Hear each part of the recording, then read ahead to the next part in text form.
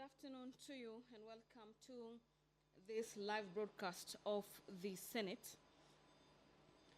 This being the last sitting of the Senate under the sixth session before the House adjourns sine die after today's sitting. This broadcast is brought to you courtesy of the collaboration between the Kenya Broadcasting Corporation and the Parliamentary Broadcasting Unit. My name is Gladys Mungai, and I'll be taking you through the highlights in the order of business this afternoon, being another paper with full entry. The Vice Chairperson, Procedure and Rules Committee, will be moving a motion, and the motion in question is the adoption of the fourth report of the Procedure and Rules Committee on the review of the standing orders of the House.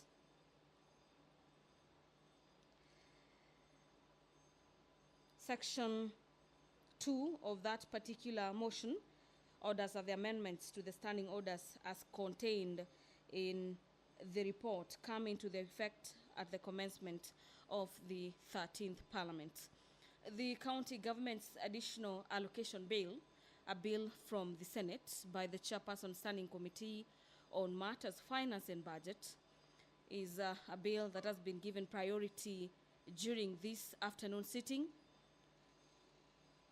Similarly, the Child and the Children Bill, this being a bill from the National Assembly, Bill number 38 of the year 2021, is a bill at the second stage, and after completion of the allocated time for debate, senators are going to proceed into division, where they'll vote on the proposals in the Children Bill.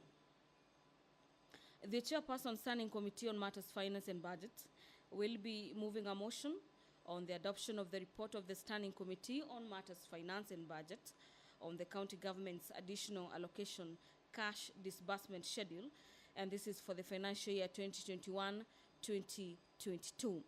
Remember, a total of 34 county governments are set to receive 6.9 billion shillings, and this is 15 days to the end of this financial year. The approval of the revised debt ceiling for the national government is a motion by the Chairperson Sessional Committee on Delegated Legislation, and senators will be considering that as well. The debate on this particular motion has been concluded, and what remains is the approval or disapproval of the Senate on the same. The adoption of the reports of the Sessional Committee on the County Public Accounts and Investment Committee on the consideration of the reports by the Auditor General on the financial statements, and this pertains to various county executives and county assemblies for the financial year 2018 and 2019 and 2019-2020, is a motion by the Chairperson Sessional Committee on the County Public Accounts and Investment Committee. The Senator for Machakos County, Senator Agnes Kavindu, will, pursuant to Standing Orders 48, subsection 1, be seeking a statement from the Standing Committee on Matters Devolution and Intergovernmental Relations, and the statement regards fire incidences in Machakos County. The Senate Leader of Majority, Honorable Pogisio, is, pursuant to Standing Orders 5.2 subsection 1, expected to make a statement on the business of the Senate.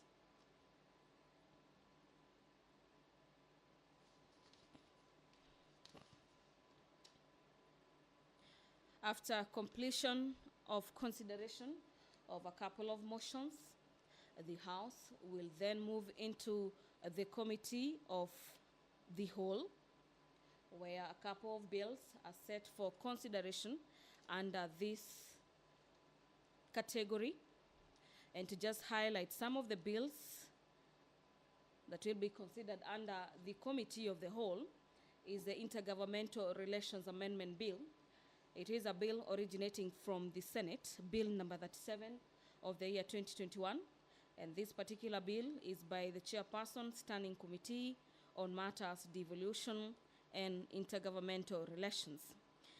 The House will also be resuming debate on the Law of Succession Amendment Bill, this being a bill by nominated Senator Abshiro Halake, Bill number 15 of the year 2021. The Preservation of Human Dignity and Enforcement of Economic and Social Rights Bill, Bill number 21 of the year 2021, is a bill set for consideration under the Committee of the Whole, and so is the Lifestyle Audit Bill, Senate Bill number 36 of the year 2021. And the Lifestyle Audit Bill is courtesy of nominated Senator Farhia Haji. Senators will be resuming debate as well on the Special Needs Education Bill. This is Bill number 44 of the year 2021, and this particular bill is by Senators Dr. Gertrude Musuruve and Senator Professor Margaret Kamar.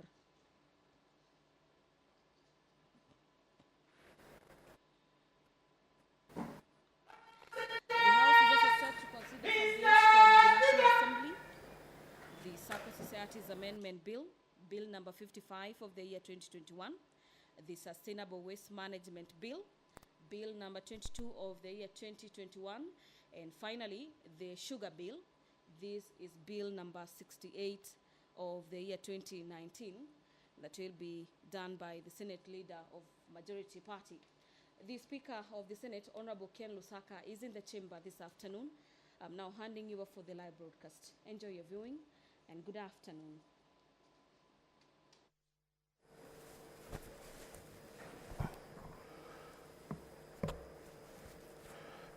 Let us pray. Almighty God, we beseech you to behold with your abundant favor and blessings us, your servants, whom you have been pleased to call to leadership positions in this republic. We seek guidance to treat and consider all matters that shall come under our deliberation in so just and faithful a manner as to advance the peace, prosperity, and welfare of our country and of those whose interests you have committed to our charge. Amen.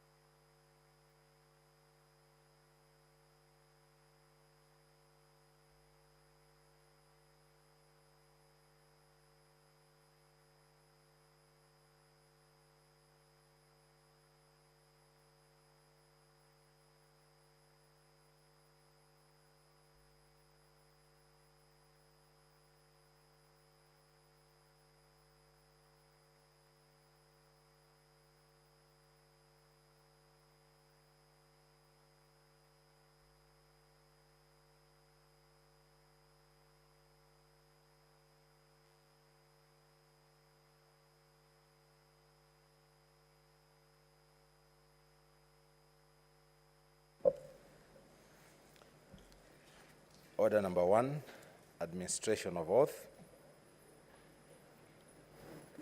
Order number 2, communication from the chair.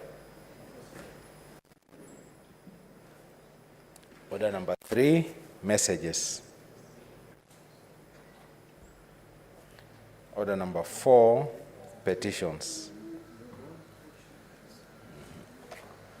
The leader of majority.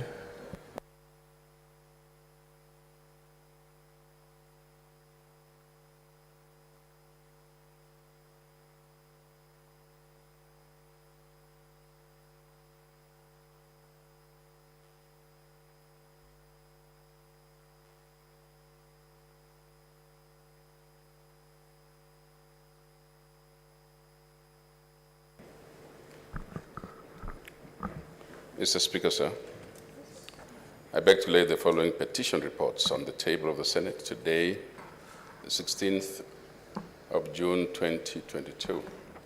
1.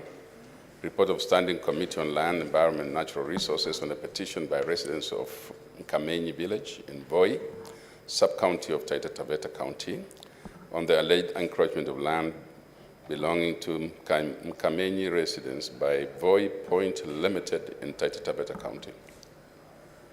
2. Report of the Standing Committee on Land, Environment, and Natural Resources on a petition by former Kimondi Forest evictees regarding their resettlement. 3.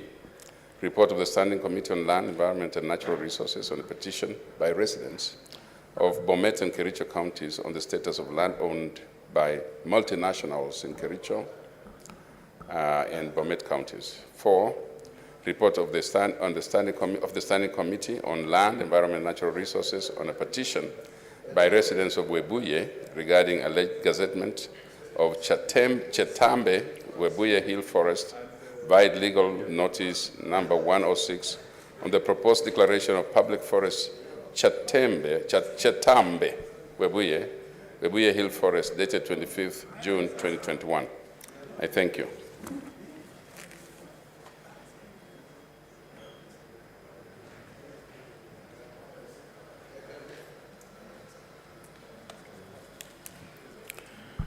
Mr. Speaker, sir, I beg to lay the following petition report on the table of the Senate today, the 16th June 2022. The report of the Standing Committee on Tourism, Trade and Industrialization on a petition by residents of Lamu County concerning the compensation of victims of human-wildlife conflict in Lamu County. Thank you. Also, Mr. Speaker, sir, I beg to lay the following papers on the table of the Senate today, 16th June 2022. 1. Report of the Standing Committee on Finance and Budget on the county government's equitable share cash disbursement schedule for financial year 2022-2023. 2. Report of the Standing Committee on Finance Budget concerning the approval of national government approval for the national government to guarantee Laikipia County government to borrow by issuance of Kenya shillings 1.16 billion infrastructure bond. 3. Report of the Standing Committee on Finance and Budget on the efficacy of the Integrated Financial Management Information Systems, IFMIS, and its application in disbursement of funds. Thank you. Thank you, Speaker.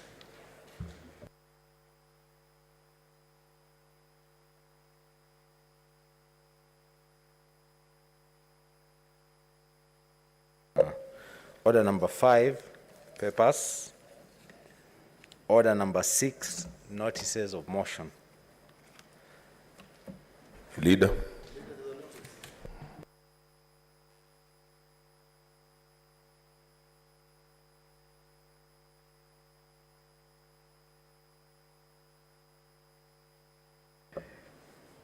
Mr. Speaker, sir, I beg to give notice of the following motion.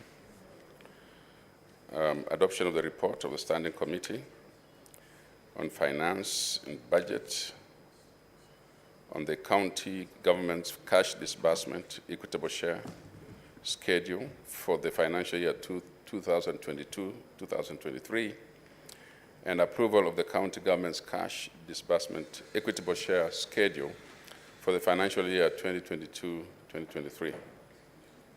Thank you.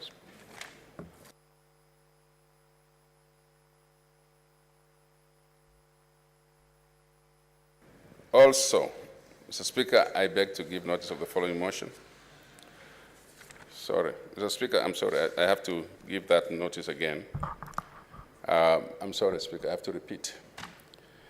Yes, the first one, that, Mr. Speaker, sir, I beg to give notice of the following motion.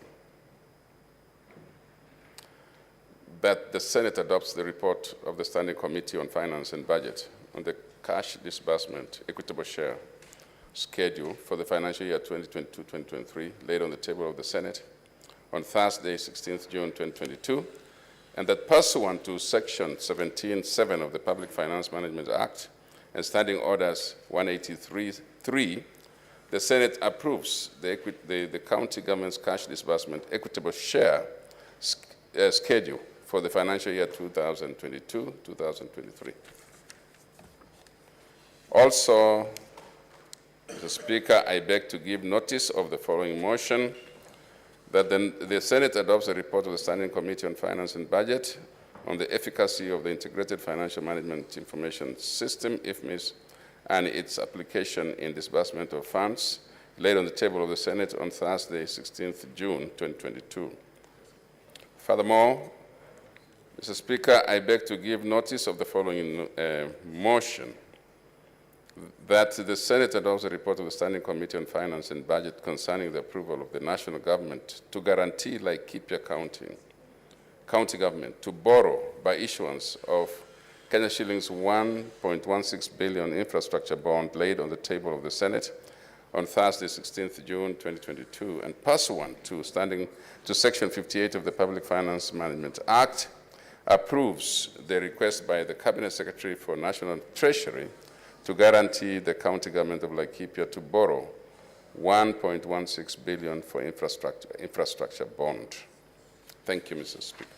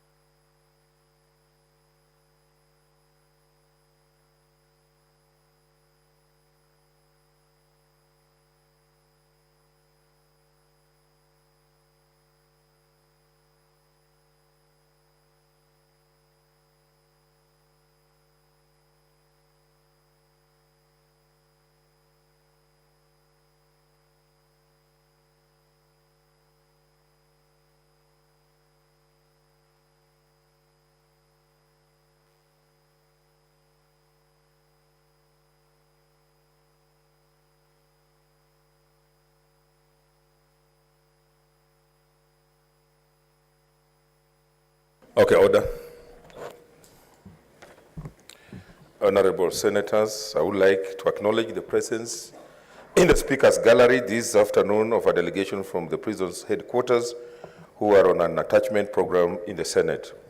I request each member of the group to stand when called out so that they may be acknowledged in the usual Senate tradition. They are Ms. Violet Nanjala Wasilwa, Chief Inspector, Head of Delegation; Ms. Alice Ondili, Sergeant; Ms. Emily Ongera, Constable. I would also like to acknowledge the presence in the Speaker's Gallery of Ms. Holo Kazi, a public servant from the United Republic of Tanzania. In our usual tradition of receiving and welcoming visitors to Parliament, I extend a warm welcome to the delegation and on my own behalf, wish them a fruitful visit. I thank you. Next order.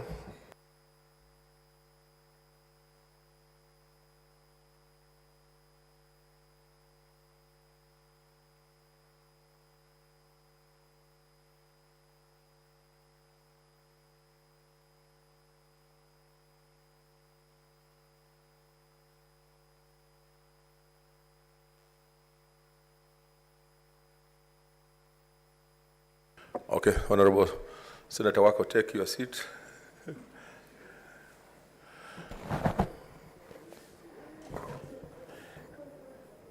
Honorable Senators, I have a communication on the adjournment of the Senate Synodi. Honorable Senators, today, the 16th day of June 2022, is a historic occasion for this august House. It marks the last day of the ordinary plenary sittings of the Senate in the term of the 12th Parliament. As such, therefore, it is a time to reflect on our time in the Senate, our experiences over the last 5 years, and to ponder on what may come in the 13th Parliament. That is to say, what we envision the next and the future Senate of Kenya to be. Honorable Senators, the term of the Third Senate in the history of the Republic commenced on 31st August 2017, pursuant to the President's notification under Article 126(2) of the Constitution, upon which each of you took an oath or affirmation of office pursuant to Article 74 of the Constitution. In the oath or affirmation of office, we are all committed to bear true faith and allegiance to the people and the Republic of Kenya, obey, respect, uphold, preserve, protect, and defend the Constitution, and to faithfully and conscientiously discharge our mandate. In spite of the odds that we faced as a House of Parliament, we have largely held true to this oath or affirmation in our collective and individual capacities.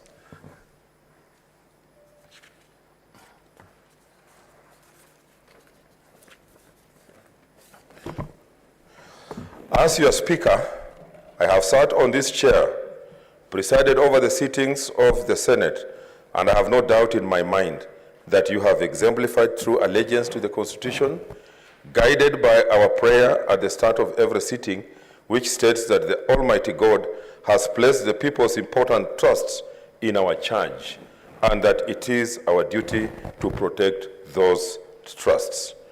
Honorable Senators, we have survived a global pandemic, made history safeguarding the constitutional mandate of the Senate, created a haven for Kenyans from all walks of life to engage with the legislature, and held true to the makings of an effective legislature. As one of the principal responsibilities of our legislature, we considered and passed 19 bills on various issues affecting the country, and more specifically, strengthening the devolved system of government. In addition, we have also considered 403 motions, 103 petitions, and 501 statements touching on various aspects of everyday lives of Kenyans.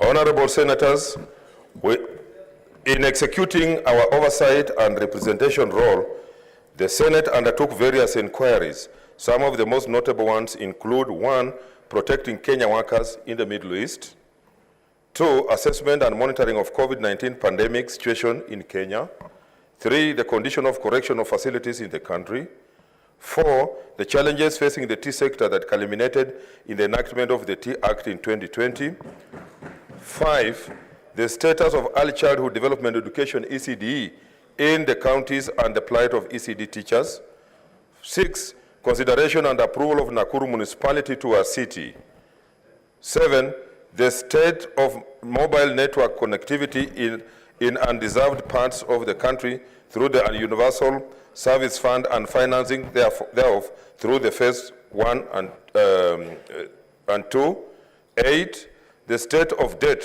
management in Kenya and effective use of IFMIS as a means of accountability; and 9, review of laws on the operations and management of circles. Further, the reports on various petitions on matters that directly affect Kenyans continue to strengthen the oversight mandate of the Senate. Members of the public continue to have confidence in the Senate to address their concerns, which is evidenced by the high number of petitions that were submitted from 2017 to 2022. A total of 114 petitions were submitted, out of which 102 were considered and concluded. This accounted for 70% of the total petitions submitted.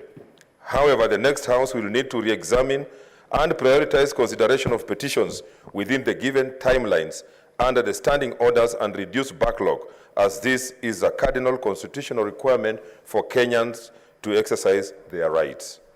Another oversight tool that has been utilized to address everyday concern of Kenyans is statements. During the term of the 12th Parliament, there were a total of 231 statements made pursuant to Standing Order number 47-1, of which 67 were referred to respective standing committees for further consideration. 53 of these were concluded, and where necessary, reports thereon tabled.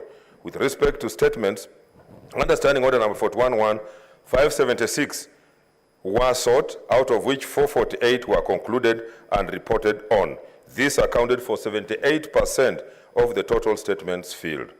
Honorable Senators, the Senate's ability to conduct itself in a sober and bipartisan manner was put to the test on many occasions, whenever it was called upon to mediate on a number of critical issues. It must be observed that in undertaking our mandate through the impeachment process, the Senate has mediated in conflicts and misunderstandings in the counties.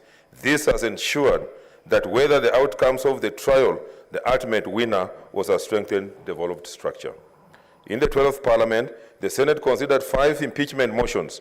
3 of the impeachments were considered by way of investigation by a special committee with respect to Honorable Graham Samboja, Governor for Taita Taveta County, on 9th October 2019, Honorable Ann Mumbi Waiguru, Governor of Kirinyaga County, on 9th June 2022, and Honorable Mohamud, Governor of Wajir County, on 27th April 2021. On the other hand, impeachment of Honorable Ferdinand Ndungu Waititu Babayao, the then Governor for Kiambu County, on 19th December 2019, and that one of Honorable Michael Mbuvi Songo,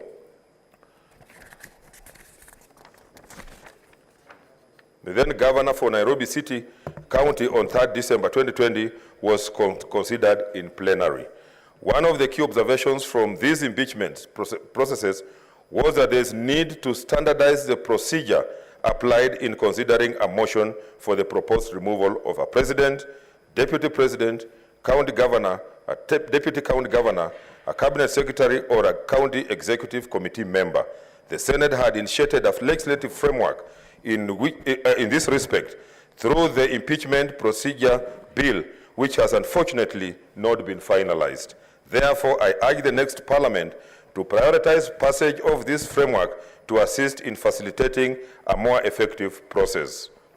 Further, border disputes between counties continue to bedevil local communities. The Senate has held several meetings with the leadership in the various counties to have the issues resolved and for lasting peace. However, whereas arbitration is considered to be a more efficient process than litigation, a long-term solution is needed, in particular to address the county border disputes. I therefore urge the 13th Parliament to prioritize passage of a legal framework to give effect to Article 188 of the Constitution, in this case, the County Boundaries Bill. Honorable Senators, as one of the arms of government, we pride ourselves in the vision to be a democratic and people-centered parliament. We have held true to this vision through various initiatives that we have implemented during our time here. Of importance to note are the sittings of the Senate outside Nairobi, or Senate Mashinani, as it was commonly referred to.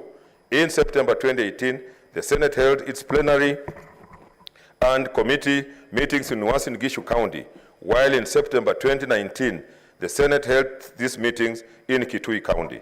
The enormous impact and transformational promise that the Senate Mashinani portends cannot be gainsaid. In 2018, for instance, the Senate was able to directly engage with farmers in the broad baskets of the county, Bungoma, Uasin Gishu, Kakamega, Trans Nzoia, Nandi counties, to address the perennial maize crisis. Further, the matter of returns for tea farmers was also addressed. In the Kitui County experience in 2019, the Senate Mashinani made significant strides in addressing the plight of mung bean farmers and the conditions of correctional facilities in the country. The sittings outside Nairobi improved the visibility of the Senate and enhanced the public understanding of the Senate and Parliament in general. The COVID-19 pandemic curtailed our efforts at implementing other sitting outside Nairobi in 2020 and in 2021, but we envisage that in the years to come, the Senate will continue with this new tradition that not only enhances the oversight and legislative mandate of the Senate, but also strengthens the capacities of counties through transfer and exchange of knowledge between the Senate and county assemblies. During this term, I have also held numerous policy and legislative dialogue sessions with our devolution stakeholders, as well as the business community through the annual leadership forums, the speakers' roundtables with the private sector, where critical discussions and resolutions have been adopted, aimed at enhancing engagement with Parliament and at the same time fostering investment and improving the business environment in the countries. Honorable Senators, another hallmark of our legislative work has been consideration and passage of the third basis for revenue allocation among county governments. As your Speaker, I must say that presiding over the debates in this process was not easy. However, from this experience, the Senate emerged stronger and more than ever before demonstrated its commitment to protect devolution. For these honorable senators, I say a big thank you. Not because it was duty that we carried out, but it was a duty that, despite the various competing opinions and interests, and even when all seemed to be lost, the Senate demonstrated grace, fortitude, focus, and determination to remain a beacon of hope for devolution. Of note has been the consistent increase of allocations to counties from 210 billion in financial year 2013-2014 to 370 billion in financial year 2022-2023. I dare say without any out of doubt that this not have been achieved without this would not have been achieved without the presence and functional participation of the Senate. Looking forward, as I know there will be a review of the formula in the 13th Parliament, we take solace in the fact that there is established precedence and jurisprudence in this matter, and that the next Senate will continue to build on the successes of the second and third Senate. Honorable Senators, on the other hand, and as the case with every human endeavor, we have faced some challenges and setbacks. A prominent feature of the challenge is with regard to the fight for space to exercise our legislative and oversight mandate under Article 96 of the Constitution. As honorable senators will recall, this necessitated the Senate going all the way to the Supreme Court in 2013 for an advisory opinion on the role of the Senate in the consideration of annual division of revenue bill and other bills affecting counties. The not so amiable relationship between the two houses continued to manifest in the 12th Parliament, resulting in a resolution on 18th June 2020 for the Senate to institute legal proceedings to challenge the laws that had been enacted and procedurally in the 12th Parliament. to seek an interpretation of the term money bill, and to seek a final determination of the procedure to be followed in respect of all bills that were pending before Parliament, so as to ensure compliance with Article 110(3) of the Constitution. This drastic and monumental stride by a House of Parliament was aimed at ensuring that bills passed by either House of Parliament should translate to acts that espouse the utmost integrity in the legislative process and uphold the Constitution.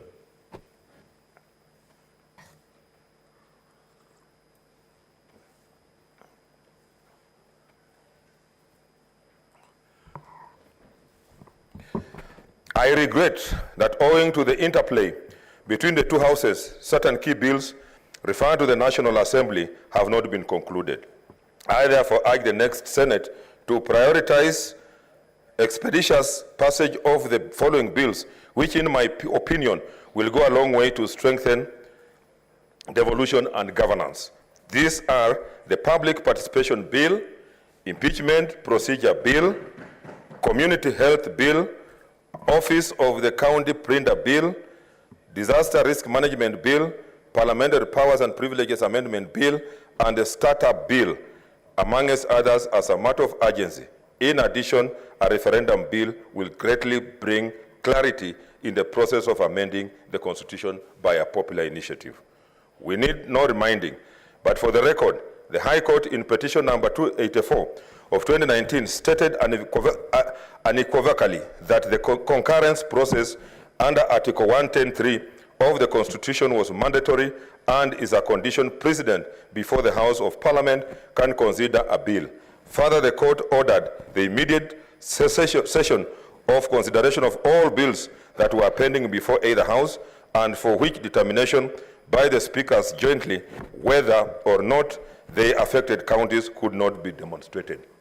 The judgment fundamentally altered the legislative business of the Senate, as a significant number of bills, some of which had been considered by the Senate and referred to the National Assembly in 2019, had to be republished in order to comply with the ruling of the court. On appeal, in the Court of Appeal, it is regrettable that vital aspects of the High Court judgment were overturned. It is noteworthy, however, that one of the legislations that both the High Court and the Court of Appeal pronounced to have been unprocedurally and unconstitutionally passed, and therefore to be unconstitutional, null and void, is the Parliamentary Service Act.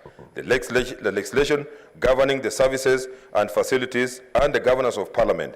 The next Senate must prioritize the proper introduction and passage of this key legislation. As these matters are still under consideration by the Supreme Court, I will reserve further comment, except to express optimism that the Senate will emerge victorious once again. We hope that whatever outcome emanates from the Apex Court will reinforce the foundations of the Senate as anchored in the Constitution and as vindicated by those who came before us in the 11th Parliament, provide a firm ground for the 13th Parliament, and once and for all settle the matter of legislative authority of the Senate as one of the chambers of Parliament. The next Senate should consider undertaking a critical assessment of the place and mandate of the Senate in devolution. I call upon the incoming Senate to revisit the proposed Constitution Amendment Bill that has been introduced in this August House.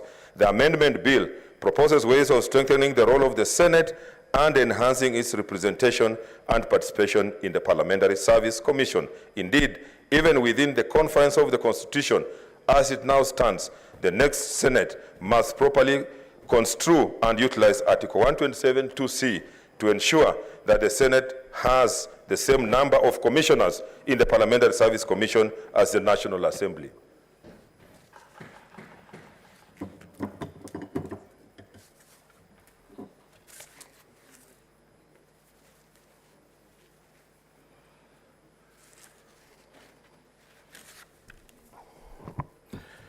Another challenge that has frustrated the oversight function of the Senate is the realization of the Senate Oversight Fund that has remained a mirage. I urge the next Senate to make concerted efforts and expedite this and the other foresaid issues in its first year in office as a matter of urgency. Honorable Senators, amidst the successes and the challenges that we had over the past 5 years, we also experienced low moments where we lost colleagues. These are the then Senator for Migori County, the late Senator Beno Locho Kello, the then Senator for Machakos County, the late Senator Boniface Mutinda Kabaka, and the then Senator for Garissa County, the late Senator Mohamed Yusuf Haji EGH. Our nominated Senator representing the youth, the late Senator Victor Parengei. We salute these gallant legislators for their services to the people of Kenya, and although they may not be here with us, their legislative footprint and the camaraderie we shared will forever be remembered in the history of the Senate. On a sad note too, during this term, we mourned the passing on of the second and third President of the Republic of Kenya, His Excellency the late Daniel Toroitich Arap Moi, CGH, on 4th February 2020, and His Excellency the late Emilio Mwai Kibaki, CGH, on 22nd April 2022, respectively, who also served as long-term members of Parliament. The two former presidents lay in state in Parliament for 3 days, and on the third day, Parliament bade them farewell after having eulogized them as a last parliamentary honor. In eulogizing the two former presidents, the Senate noted with appreciation their vision and steadfast service to the country that will endure for generations to come. The eulogy messages contained in the respective motions were presented to the families of the late presidents.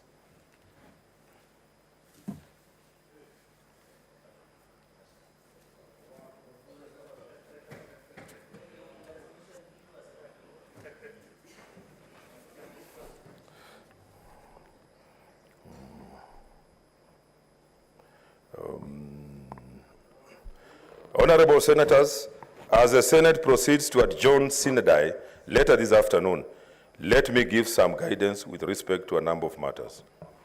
Regarding the question of what emoluments and benefits Senators will be entitled to on completion of their term, and when and how these are to be paid, the clerk of the Senate has prepared a detailed circular that will be shared with Senators. The circular also addresses matters of office space, handover of assets, as well as the expected transitions of staff serving at Parliament and county offices. On the question of what business may be transacted by the Senate and its committees once the Senate adjourns Synodi, the position is that the House and its committees will cease transacting any business save for consideration of very urgent and important national issues for which a special sitting of the Senate may be called pursuant to Standing Order number 30. Accordingly, therefore, the sittings of the plenary and all committees stand suspended at the rise of the Senate today.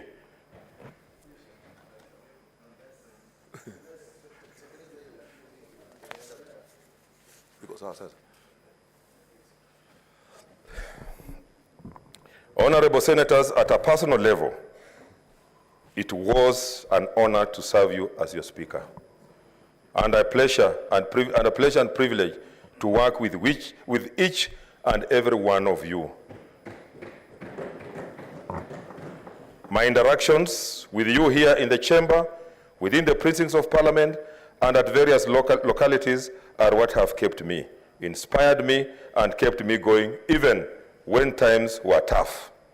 Every day I have learned from you, and you made me a better speaker, a better leader, and more importantly, a better human being, and that I will never take for granted.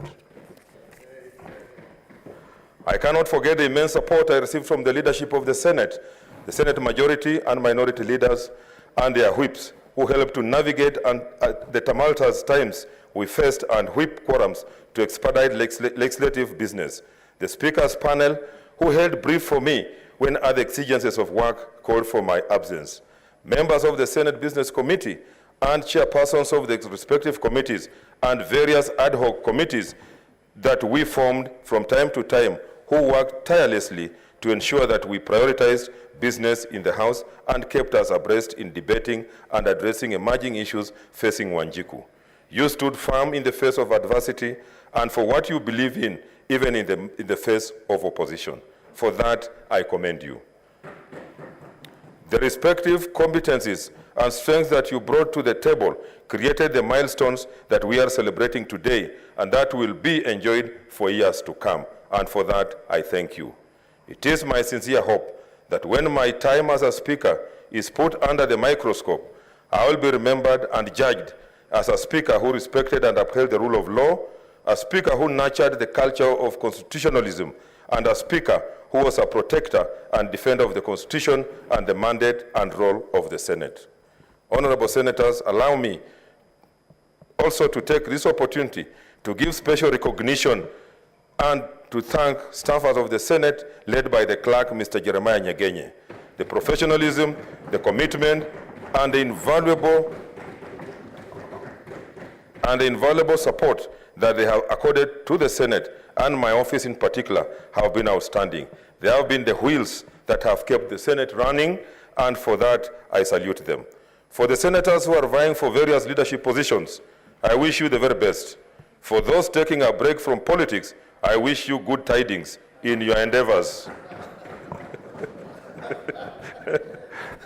It is my hope that wherever we go, we continue to be steadfast in safeguarding devolution and being the voice of Wanjiku. Finally, in my line of duty on this chair and in this position, I may have dealt with you in an unfair way. I want to ask for your pardon, even as I also state that I have pardoned those who crossed me. I hope that when we meet after today, we will hold on the good memories, even as we learn from the unpleasantries. God bless you all. God bless Kenya. I thank you.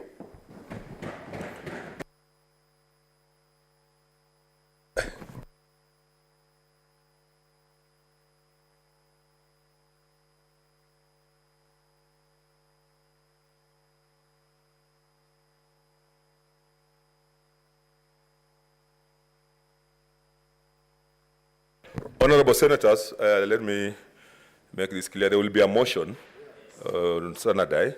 So I have, since I don't contribute at that time, that's why I've given my communication. But you will have an opportunity to contribute later. Yes, Senator Ledama.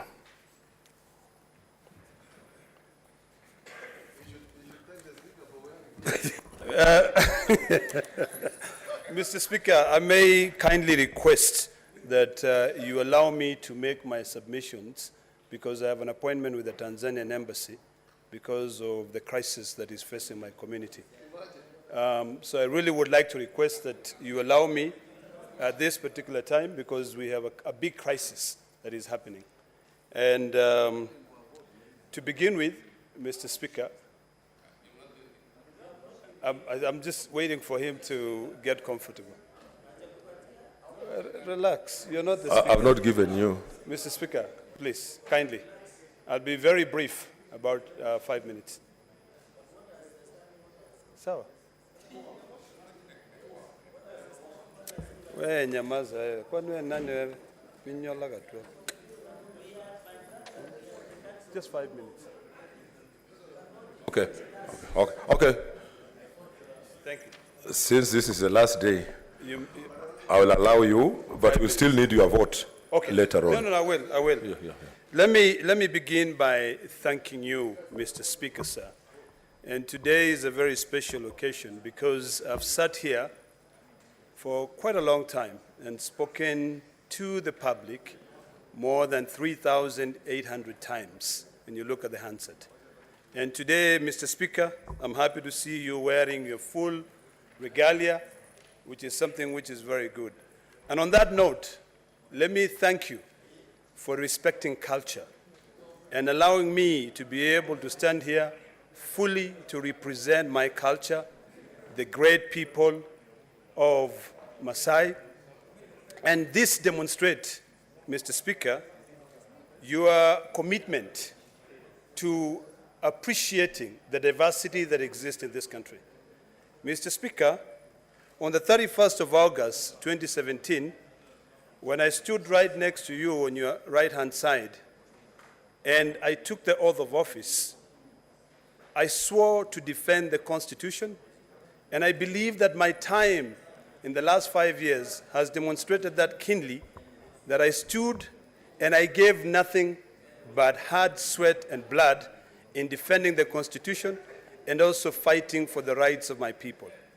Mr. Speaker, when I was listening to you give your communication, a few things hit me hard, and there are things that I hope that the future parliaments will be able to always put up front.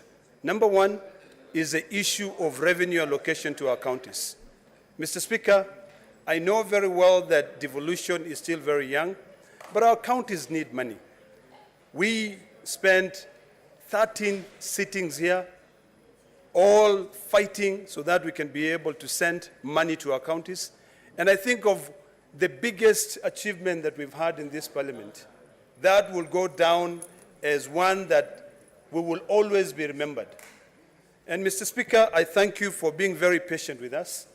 It was a very emotional period because everyone, of course, had their own views, others wanting money to be divided based on the size of the population, others wanting money to be divided because of the size of the land that their people occupy.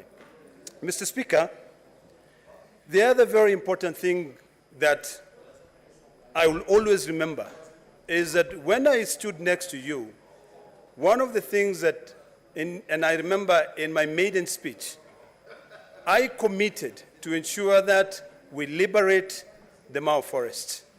And I'm happy that during my time as a senator, I fought so hard to ensure that we preserve our environment and to make sure that at least we continue respecting dignity of the people who live there. Mr. Speaker, I know that was very emotional, and I can see some of my colleagues nodding, and maybe I've given them beef so that they can be able to hit me back, but it's something that I'm very proud of. I'm proud that at least during my term as a senator, and if God is kind enough to be able to allow the people of Narok to vote me back, it is something that I shall continue to ensure that we continue preserving our forests. Because today, Mr. Speaker, the people of Transmara District, either Transmara West or Transmara East, enjoy beautiful rainfalls, and that is all courtesy of the work that we did, or the work that I did, to ensure that we protect the Mau Forest. Mr. Speaker, victory is the only thing that all of us were looking for here. And I know that when we are going into the elections in the next few months, or rather in the next few days, all sides will be fighting for victory. I hope that Kenyans will be kind to be able to give His Excellency Raila Amolo Odinga an opportunity to be able to lead this country and to give us an opportunity to be able to take this country into greater heights. Mr. Speaker, as I listen to you, you reminiscent the time when we sat here looking at you with bad eyes. I remember certain comments that we made which may not be very pleasant, and I hope that you too will have it in your heart to forgive us. I remember I said very nasty things to you, Mr. Speaker, and I remember one day you sent me a text and you said, I am human. Mr. Speaker, I'd like to request that you forgive me for that moment, because it is out of my commitment. When I swore to defend the Constitution of Kenya, I also swore to be able to fight for freedoms and liberties of our people.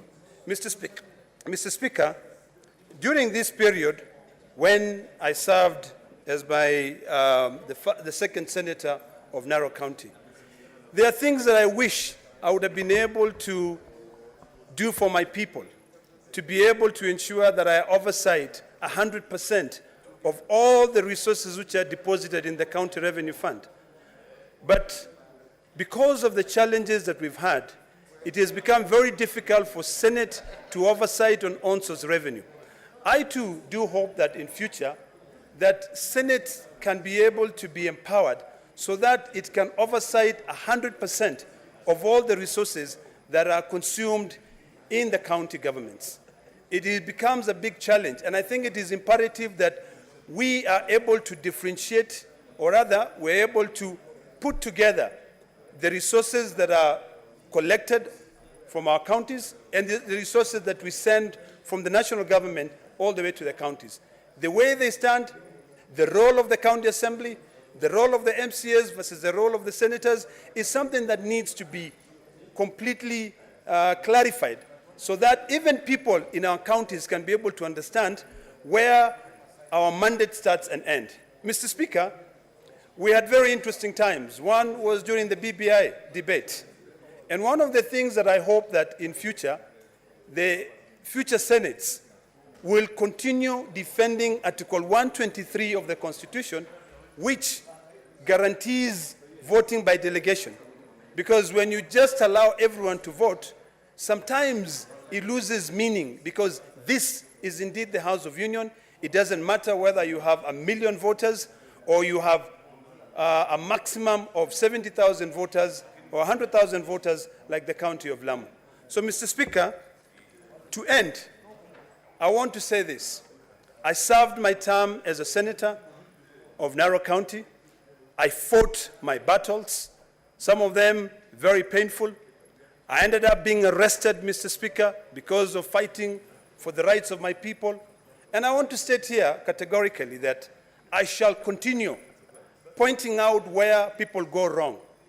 In my last statement, which I submitted yesterday, and I hope that the Ministry of Petroleum and Mining can be able to look into those things that ails this country. We have people who do not believe in our sovereignty. We have people who do not own allegiance 100% in this country. And Mr. Speaker, it is something which is very disturbing because in this government today, we have 2 principal secretaries who live in apartments. They have no homes. So on a weekend, they travel abroad. And you really would not expect them to be able to give it all to be able to protect this country. We have big challenges, Mr. Speaker. The challenge that we have is the challenge of petroleum.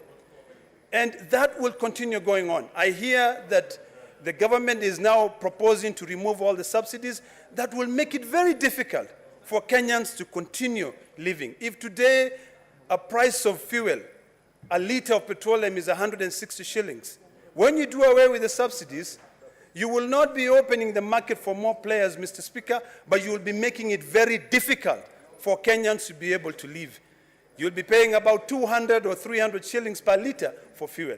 This is something which all of us, I would like to beseech all of us here to be able to continue fighting, whether we're in this office, whether we're in this Senate or not, to continue fighting for a better life for our people. Because we shall be judged by the good things that we do to defend the freedoms and liberties of our constituents. Mr. Speaker, as I wind up, I want to thank all my colleagues, particularly the most annoying ones, like my good friend, Senator Mtula Kilonzo. I love the fact that the way he was annoying, we were still able to get along. We worked very well. He said some very good things and some nasty things about everyone. But at least for him, we could get along. The other most disturbing and annoying was Senator Cherargei. I will always remember him because sometimes he becomes cantankerous. He talks about things and sometimes even trying to overthrow some of your rulings, Mr. Speaker. As I stand here today, I will always remember you, and I hope that God will be kind enough to allow us to come back to serve Kenyans in this House so that we can ensure that Senate is respected. We fought so hard, Mr. Speaker, and we thank you for standing firm. I know it was tough. I know most of the times I could sit there, and I was not sitting so far from you, I could see you sweating. You know, when you're getting phone calls from every corner and us coming there and telling you this is the right way to do it. But we thank you and we'll miss you. And I hope that Kenyans and the people of Narok will give me a second chance to be able to serve them as their senator. God bless you and God bless Kenya. Thank you, Mr. Speaker. Thank you, Senator Olekina. Honorable Senators, I would want to rearrange the order paper for the convenience of the House. I'd therefore like us to deal with order number 14, 15, and 16. Clerk. Order number 14, motion.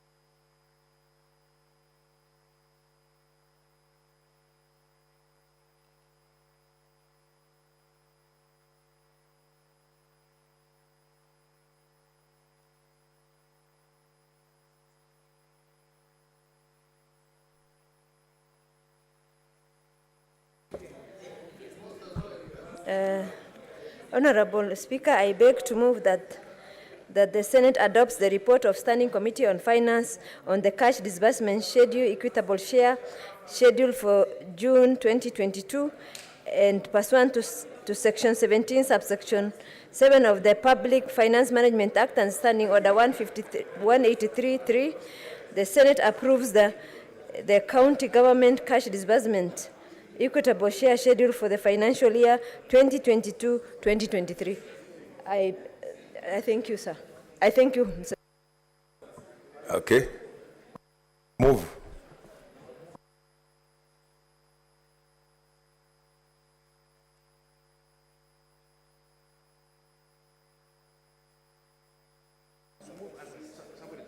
No, it's okay.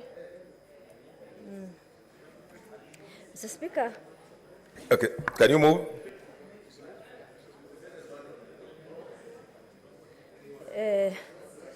Mr. Speaker, the county government cash disbursement schedule is submitted to the Senate by the National Treasury pursuant to Section 17 of the Financial Management Act 2012. The purpose of the schedule is for ensuring timely monthly transfer of funds from the consolidated fund to the respective county revenue funds. The schedule is meant to move as a guide and facilitate a predictable flow of county funds. This enables the county government to undertake critical functions in delivery of service to the citizens. The schedule is further meant to facilitate implementation of Article 219 of the Constitution. Let's order. Let's consult in low tones. I know it's the last plenary. It provides that the county's share of revenue raised by the national government shall be transferred to the county government without undue delay and without deduction, except when the transfer has been stopped under Section 225 on the stoppage of funds for material breaches. Mr. Speaker, sir, following the enactment of the County Allocation of Revenue Act 2022, containing allocations of each county, the cash disbursement schedule for the financial year 2022-2023 was submitted to the Senate by the National Treasury on 14th of June 2022 for consideration. Mr. Speaker, the schedule was tabled in the House and committed to the Standing Committee on Finance pursuant to Standing Order 183.2 of the Senate Standing Order. Mr. Speaker, sir, considering the cash disbursement schedule at its sitting on 15th June 2022 and made several observations. In regards to implementation of financial year 2021-2022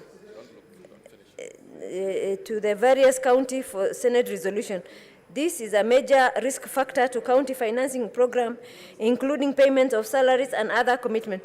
Mr. Speaker, I beg to move and request Senator Mutula to second. Thank you.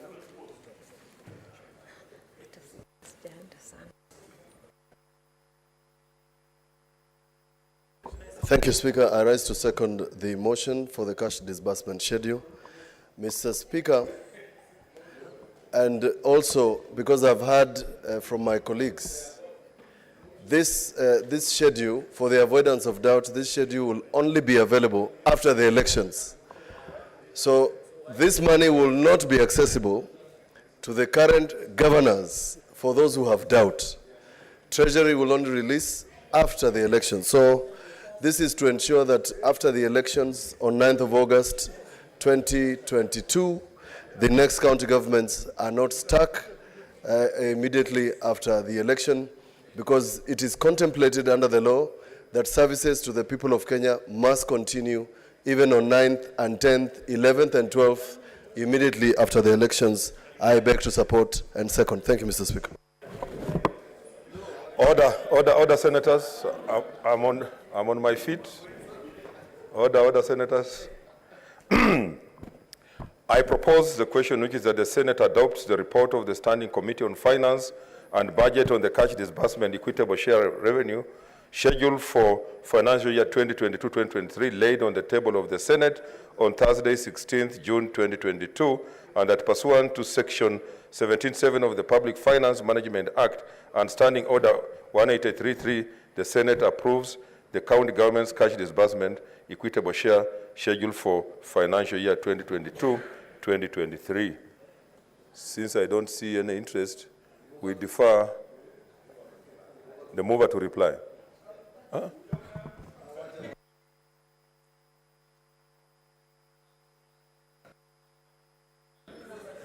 Honorable Speaker, I beg to reply.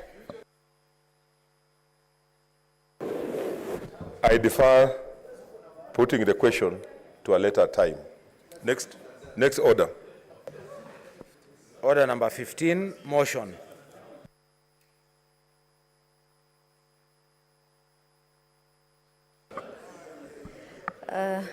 Honorable Speaker, I beg to move that the Senate adopts the report of Standing Committee on Finance and Budget on the efficacy of Integrated Financial Management System, Information System, IFMIS, and its application in disbursement of funds and laid on the table of the Senate. Mr. Speaker, on this matter, Finance Committee had so many sittings, had a lot of stories from a lot of stakeholders, Mr. Speaker, and we did a lot of work.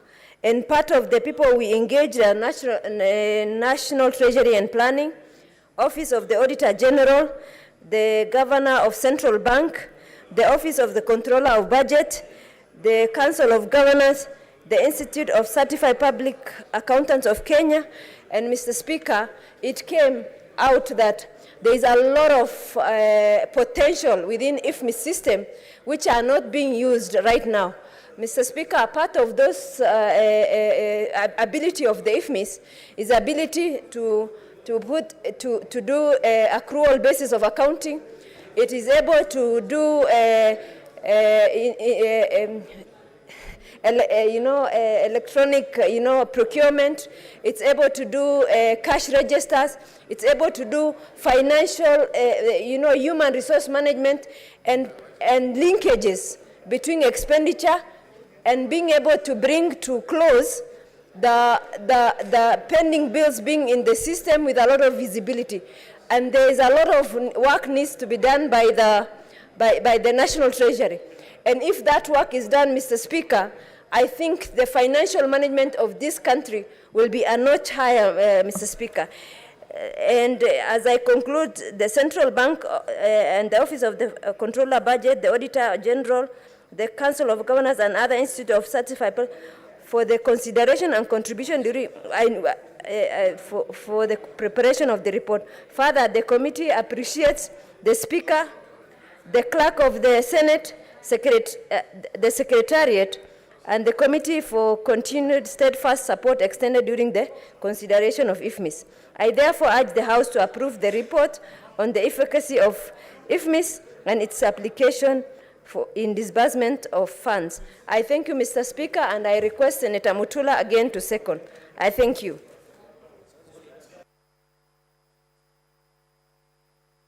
Thank you, Speaker. I rise to second the motion on IFMIS. It's unfortunate we are discussing it on the last day. The report has revealed many things that are happening in the financial system of importance to us, that IFMIS does not capture debt management. Of importance to us is admission by the Controller and Auditor General, the Controller of Budget and the Auditor General, that this system needs to be checked. This system appears also to be impeding the work of counties, Mr. Speaker, and we are glad to report that from the Finance Committee findings, Mr. Speaker, they have told us that there is an attempt to ensure that we have a better system. Overall, IFMIS has not worked. the intention of IFMIS has not assisted counties in any form. In fact, to our consternation, IFMIS has assisted people to pilfer money from the public coffers. Thank you, Mr. Speaker. I second. Order, senators. Take your seat. I'm on my feet. Senator Busia.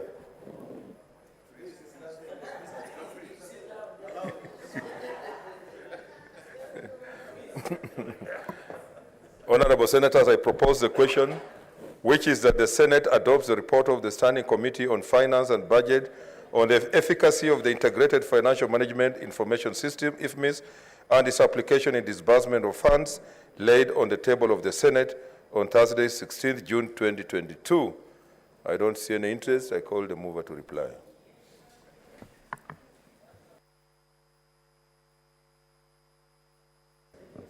Honorable Speaker, I beg to reply.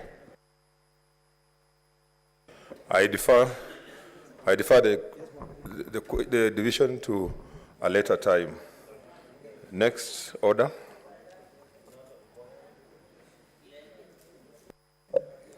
Order number 16, motion.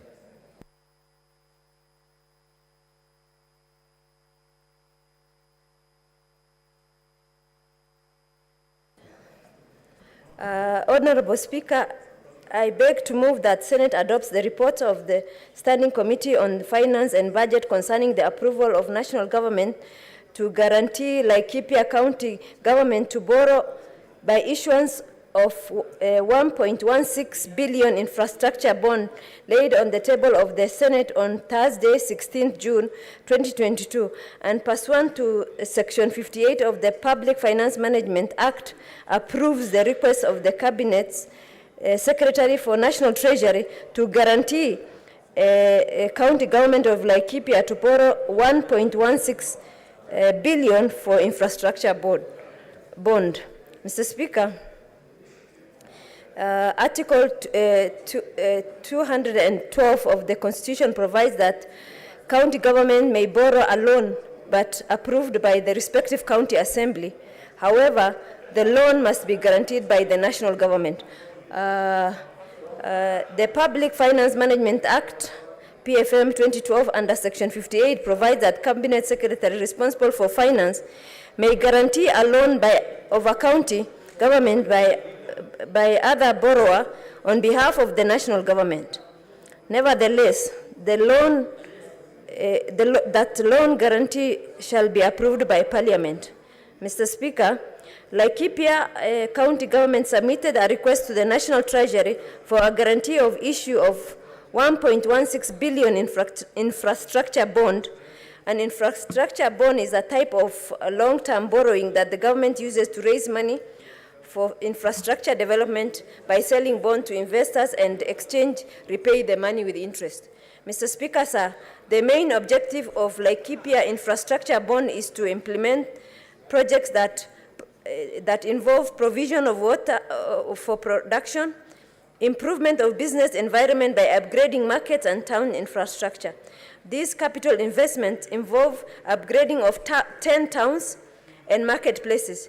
This will lead to improvement of access, security, drainage, and waste disposal system, and expanding 2 dams to provide adequate water for commercial and domestic use. Mr. Speaker, Section 58, subsection 2 provides that the conditions under which a guarantee for such borrowing loans may be guaranteed. Some of these conditions include a loan for a capital project, a borrower is capable of repaying the loan and paying any interest or other amount in respect of it. In the case of the private borrower, there is sufficient security for the loan. The financial position of the borrower over the medium term is likely to be satisfactory. The term of guarantee comply with physical responsibility principles and financial objects of the national government. The Cabinet Secretary takes to account the equity between the national government interest and the county government interest so as to ensure fairness. The borrower complies with the condition imposed by Cabinet Secretary In accordance with the regulation, the Cabinet Secretary takes into account the recommendation of Intergovernmental Budget and Economic Council in respect of any guarantee by the government. Mr. Speaker, the Cabinet Secretary in the National Treasury and Planning on 9 February 2021 published guidelines on borrowing by county government, and these guidelines provide the conditions for guarantee, the criteria for issuing guarantees by county government, and procedure for submission of guaranteed requests. Mr. Speaker, sir, on 6 June 2022, the national government, through the Cabinet Secretary and Planning, submitted a request to Parliament seeking approval to guarantee Laikipia County Government to borrow by issuance of 1.16 billion infrastructure bond. The document submitted that the county government of Laikipia followed all laid down procedures and guidelines in applications for a guarantee to borrow the loan. Mr. Speaker, sir, the committee considered the matter and made several observations. That the infrastructure bond is intended to finance improvement in urban infrastructure and water supply in 10 towns and market centers centers accessibility, security, drainage, waste disposal systems, and expanding 2 dams provide adequate water for commercial and domestic use. That the total cost of the project is 1.247 billion, which is more than the bond amount. This therefore indicates that 87 million will be financed from the county budget. The Laikipia County government has accumulated pending bills of amounting to Kenya shillings 720 million as at December 2021. However, further analysis of the financial performance indicate that it has the ability to repay the costs associated with proposed infrastructure bond issue. This is informed by the average annual on-source revenue collection for the county is 500 million. The equitable share for the financial year 2021-2022 is 5.316 billion. And that the request for guarantee for Laikipia County sets the precedent for county government to issue infrastructure bond development and will form a basis for future reference as in form approved for issuance of such bonds. Mr. Speaker, upon consideration, the committee recommends that Senate approves the request by Cabinet Secretary, National Treasury and Planning for national government to guarantee Laikipia County government to borrow by issuance of 1.16 billion infrastructure bond. Mr. Speaker, sir, in conclusion, I thank the committee members for their commitment and expeditious consideration of this matter.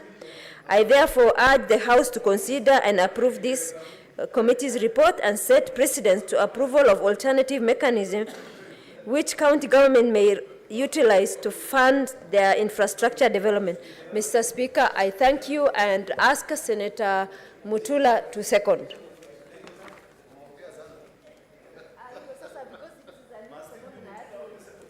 Yes, because you are not here. Thank you, Mr. Speaker. I rise to second this motion. Mr. Speaker, allow me to say the following in regard to borrowing by county governments. One, that we have learned in the last 5 years that relying on national government to release funds has become a challenge. Two, national government is borrowing, and the borrowing is affecting counties. Three, county governments are unable to borrow against what would be their income, that is both on-source revenue and national government revenue.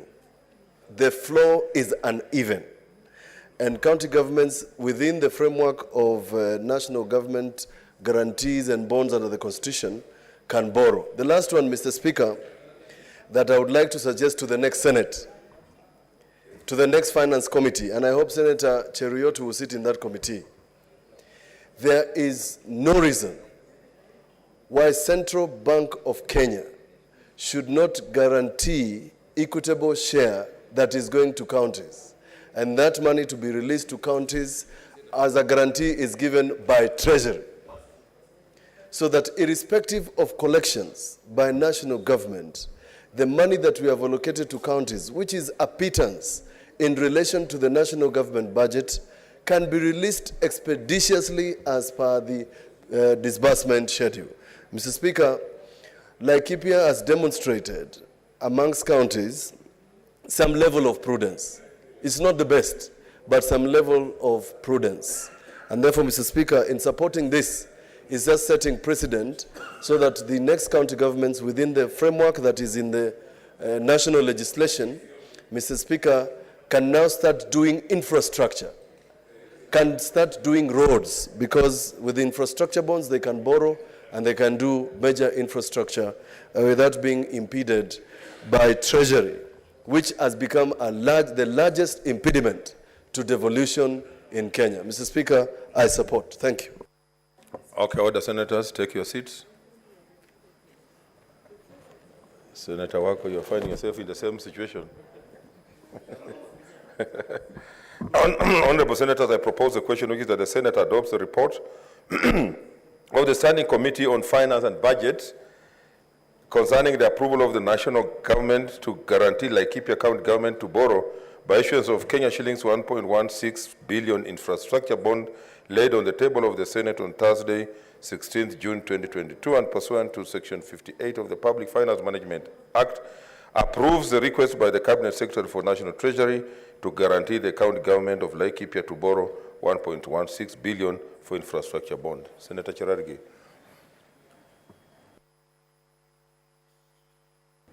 Thank you, Mr. Speaker. So mine will be very brief, only 3 minutes. One, when you look at the report that has been made on this motion, there was no evidence that there was public participation that was conducted to ensure that this acquisition by the people of Laikipia residents, Mr. Speaker, and therefore it was not followed looking at the county fiscal strategy paper. Number two, Mr. Speaker, the reason I oppose this motion is generally there was no socio-economic viability of the projects and the ability to generate cash flow that will be used to pay the debt, Mr. Speaker. And therefore there is no socio-economic viability that was done and telling us how the debt will be repaid. Number three, Mr. Speaker, is that there should be inter-economic budget council, IBEC, that is chaired by the president, the deputy president, and there was no evidence, Mr. Speaker, of clearance or concurrence by the IBEC. And when you look at the dispatch from the cabinet on 12 May 2022, there was no letter that was done by the IBEC, and therefore it brings the doubt and ability of approving this bond, Mr. Speaker, infrastructure bond. Finally, Mr. Speaker, there was no, in accordance with the procedures of Public Finance and Management Act, and Mr. Speaker, we didn't get the writing and undertaking of the CC Finance of Laikipia, because the reading of PMF Act and the Constitution of Kenya, all intents of finances by the CC or CCM finance of Laikipia County government, Mr. Speaker. So looking at all these factors, Senate should not allow itself to sanitize an illegal process where the current county government on Laikipia under. And by the way, Mr. Speaker, out of curiosity, we are not even aware whether the current governor will come back. So this 1.16 billion brings a doubt to the ability and capacity of Laikipia County government, one, to pay. Number two, there were no public participation. Number three, the IBEC did not provide. And finally, Mr. Speaker, I wish to oppose this motion that this approval should not be guaranteed by the Senate of the Republic of Kenya, because we'll become the conduit of an illegality. I thank you, Mr. Speaker, and I oppose. Senator Cheriot.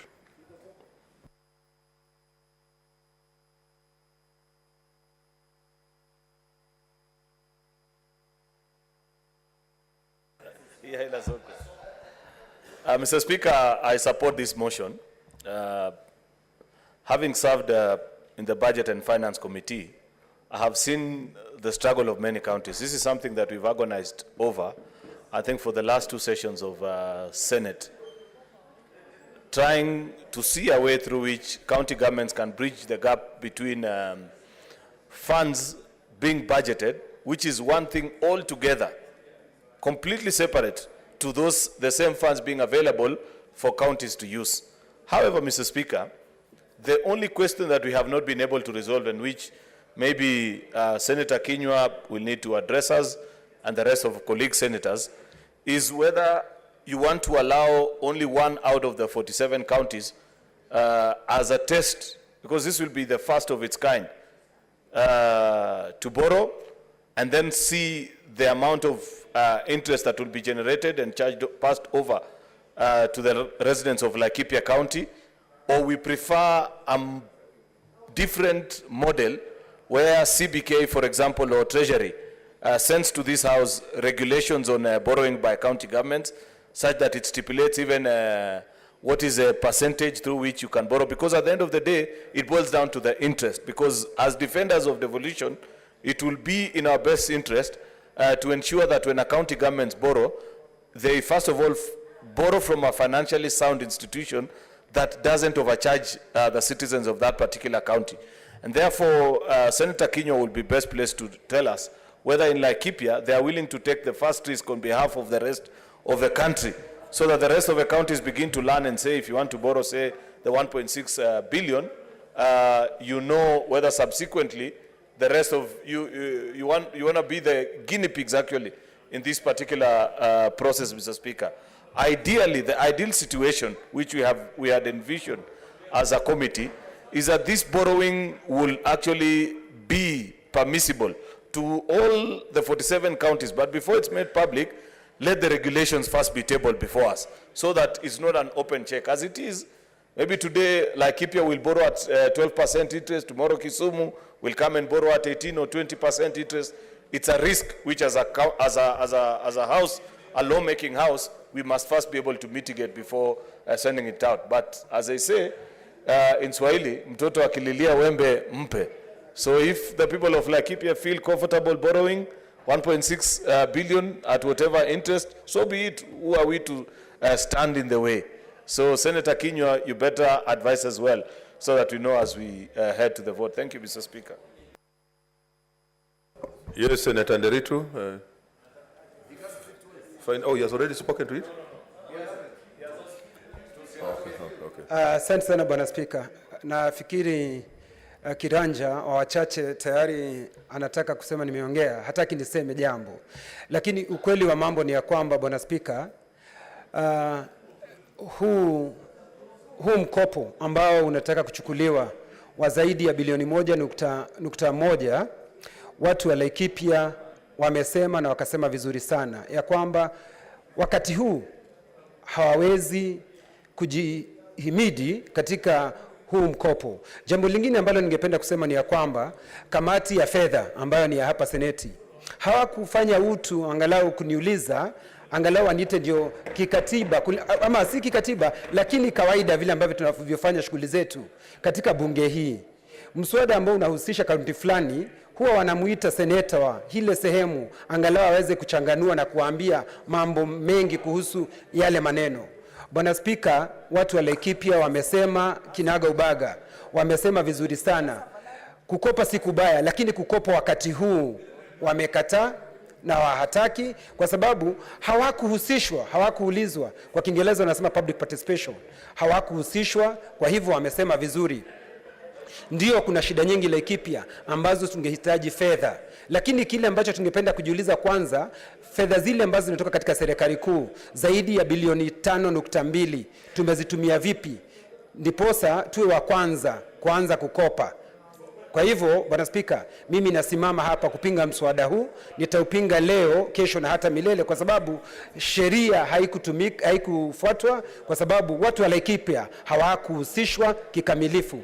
Kwa hivyo Bwana Spika, na naomba maseneta wenzangu, wakati tutakapokuwa tukipiga kura, mswada huu tukatae, kwa sababu watu wa Laikipia wako na shida, na wakikopa, pesa zikopa wakati huu, itakuwa vigumu kwao kulipa kwa sababu ya shida wanazopitia wakati huu. Naomba Senate hii mpinge mjadala huo. Asanteni sana. Thank you so much. I defer the division to a later time. Oh, mover to reply, sorry.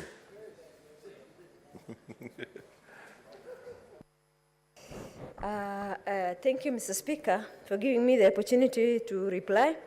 Mr. Speaker, I beg to thank Senator Mutula for seconding, Senator Cherargei, Senator Aaron, Senator Ndiritu for speaking to it. Mr. Speaker, according to the data provided to the Finance Committee, we were informed that they have their own source revenue of 500 million annually. And if I do my mathematics, they should be able to pay that loan just with their own source revenue within 2.5 years maximum. And they still have 1.136 left to still give. And in terms of the public participation, Mr. Speaker, the County Assembly of Laikipia passed this law, and therefore they approved this. There's a point of order. Senator Nderitu.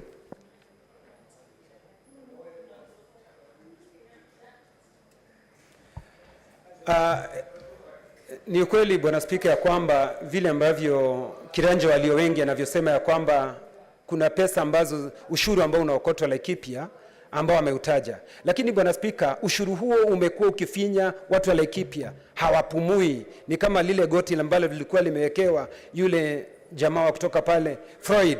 Ni kama lilo goti. Sisi tunasema hatupumui, bado goti linawekwa, hatupumui. Kwa hivyo hata japokuwa anasema kuna ule ushuru huo umetugandamiza zaidi, na alafu kunasemekana ya kwamba tutachukua tena hii loan. Nataka kuhakikishia Bwana Spika, watu wa Laikipia sio kupumua peke yake, lakini sisi tutaweza kuaga dunia. Asante Bwana Spika. Yes, reply.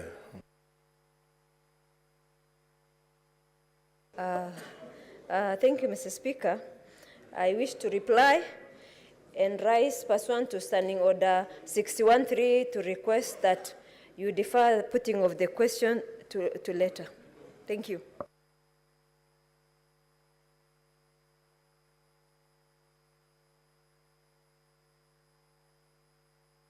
Senator Murkomen. Welcome. I've deferred putting the question to a later time.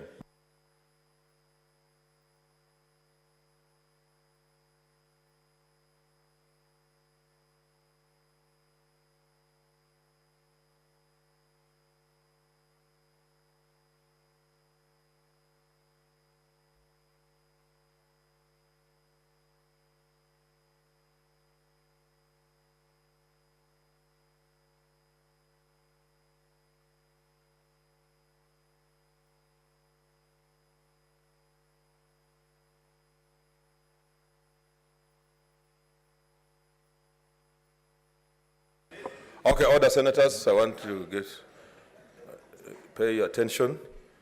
We are going to do order number 9, 10. We're going to ring the bell.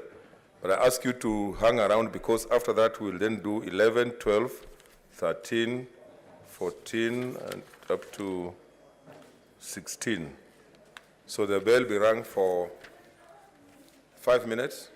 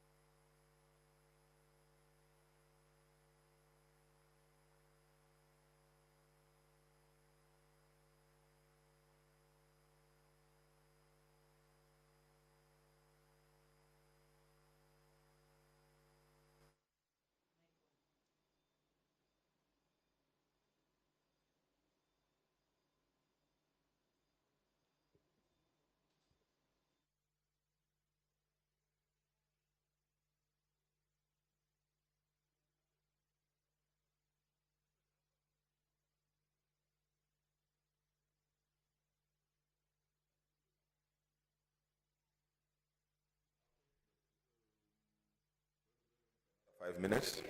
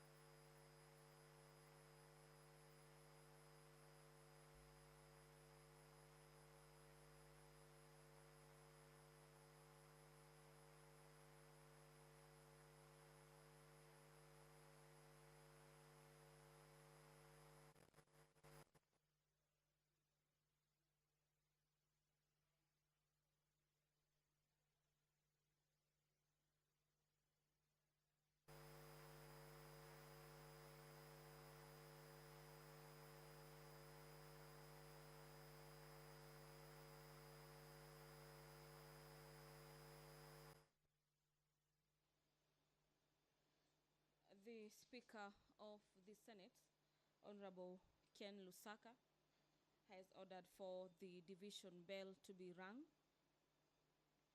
And this is to give members some minutes for deliberations before the House votes on the county government's additional allocation bill. And this is Senate Bill number 2 of the year 2022. This particular bill is by the Chairperson Standing Committee on Matters Finance and Budget.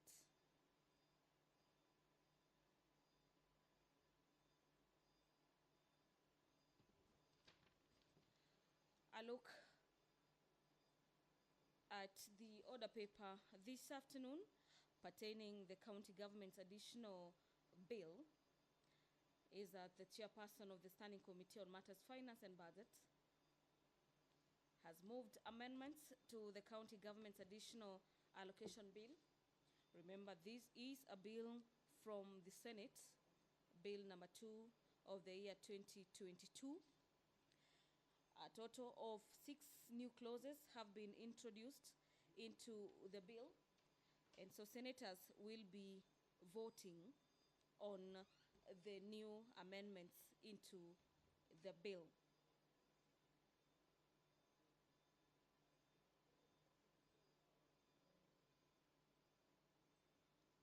Some of the allocations into various county governments is Baringo County has a total conditional grant of 110 million.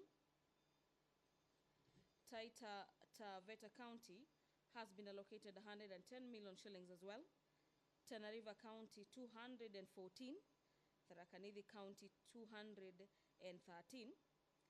Trans Nzoia County 110, and a majority of the 47 counties are set to receive an average of 110 million shillings, this being additional allocations from the proceeds of loans or grants from the national government as well as development partners.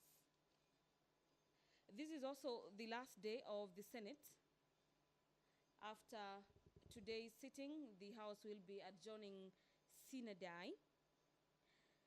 We have witnessed speeches from members of the Senate in regards to how the 6th session has been. There was a communication from the Speaker in regards to the adjournment of the Senate sine die. This being the 16th day of June, the year 2022, where the Speaker, Ken Lusaka, highlighted some of the achievements of the 3rd Senate. Under paragraph 5, the Speaker says, in executing of the Senate mandate and representation role, the Senate undertook various inquiries, and some of the most notable ones include protecting Kenyans in the Middle East, The Senate also got time to assess and monitor the COVID-19 pandemic situation in Kenya, the condition of correlation facility in the country, the challenges facing the tea sector that culminated in the enactment of the Tea Act in 2020. Some of the issues that were also deliberated by the Senate is the status of early childhood development education, ECD, in the counties, and the plight of early childhood development teachers in the country. Another notable highlight of the Senate is the consideration and approval of the Nakuru municipality to a city, the state of mobile network connectivity in underserved parts of the country, and this is through the Universal Service Fund and financing thereof through Phase 1 and 2. The aspect of IFMIS is also another issue that the Senate has considered, and we've had senators deliberating on the successes of IFMIS in the 47 county governments. Under paragraph 8, on the some of the consideration by the Senate is the state of debt management in Kenya and the effective use of IFMIS as a means of accountability and the review of laws and matters operations and management of SACCOs. The Senate has further considered under the 6th session the reports of various petitions on matters that directly affect Kenyans and continue to strengthen the oversight mandate of the Senate. Senators who've spoken so far have called for a clear demarcation of the role of the Senate, and this is in regards to the oversight of the 47 county assembly. And the calls has Okay, order, we want to start. Yes, clerk. I put. Okay, take your seats. Take your seats, senators. Leader of minority, take your seats. Take your seats.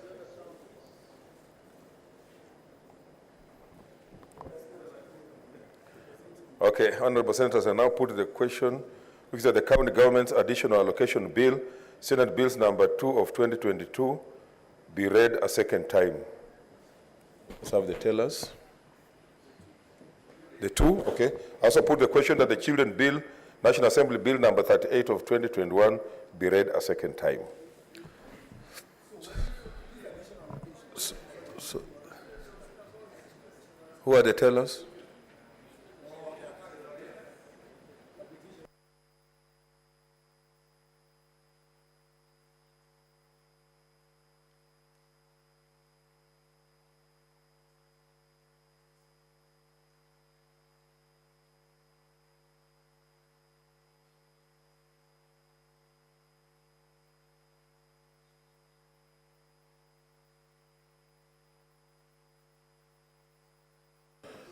Okay, the voting will be for the 2 bills.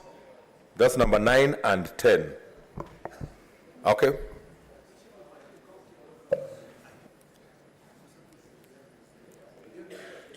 Senator Adan Dulo Fatuma. No. Senator Ali Abdullahi Ibrahim, Wajir County.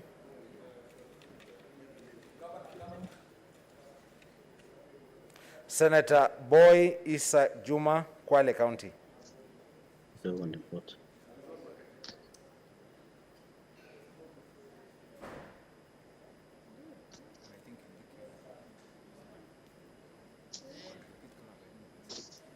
Senator Boy Isa Juma, Kwale County. Unmute, Senator. Unmute your mic.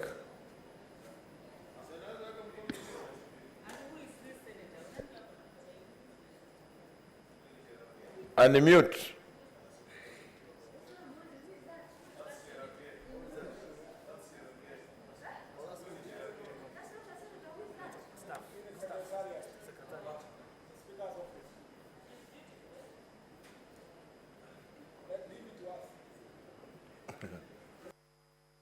Senator Ali Issa.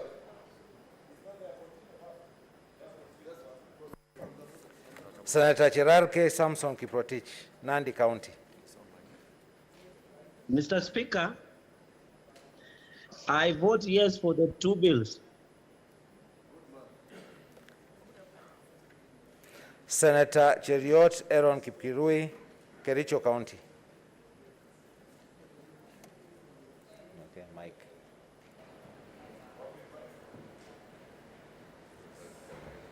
Mr. Speaker, I vote yes for the two bills. Senator Haji Abdul Mohamed, Garissa County.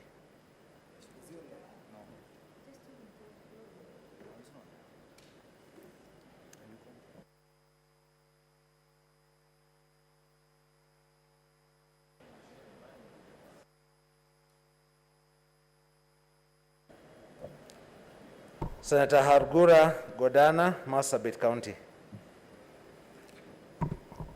Mr. Speaker, I vote yes for the two bills. Senator Imana Malakai Charles Ekal, Turkana County.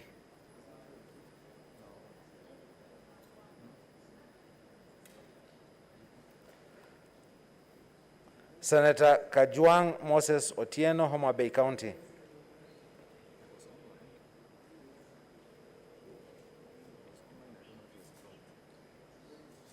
Senator Kajwang Moses Otieno, Homa Bay County.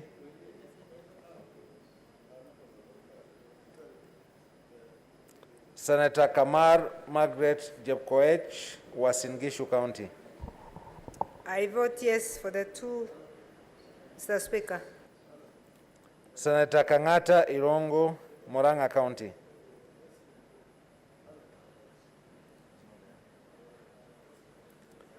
Senator Haniri George, Vihiga County.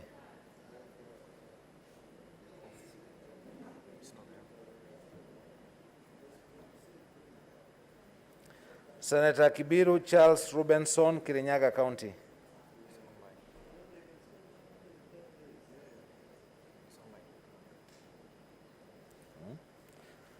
Senator Kibiru Charles Rubenson, Kirinyaga County.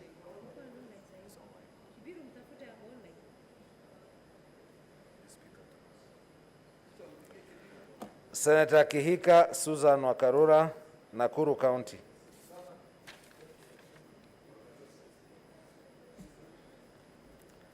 Senator Kimani Wamatangi Paul, Kiambu County.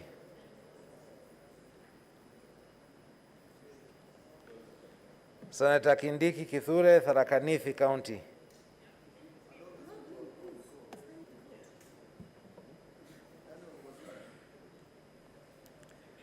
Senator Kirinyaga Ephraim Mwangi Maina, Nyeri County. Senator Langat Christopher Andrew, Bomet County.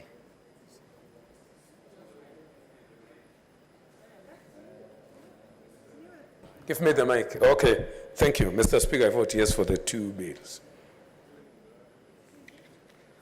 Senator Leleguel Tumbesi, Samburu County.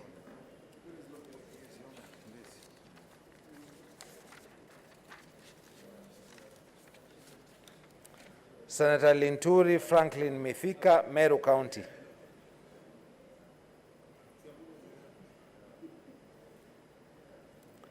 Senator Loitiptip Anwar, Lamu County. Senator Mazayo Stewart Mwachiru, Kilifi County. I vote yes for the two bills.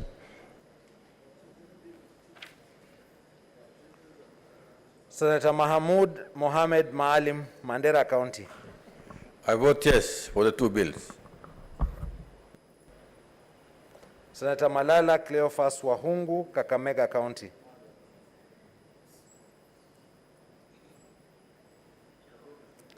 Senator Mbito Michael Malinga, Trans Nzoia County.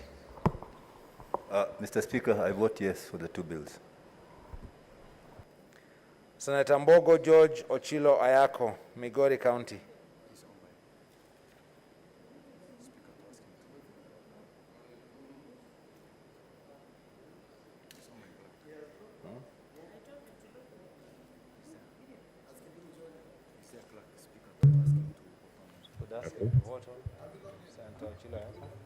Ochilo Ayako, vote. I vote yes for the two bills. Senator Mogeni Eric Okongo, Nyamira County.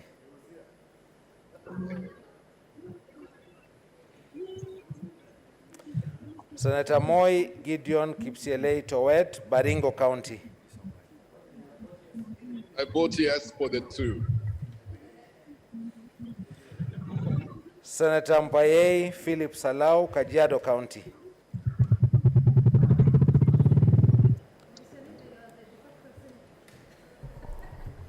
Senator Murkomen.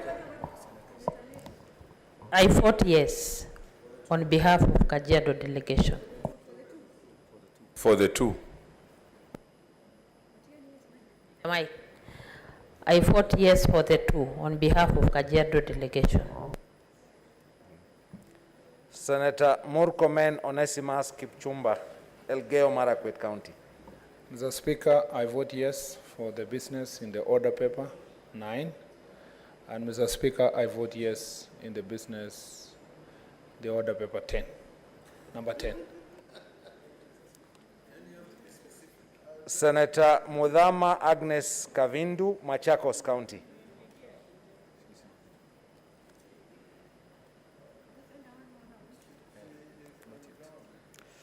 Senator Mutula Kilonzo Jr., Makueni County. I vote yes for the two. Senator Mwaruma John, Senator Mwangi Paul Githiomi, Nyandarua County. Senator Mwaruma Jones Mwashushe, Taita Taveta County. Senator Mwinyihaji Mohamed Faki, Mombasa County. Mr. Speaker, I vote yes for the two bills.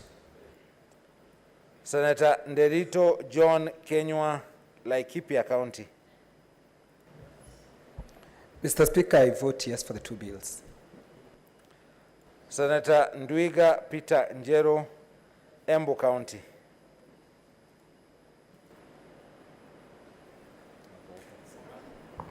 Mr. Speaker, I vote yes for the two.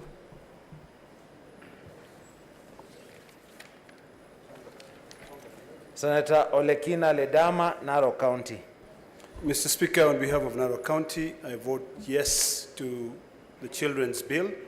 And on behalf of Narok County, I also vote yes to send additional 583 million shillings to Narok County for roads, hospitals, and agricultural sector. Thank you, Mr. Speaker.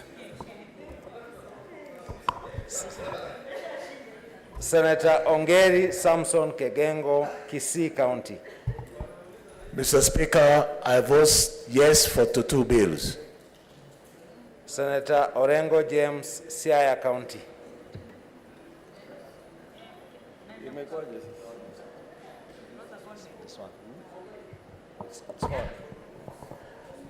Mr. Speaker, I vote yes for the two bills. Senator Outa Frederick Otieno, Kisumu County. Mr. Speaker, I vote yes on behalf of Kisumu County on the Senator Pogisio Samuel Losuron, West Pokot County. Mr. Speaker, I vote yes for the two. Senator Sakaja Johnson Arthur, Nairobi County.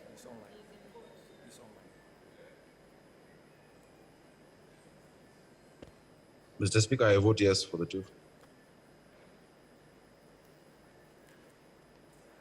Senator Wako Sitswila Amos, Busia County.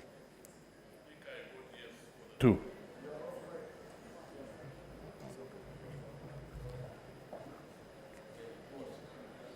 Senator Wambua Enoch Keio, Kitui County.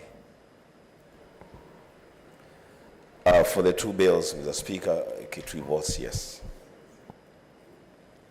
Senator Wario Golich Juma, Tana River County.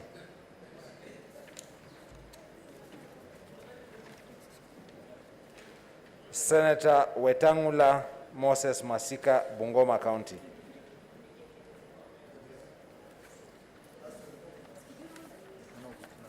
Narudia. Senator Adan Dulo Fatuma, Isiolo County.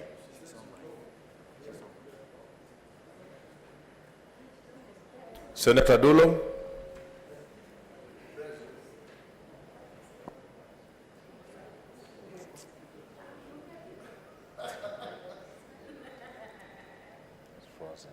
Senator Dulo.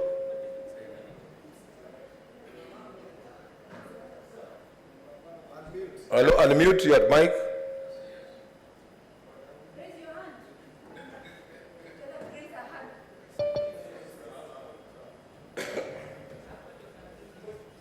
Senator, yes, Dubai.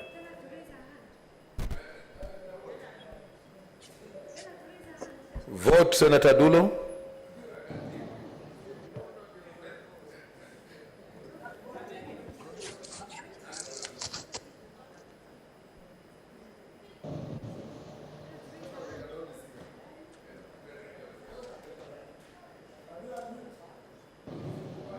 Senator Dulo, unmute.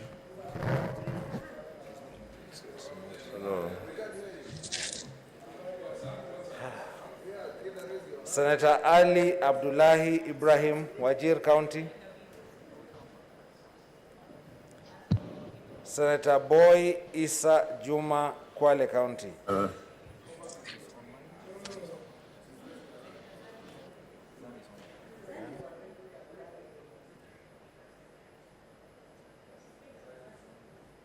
Senator Zani, vote.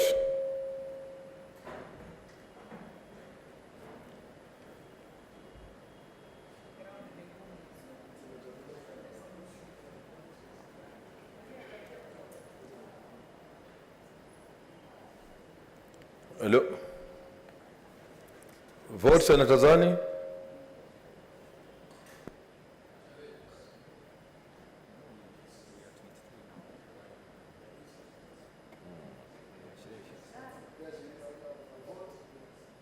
Senator Zani, vote.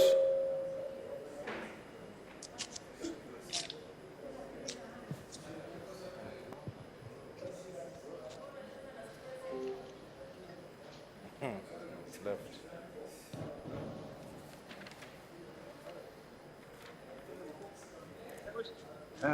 Senator Haji Abdul Mohammed, Garissa County.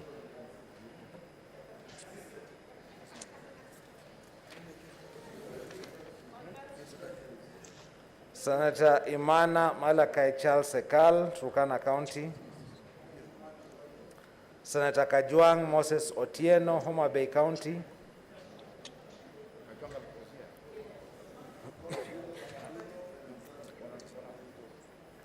Senator Kangata Irongo, Moranga County.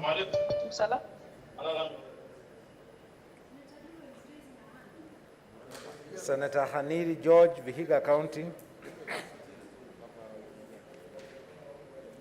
Senator Kibiru Charles Rubenson, Kirinyaga County.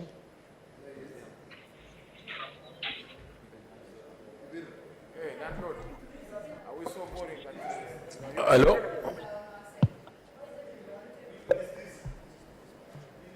Senator Kibiru Charles Rubenson, Kirinyaga County.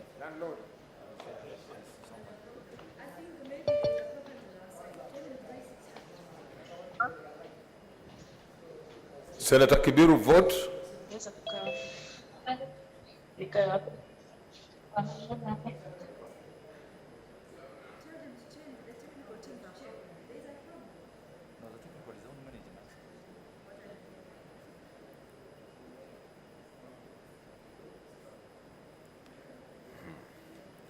Senator Kihika Susan Wakarura, Nakuru County. Senator Kimani Wamatangi Paul, Kiambu County.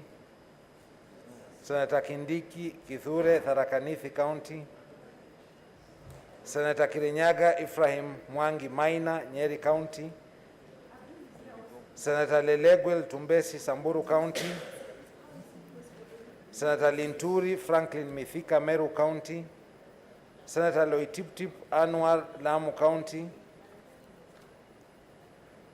Senator Malala Cleophas Wahungu, Kakamega County. Senator Mogeni Eric Okongo, Nyamira County. Senator Mpayei Philip Salau, Kajiado County. Senator Mudhama Agnes Kavindu, Machakos County. Senator Mwangi Paul Githiomi, Nyandarua County.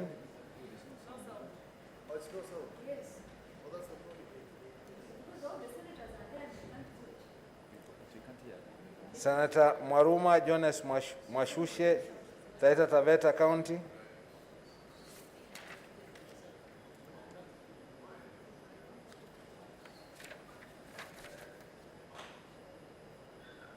Senator Wario Golich Juma, Tana River County. Senator Wetangula Moses Masika, Bungoma County.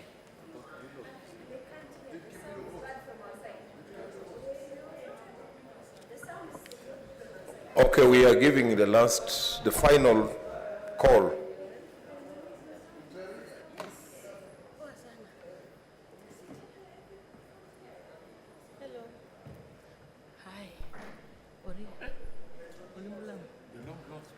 I'm found. You have risen from nowhere. How are you? Senator Adan Dulo Fatuma, Isiolo County.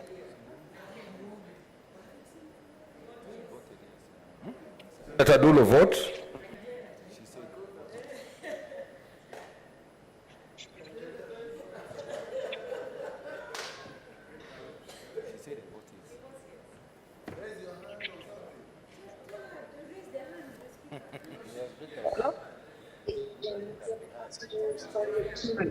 Raise your hands. No, raising the hand is not part of the voting.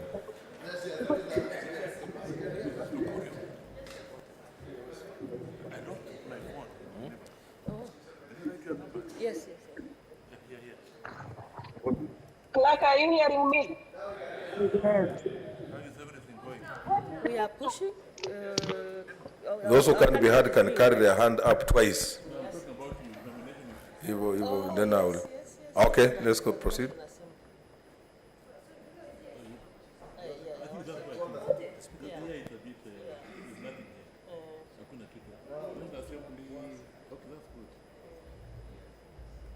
So you just pray that we get the numbers. Okay, Senator Dulo, if you can hear us, if you are voting yes, carry your hand up twice. Carry your hand twice if you are voting yes. Senator Dulo. 1.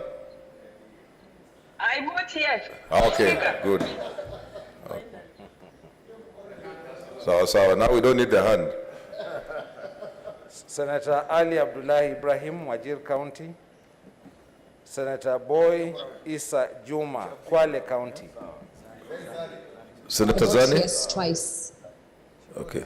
I vote yes twice. Okay, good. Good, we can hear you. Senator Haji Abdul Mohammed, Garissa County. Mr. Speaker, sir, I vote yes. Okay.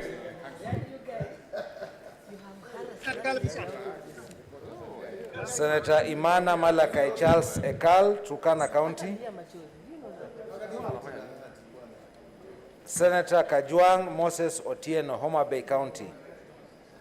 Senator Kangata Irongo, Moranga County. Senator Haniri George, Vihiga County. I vote yes. Who is that? Kajwang, Senator Kajwang. Senator Kajwang, okay. I vote yes to the 2. Number 9. Senator Haniri George, Vihiga County. Senator Kibiru Charles Rubenson, Kirinyaga County.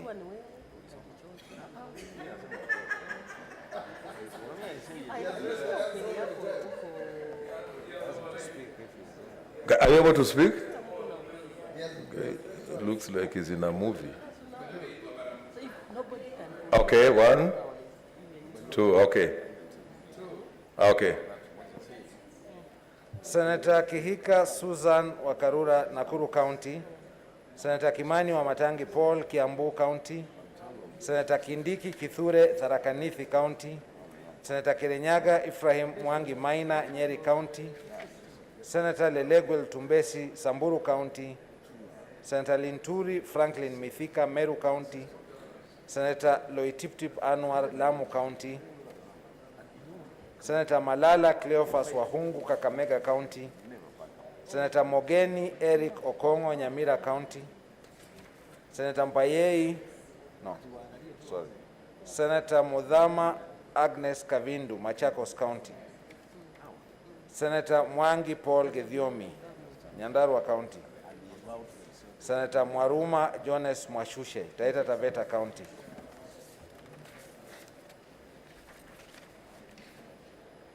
Senator Wario Golich Juma, Tana River County. Senator Wetangula Moses Masika, Bungoma County. The sovereign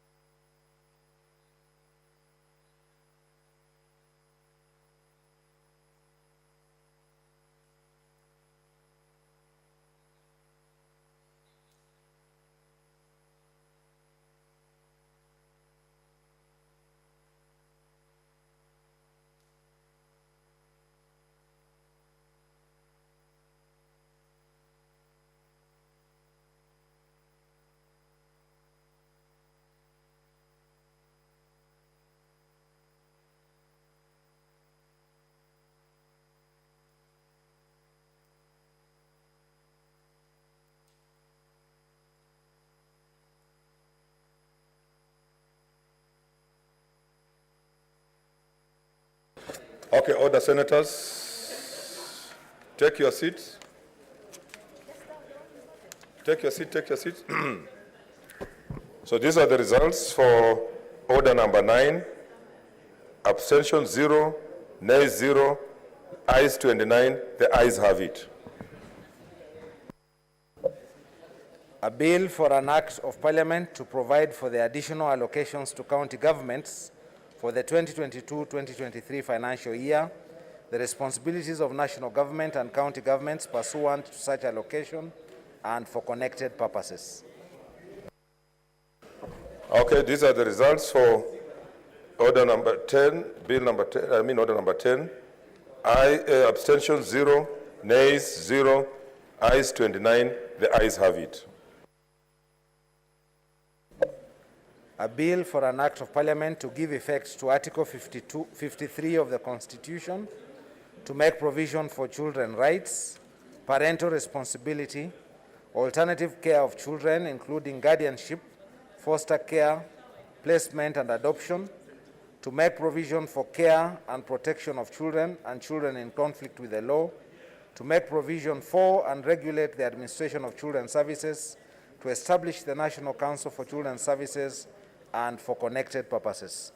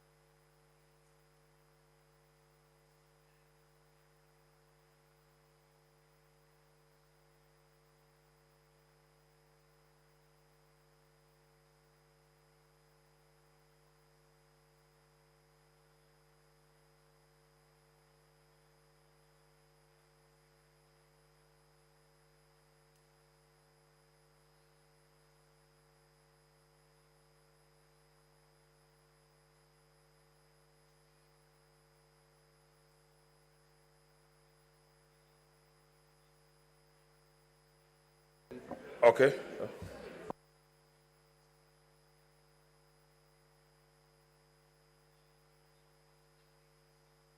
Okay, order, senators.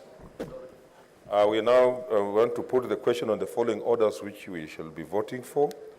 Order number 11, I put the question which is that the Senate adopts the report of the Standing Committee on Finance and Budget on the county government additional allocation cash disbursement schedule for the financial year 2021-2022 and approval of the county government's additional allocations cash disbursement schedule for financial year 2021-22 laid on the table of the Senate on Wednesday, 8th June 2022, and that pursuant to Section 17.7 of the Public Finance Management Act and Standing Order number 183.3, the Senate approves the county government's additional allocation cash disbursement schedule for financial year 2021-2022. Order number 13. Order number 13. I put the question which is that the Senate adopts the report of the Sessional Committee on Public Accounts and Investments on consideration of reports by the Auditor General on financial statements of the following counties laid on the table of the Senate on Tuesday, 14th June 2022. County Executive of Nyeri, Tharaka Nithi, Murang'a, Kitui, Lamu, Siaya, Busia, Meru, Nyamira, Turkana, Makueni, Bungoma, and Elgeyo Marakwet for the financial year 2018-2019 as contained in Volume 1 of the report. 2 county assemblies of Bomet, Taita Taveta, Kilifi, Nyamira, Garissa for the financial year 2018-2019 as contained in Volume 2 of the report. County Executive of Narok, Kajiado, Kwale, West Pokot, Trans Nzoia, Turkana, Kericho, Busia, Kilifi, Machakos, and Kisii for the financial year 2019-2020 as contained in Volume number 3 of the report. And County Assemblies of Kilifi, Kwale, Taita Taveta, Garissa, Mandera, Kisumu, Mombasa, Kisii, and Wajir for financial year 2019-2020 as contained in Volume 4 of the report. Order number 14, I put a question that the Senate adopts the report of the Standing Committee on Finance and Budget on the cash disbursement equitable share schedule for financial year 2022-2023 laid on the table of the Senate on Thursday, 16th June 2022, and that pursuant to Section 17.7 of the Public Finance Management Act and Standing Order number 183.3, the Senate approves the county government cash disbursement equitable share schedule for financial year 2022-2023. And finally, order number 16, I put the question that the Senate, order number 15, I now put the question which is that the Senate adopts the report of the Standing Committee on Finance and Budget on the efficacy of the Integrated Financial Management Information System, IFMIS, and its application in disbursement of funds laid on the table of the Senate on Thursday, 16 June 2022. I hope I was clear on the orders that we are voting for. Yep. Yeah. That is 11, we're skipping 12, 13, 14, and 15. We are not voting for 16 and 11. Okay. How many minutes? 3 minutes? 3 minutes.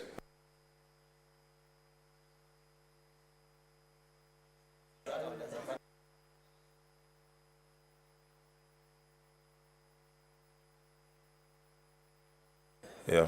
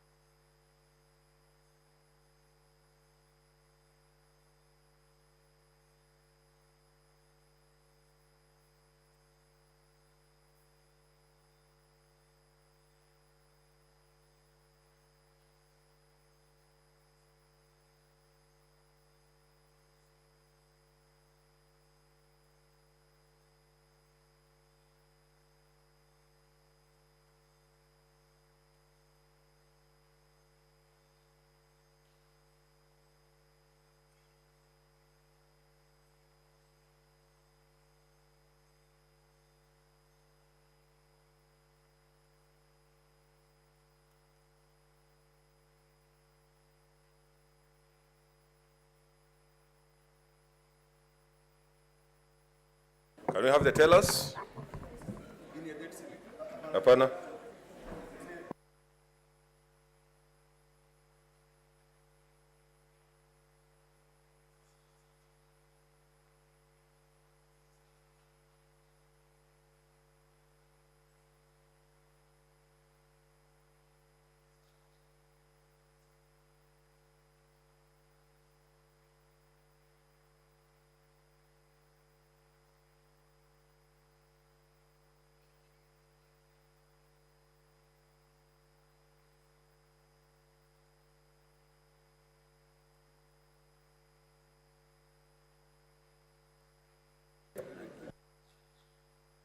Okay, we can start the vote.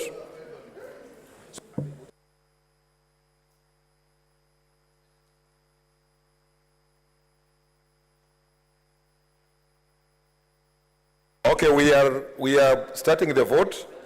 We are voting on 11, 13. Yeah. I want you to listen. We are voting for 11, 13, 14, and 15.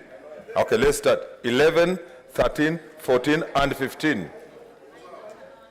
Okay, let's proceed. Senator Adan Dulo Fatuma, Isiolo County.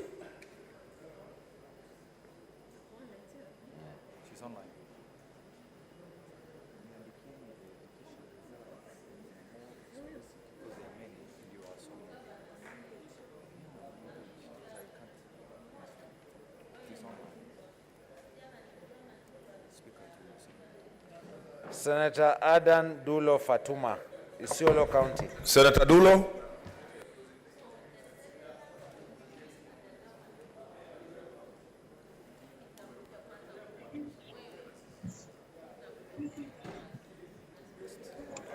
Senator Dulo.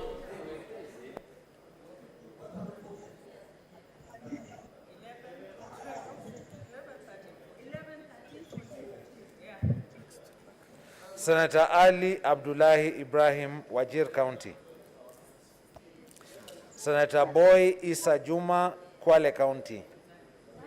I vote yes for all. I vote yes for all. Senator Cherarke Samson Kiprotich, Nandi County. You say you are voting for 4. So you say I vote for all the 4. Senator Cherarke Samson. Senator Cherarke.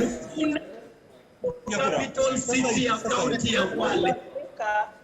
You arise. Just a minute. There's a bit of confusion. Who was that before Cherarke?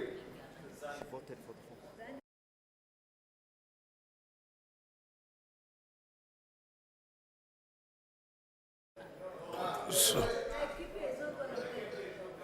Laikipia is not there. That's why I'm asking you to listen. We are voting for 11, 13, 14, and 15. The date and Laikipia are not there. Okay, thank you, Mr. Speaker. I vote yes for order number 11, number 13. I vote yes. Number 14. I vote yes. And order number 15, Mr. Speaker, sir, I vote yes. Thank you very much. Okay. That's a very long process of voting. Senator Cheriot Aaron Kipkirui, Kericho County.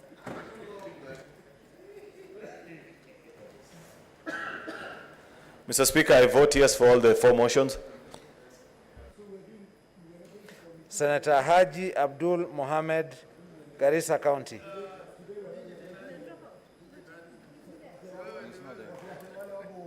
Senator Haji Abdul Mohammed, Garissa County.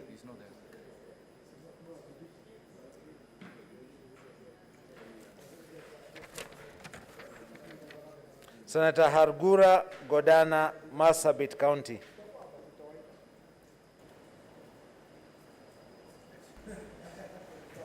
Mr. Speaker, I vote yes for the 4 motions. Senator Imana Malakai Charles Sekal, Turkana County. Senator Kajwang Moses Otieno, Homa Bay County. Mr. Speaker, I vote yes for all the listed orders. Senator Kamar Margaret Jebkoech, Uasin Gishu County. I vote yes for all the 4, Mr. Speaker. Senator Kangata Irongo, Moranga County. Senator Haniri George, Vihiga County. Senator Kibiru Charles Rubenson, Kirinyaga County. So I raise 3 hands. 1, 2, 3, 4. Okay. We can hear you, just vote. Yes. You can't hear me. I brief Mr. Speaker. Senator Kihika Susan Wakarura, Nakuru County. Yes. Voted. Senator Kibiru has voted, yes. Senator Kimani Wamatangi Paul, Kiambu County. Senator Kindiki Kithure, Tharaka Nithi County. Senator Kirinyaga Ephraim Mwangi Maina, Nyeri County. Senator Langat Christopher Andrew, Bomet County.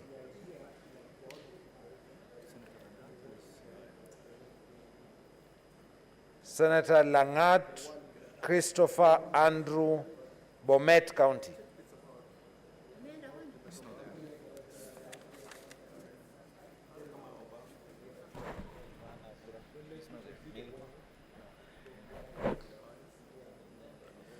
Senator Leleguel Tumbesi, Samburu County.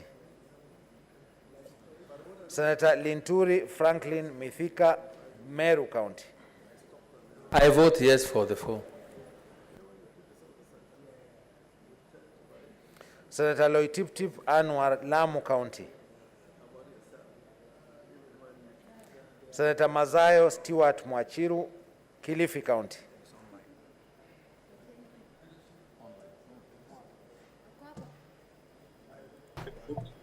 I vote yes for the 4.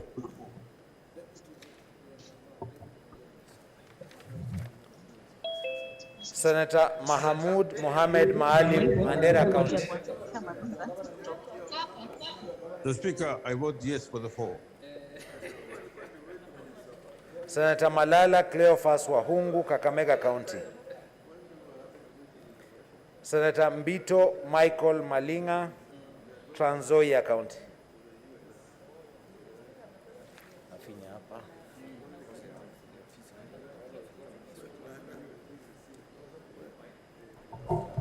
Mr. Speaker, I vote yes for all the 4 motions.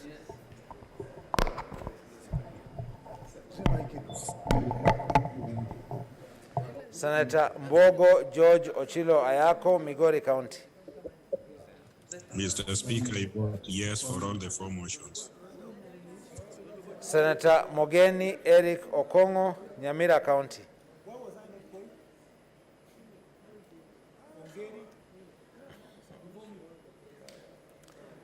Senator Moi Gideon Kipsielei Towet, Baringo County. I vote yes for the 4.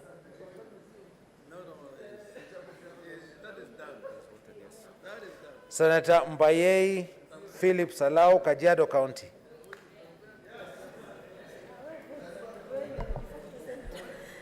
I vote yes for the 4. Senator Murkomen Onesimus Kipchumba, Elgeyo Marakwet County. Mr. Speaker, I vote yes for all the 4. Senator Mudhama Agnes Kavindu, Machakos County.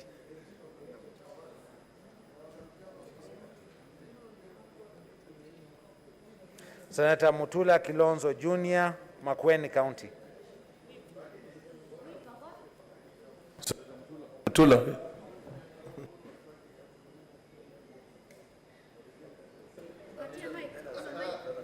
I vote yes for the 4. Thank you. Senator Mwangi Paul Gedhiomi, Nyandarua County. Senator Mwaruma Jones Mwashushe, Taita Taveta County.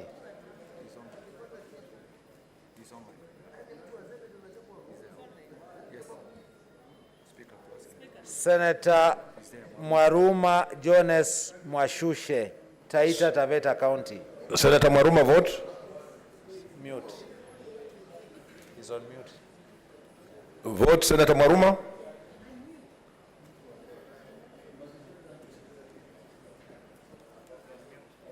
Unmute, unmute.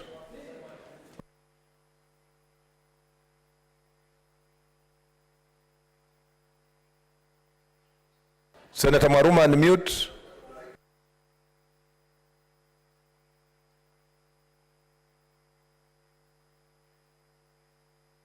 Senator Mwenye Haji Mohamed Faki, Mombasa County. Mr. Speaker, sir, I vote yes for the 4 motions. Senator Anderito John Kenywa, Laikipia County. Mr. Speaker, I vote yes for the 4 motions. Senator Ndwiga Peter Njero, Embu County. Speaker, I vote yes for the 4. Senator Olekina Ledama, Narok County.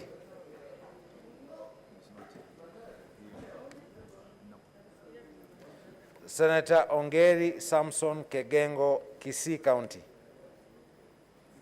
Mr. Speaker, I vote yes for all the 4 bills. Senator Orengo James, Siaya County. Mr. Speaker, I vote for all the 4. Senator Outa Frederick Otieno, Kisumu County.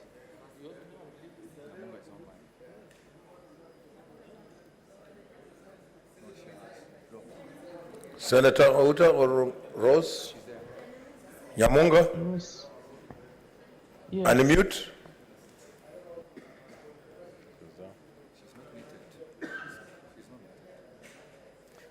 Senator Nyamunga Rose Ogendo. Yes, Senator. Senator Nyamunga.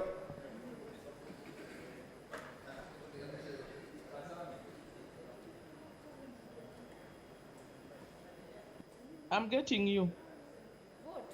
Vote, we can hear you. Yes, I vote yes on all the 4 bills. Senator Pogisio Samuel Losuron, West Pokot County. The Speaker, West Pokot votes yes for all 4. Senator Sakaja Johnson Arthur, Nairobi County. Mike.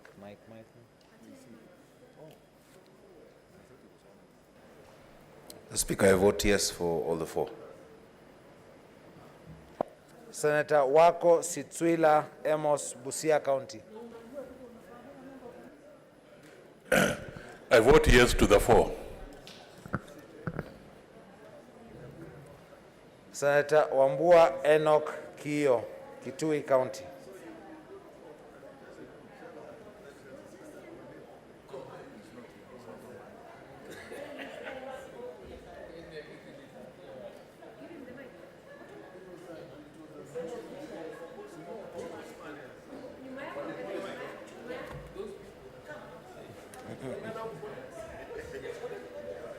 The Speaker, Kitui votes yes for the 4 bills. Senator Wario Golich Juma, Tana River County. Senator Wetangula Moses Masika, Bungoma County.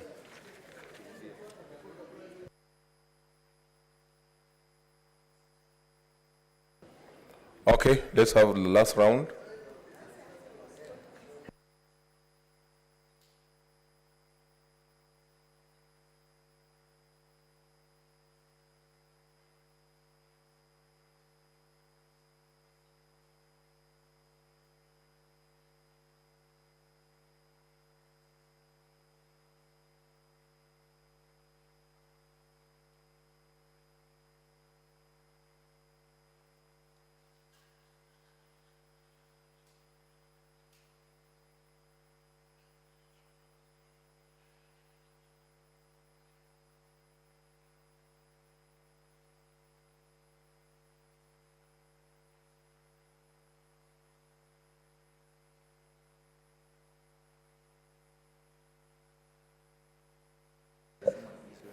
Senator Adan Dulo Fatuma, Isiolo County.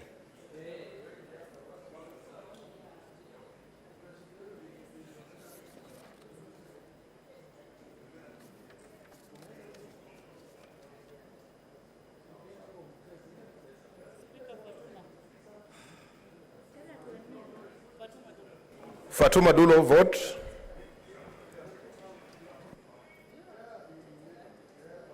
We can't hear. Maybe lift your hand.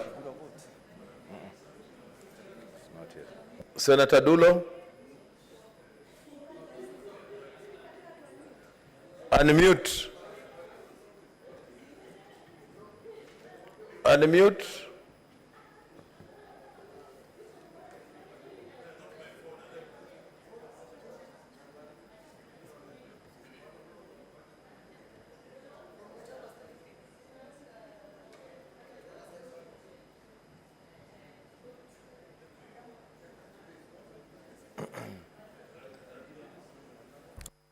Senator Fatuma Dulo.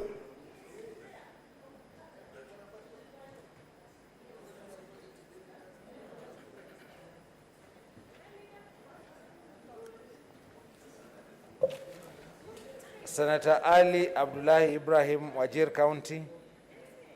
Senator Haji Abdul Mohammed, Garissa County.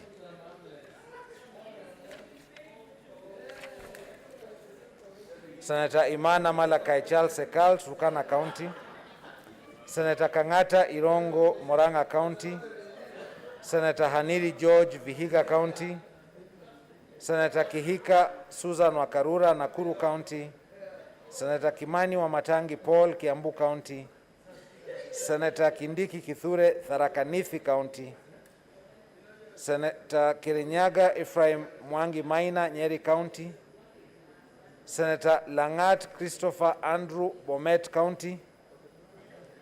Senator Leleguel Tumbesi, Samburu County.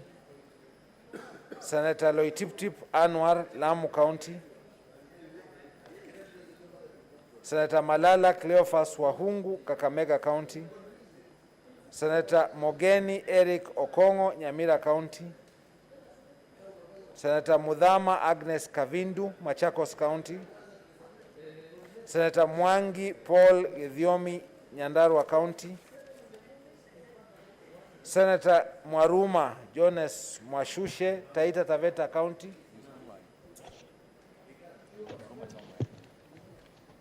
Clerk, can I vote? Who is that? Dulo. Dulo, yes, vote. I vote yes for all the bills. Thank you. Okay, she's voted. Senator Mwaruma Jones Mwashushe, Taita Taveta County.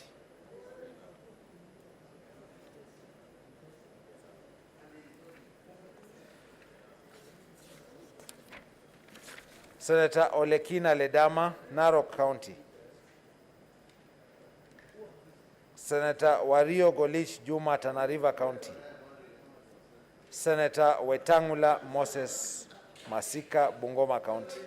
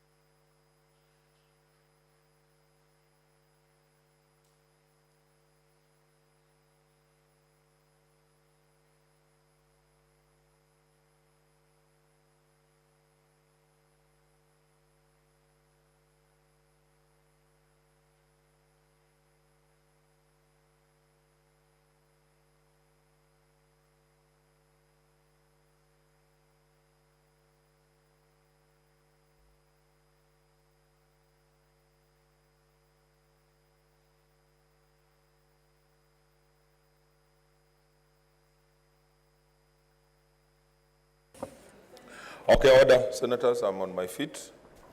I'm on my feet. Order. These are the results. On order number 11, abstention 0, nays 0, ayes 27, the ayes have it. On order number 13, abstention 0, nays 0, ayes 27, the ayes have it. On order number 14, abstention 0, nays 0, ayes 27, the ayes have it. On order number 15, abstention 0, nays 0, ayes 27, the ayes have it.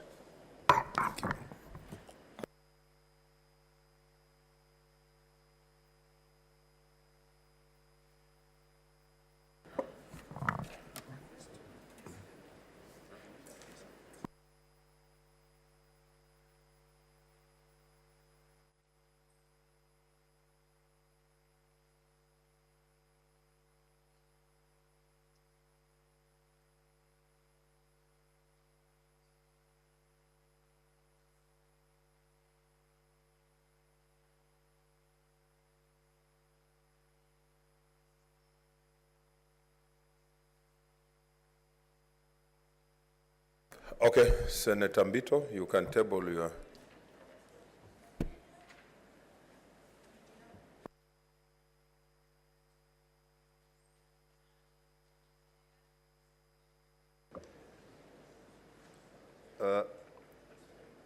Mr. Speaker, sir, I beg to lay the following petitions report on the table of the Senate today, 6th of June, 2022. 1, the petition by Mrs. Maria Juma and others on the challenges faced by the patients suffering from multiple sclerosis and neuromyelitis optica. 2, petition by Mr. Daniel Ngumi and others on NHIF cover for kidney post-transplant medication. The third one is a petition by Mr. Mikeson Mugo and other patients living with autoimmune diseases concerning payment of medical health care costs and provision of health cover for persons living with autoimmune diseases by the National Hospital Insurance Fund. The fourth one is a petition by Mr. Collins A. Omolo on alleged taxation of pharmacies in Kenya. The fifth one is a petition by Dr. Alexander Irungu Wanjiru on the appointment of the Chief Executive Officer of the National Health Insurance Fund. And the sixth one is a petition by Mr. Ahmed Shahame Muidani regarding the status of Mkomani Clinic Society trading as Bomu Hospital in Mombasa County. Thank you, Mr. Speaker. Okay, order, senators. I'll reorganize the order paper again. We go to order number 8, which is a motion, is just a voice motion. Clerk. Order number 8, motion.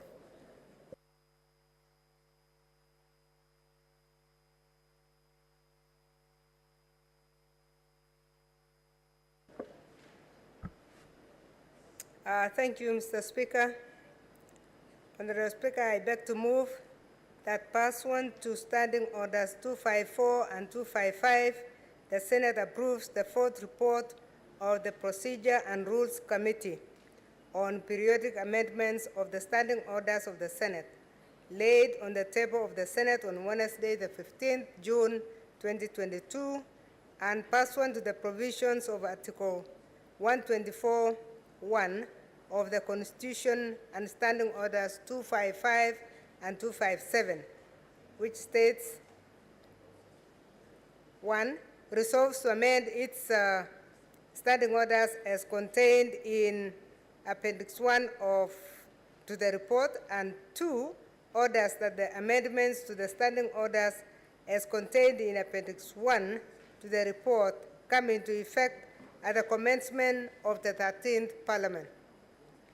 Honorable Speaker, Standing Order 252 requires that a periodic review of the standing orders be carried out at least once in every term of Parliament, a function that is performed by the Procedure and Rules Committee, which is expected to make a report to the Senate recommending the standing orders, if any, to be amended. During the 12th Parliament, the standing orders have been amended pursuant to Standing Orders 252 and 254 of the Senate Standing Orders as follows.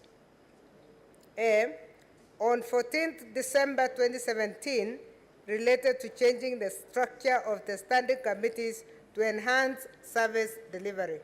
B, on the 9th of August 2018, we revised the manner of processing statements, among others, and giving committees discretion in dealing with statements, besides defining the scope of statements, ensuring referral to committees, and making committees more accountable through periodic or quarterly reports.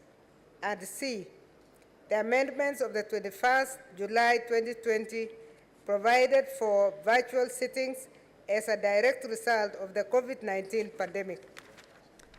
Honorable Speaker, this is the fourth report of the Procedure and Rules Committee, and I would like to highlight the amendments carried out by the committee, which may be classified under 5 main categories, and these are pertinent amendments proposed in the report as follows. A, there are editorial cleanups, which is including correcting, indexing, and grammatical errors. 2, amendments relating to the structure of the standing orders, such as rearrangement of parts, merging, splitting, editing, and renaming of the various provisions, and so on, in order to give the standing orders a better flow and clarity. The third one is codification of existing procedures and practice in the Senate. For example, vacating of office of the Speaker, the Deputy Speaker, and the statements hour. 4, aligning provisions of the standing orders with the Constitution and relevant statutes. For instance, on the procedure for consideration of statutory instruments. And number 5 is the substantive amendments relating to the procedure for consideration and disposal of business before the Senate. Honorable Speaker, I would like to highlight a few of the substantive amendments in the report relating to the procedure for consideration and disposal of business before the Senate. 1, new standing orders on the vacation of the office of the Speaker and the Deputy Speaker was introduced, as there was previously there was no procedure in place. Number 2 is the introduction of the temporary suspension of a sitting to discuss a specific matter. For this one, in fact, we have been suspending, but there was nothing that provided for it. 3 was to make the Deputy Speaker the chair of the Liaison Committee. As you are aware, currently it's the Speaker who is the chair of the Liaison Committee, but in the other House, it is the Deputy Speaker. Number 4, reintroduction of quorum at the commencement of a sitting in order to comply with Article 121B on the Constitution on quorum. This is happening in the other House, but we are not provided in our standing orders to call for quorum at the beginning of any session, and this has been included in this amendment, Mr. Speaker. 5, Mr. Speaker, is the inclusion of the procedure for impeachment of the President and Deputy President, which is currently not contained in the standing orders. Number 6 is formalizing the procedure for delegation of the power to vote by the head of a county delegation. This is currently done administratively. So it is being provided for in the amendments so that we have a formal way of a formal procedure of delegation. Number 7, Mr. Speaker, is clarification on when the work of mediation committees begins. This one is very important because we have had the dragging of mediation for a very, very long time. Mr. Speaker, number 8 is the standing committees to consider the budget policy statements aligned to their respective mandates and other recommendations to the Finance Committee and the timelines in which to do so. Number 9 is a very important one that members should also take note of, and that is the splitting of the County Public Accounts and Investment Committee into two. Currently, CPAIC, the current one that we call CPAIC, has been split, and we'll have a committee called the County Public Accounts Committee, and the second one will be the County Public Accounts Special Funds and Investment Committee. Effectively, this will remove the mandate of the oversight of the county investment agencies from the County Public Accounts Committee and, in effect, creating a standalone committee for oversight, to oversight county investment agencies in order to scrutinize audit accounts of such entities tabled in the Senate in order to enhance the oversight role of the Senate. New, very nice introduction, Mr. Speaker. Number 10 is the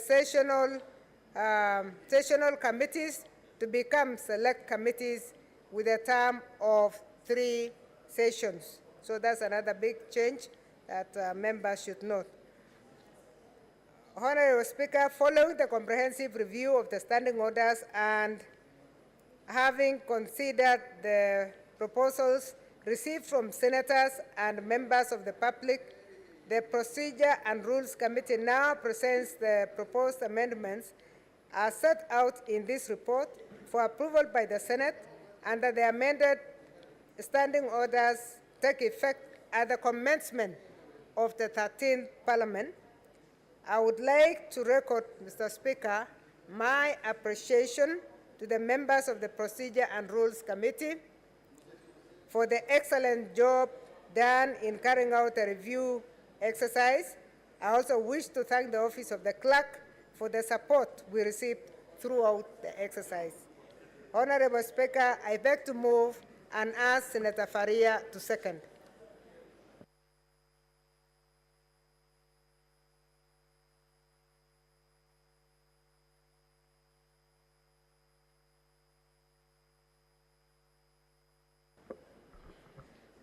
Honorable Speaker, I beg to second and request my colleagues to support, because these are enhancement of procedures, especially like PIC and PAC now will be part of the 2 committees that will be existing, whereby even the members of County Assembly and the executive will be in different committees, and I think that will enhance oversight. Mr. Speaker, I beg to second.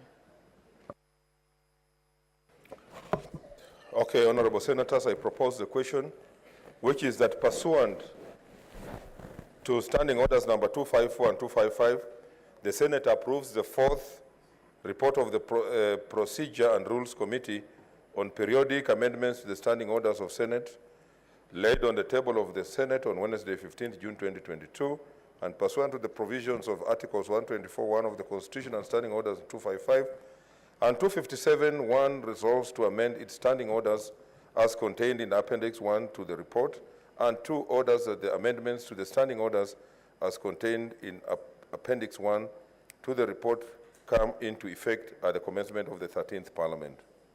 I can see one interest. Senator Chariot.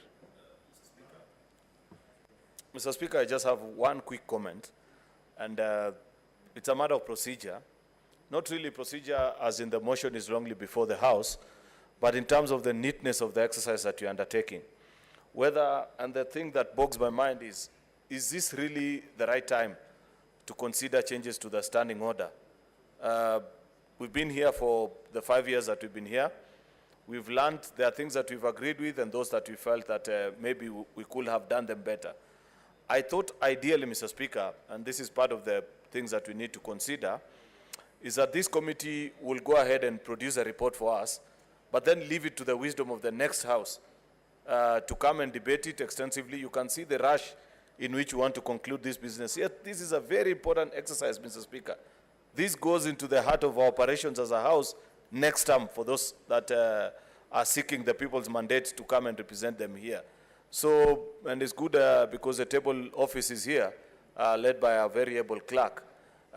Perhaps in the next time's consideration, whether we will to perhaps guide the House on whether this is the appropriate time to consider changes to committees, how they operate, the rules and procedures of the House, where there is very little interest. Perhaps more than half of this House have considered to move their careers in a different path. Wouldn't it be better if we left it to the new House at the beginning of their term, so that those who are new can give their input? You know, sometimes, as I say, new brooms sweep cleaner. And also leave it to the recollective wisdom of those who would have been here and say, oh, the reason why we want to do it this way is because in the last 2 sessions, this is what happened, and we thought this is a learning experience. I say that, Mr. Speaker, especially because of my consideration of how CPIC is run. I strongly feel, and at the beginning of this term, a good number of us tried, and I remember leading that caucus without fail, to have it modeled slightly differently from what we know it. It's good that now it's being made. I haven't even seen the full proposal, Mr. Speaker, but I thought there would be a better proposition and more value to it if it is brought at the beginning of the House. But either way, now that it is here before us, Mr. Speaker, I don't oppose. I support, but defer that perhaps maybe at the right time, at the beginning of the session of the new term of the Senate, many of the things in this report will need to be reviewed.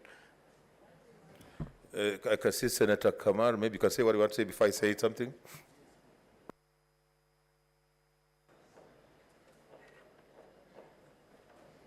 Mr. Speaker, thank you. I just wanted to respond a little bit to what Senator Jeruyot has raised, which is very, very important. But the provisions say that each parliamentary term has the opportunity to change, to amend the standing orders. If you look at the timing, which he has really raised about when it should be best done, you find that you cannot actually do it at the beginning, because if the House is 50% new, they would not really understand how the House has been and what to amend. So that the amendments are best done by those who have had experience. If you look at the amendments that we are doing right now, these are amendments that would have affected us if we did midway. But remember, I have also stated, Mr. Speaker, that there were about 3 amendments that came midstream.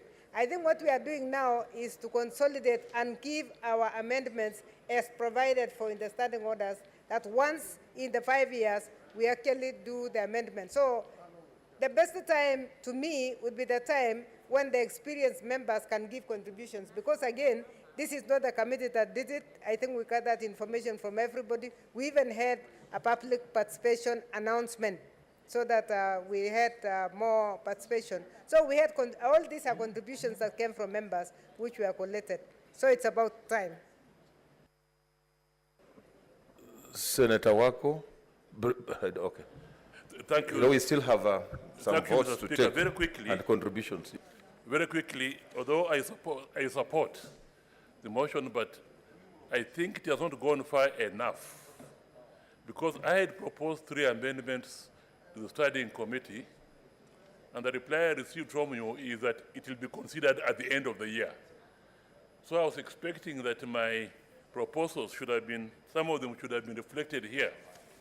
Okay, one proposal which is indirectly reflected here is the increase in the number of the county public accounts committee from the issue 9 to 11 or 13. But I can see that you have now split the two, so maybe that will serve the purpose. But the other two, three in fact, one is the recognition of seniority. For example, I'm Senator number 1, but there was no recognition of some of the slight privileges I should have here. The reply was that it will be considered at the end of the year, but in the meantime, the speaker should always I should always catch the speaker's eye. And whenever I stand up, he recognizes me, which you have done very well, so I don't complain. But other jurisdictions do recognize the most long-serving Senate members in their standing orders. Vehicle number 1, number 2, and number 3 should be recognized. The other one is we are being left out on the issues of East Africa and regional integration. The reply I received from you, Mr. Speaker, was that it will be considered at the end of the year, because by the time I brought it, there was no budget for that type of thing. And I'm surprised that it is not here. Currently, it's being handled by the National Cohesion Committee, which has enough on its plate when it considers issues of cohesion within the nation. The issues of integration within the region are being left behind. The National Assembly has a committee devoted to that. There are many bills now being passed by the East African Legislative Assembly touching on matters which are devolved matters, and yet those bills never come to us, at least to consider and to approve the same. So I would really strongly appeal to, as we approve this, I would like it to be on record that at the 13th, whatever, should consider seriously having an East African and Regional Cooperation Committee to deal specifically with the East African integration issues. And now, you know, the Democratic Republic of Congo has now joined the community. So it's a big thing now. And here we are, we don't have any say whatsoever. Most of our neighboring, of the member states have an upper house like ours, which considers integration issues. I know Rwanda, Burundi, and others have upper houses, which are specifically devoted to looking at issues, regional issues, which, and here we are left out. I considered that, I was told it was a bit too late, there was no budget for it, and of course people had a vested agenda in the commission, National Cohesion Commission and so on, and therefore it was an appropriate time that as we come into 13th Assembly, we should have now a new committee altogether. That was not considered. So those two issues, Mr. Speaker, I feel very strongly. Recognition of seniority, number 1, number 2, number 3. Seniority in terms of the longest serving members of the Senate, but also we must be up to speed with what's going on in the region, particularly with the big expansion of the East African community, the way it is. The other one, and here I speak on behalf of my neighbor here, he tells me that the implementation committee was supposed to be revived. Again, it's not revived. So although it has gone a bit, those 3 issues, 4 issues should have been part of, and I hope that the next parliament will consider those issues very, very seriously. Thank you. Senator James Orengo.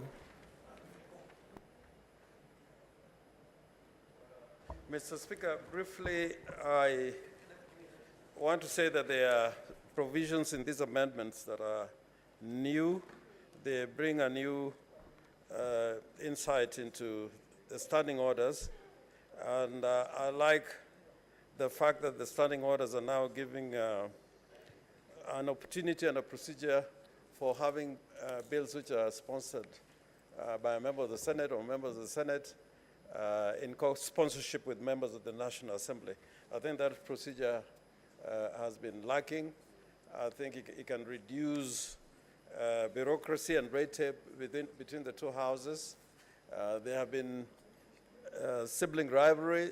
When a bill is originates from this House, sometimes you find the same bill being originated in the National Assembly.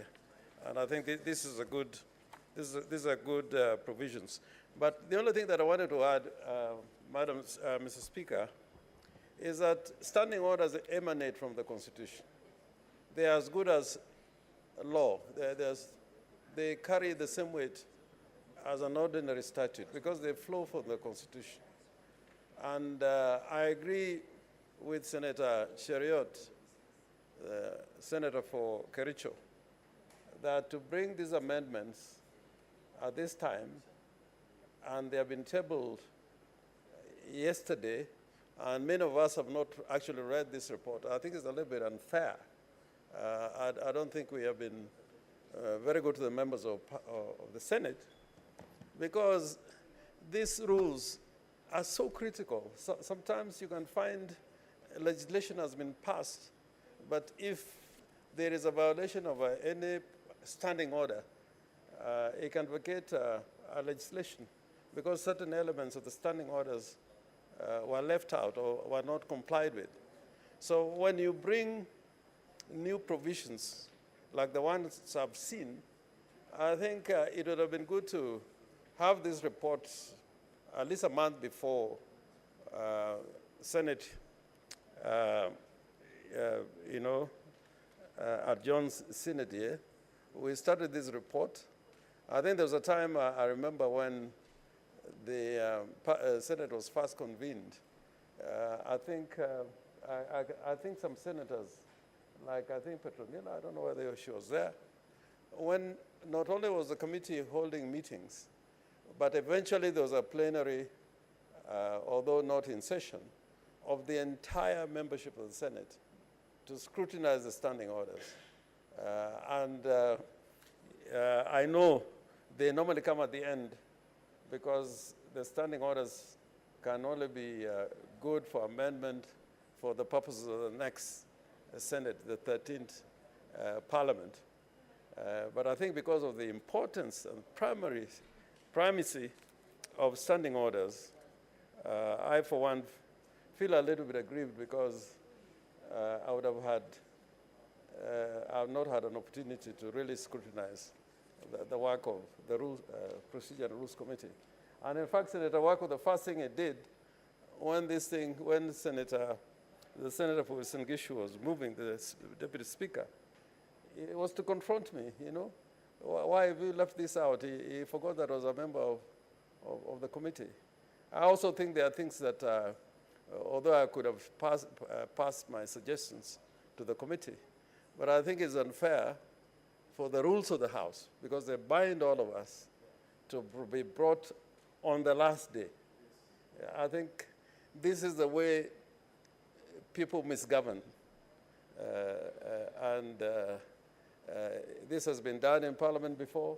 It happens in courts that when you want to sneak something in, you bring it at the last minute, and people don't look at it. And then at the end of the day, you find you have made a terrible mistake and error that you cannot correct. In the next session, they'll do the same thing and wait. They live with their mistakes until the end. So I'm just saying this, that we go on record in case somebody would think that a lawyer of Senator Mtula's stature agreed with this without an element of scrutiny. Otherwise, I have no alternative but to support. I have belief in the Deputy Speaker and the Speaker who are members of this committee, but belief alone sometimes is not good enough. Even the Pope is believed, but his work sometimes attracts scrutiny if he's in the orders of managing humanity, and particularly managing members of the House. Otherwise, I support, and I've seen there are some very good provisions here. What's your point of order, Senatorial?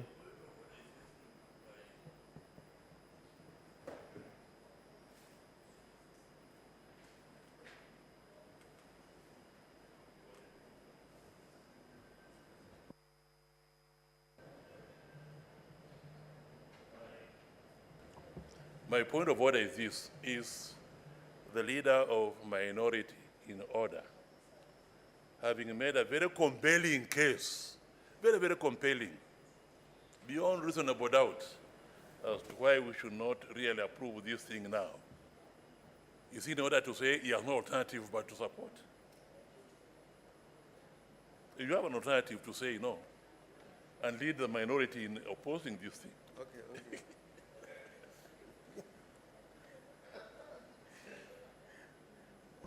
Mr. Speaker, I'm saying so when you have a child, it's your child. When a child is born without a leg or an eye, you don't throw it out. You try and find out to live with it. And this is a product of a committee of the House. I'm prepared to live with it. Senator Bogisho.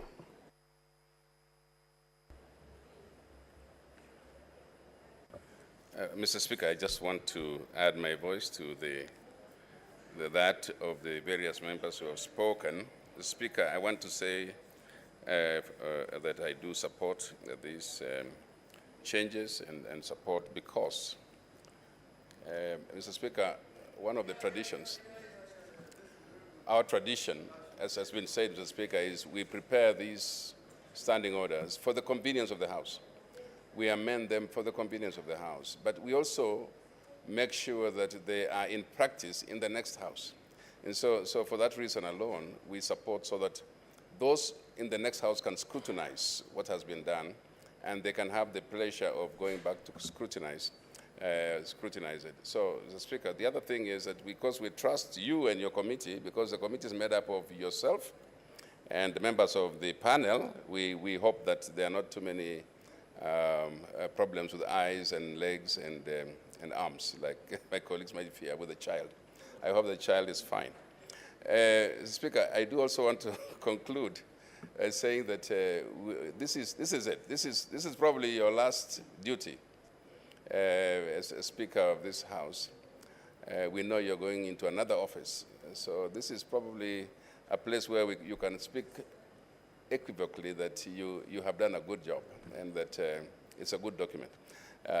Thank you very much, and I hope that we can all support it. Thank you. Finally, Senator Sakaja.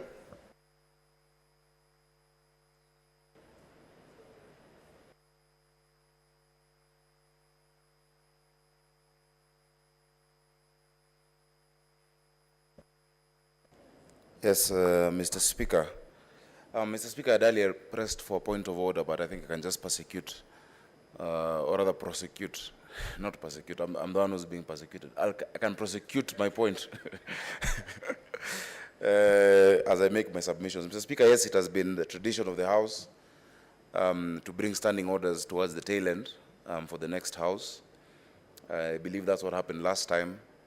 And that's also what happened in the National Assembly, where I served, Mr. Speaker, in the last term. I have just one concern, which I think when the mover replies will guide how I vote. Mr. Speaker, every day since the 31st of August 2017, when we were sworn in as senators, every week or 2 weeks, when members have stood up to contribute, we have always asked why we don't have an implementation committee. We're leaving the Senate today with a lot of unfinished business that we've passed in our relevant in our respective committees. I have a lot that we did in the Labor Committee, in the Justice and Legal Affairs Committee, and the committees we've sat at, that members have expressed continuously that if there had been an implementation committee to make sure the resolutions of this House are followed up consistently, then it would make the Senate more effective. Mr. Speaker, it would be good to get an explanation from the mover why that has not been considered. Because if indeed the purpose of amending standing orders is to ensure a more efficient running of the House, and for the next House, I think that would have been the first and maybe even only amendment.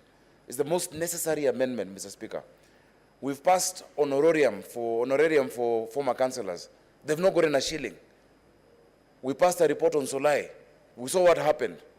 Mr. Speaker, we've passed serious reports on Saudi Arabia, on our girls who are going there and are being butchered and sent back in body bags. There's no implementation committee in this house. So I'd like to understand, because maybe what you need to add is the process of amending standing orders. Because it is opaque, it is done behind closed doors, and then the report is rushed on the last day. I don't know how many members here, including the leadership. Senator Orengo has confessed that he's just seen the report yesterday. He's a leader of minority. He's seen it today. I know he doesn't have much interest in how the Senate operates moving forward. In fact, actually himself and Senator Makweni and myself, who intend to be in the executive as governors, have interest in how you operate for those coming back. But we cannot be passing such important rules in such an opaque manner. So, Mr. Speaker, let us understand what was the reasoning, because I'm sure that is something that was canvassed in that committee, I would assume. Why don't we have an implementation committee? The effectiveness of the Senate going forward is not on the high-sounding declarations made on this dispatch box and in every member's seat. It is on what we actually are able to do and to implement, Mr. Speaker. And Mr. Speaker, beyond that, I think it was very good that we were able to get Swahili version of our standing orders. I believe that was passed.